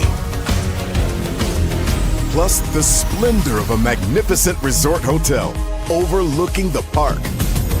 It's all new excitement at Universal Orlando Resort. A week's worth of vacation thrills with 4 amazing theme parks, a variety of spectacular themed hotels, and incredible dining and entertainment. It's all at Universal Orlando Resort, where you'll find new adventures every day. Explore the astonishing worlds of Universal Epic Universe at Universal Orlando Resort. Because here's the thing, a good streamer can find other content. Because here's the thing, a good streamer can find other content. Because here's the thing, a good streamer can find other content. Because here's the thing, a good streamer can find other content. Because here's the thing, a good streamer can find other content. Because here's the thing, a good streamer can find other content. Because here's the thing, a good streamer can find other content. Because here's the thing, a good streamer can find other content. Because here's the thing, a good streamer can find other content. Because here's the thing, a good streamer can find other content. Child relevant over there doing his thing, minding his GD business, staying out of trouble, trying to get the folks some positive stuff to talk about, besides lying all the damn time. Child relevant over there doing his thing, minding his GD business, staying out of trouble, trying to get the folks some positive stuff to talk about, besides lying all the damn time. Child relevant over there doing his thing, minding his GD business, staying out of trouble, trying to get the folks some positive stuff to talk about, besides lying all the damn time. Child relevant over there doing his thing, minding his GD business, staying out of trouble, trying to get the folks some positive stuff to talk about, besides lying all the damn time.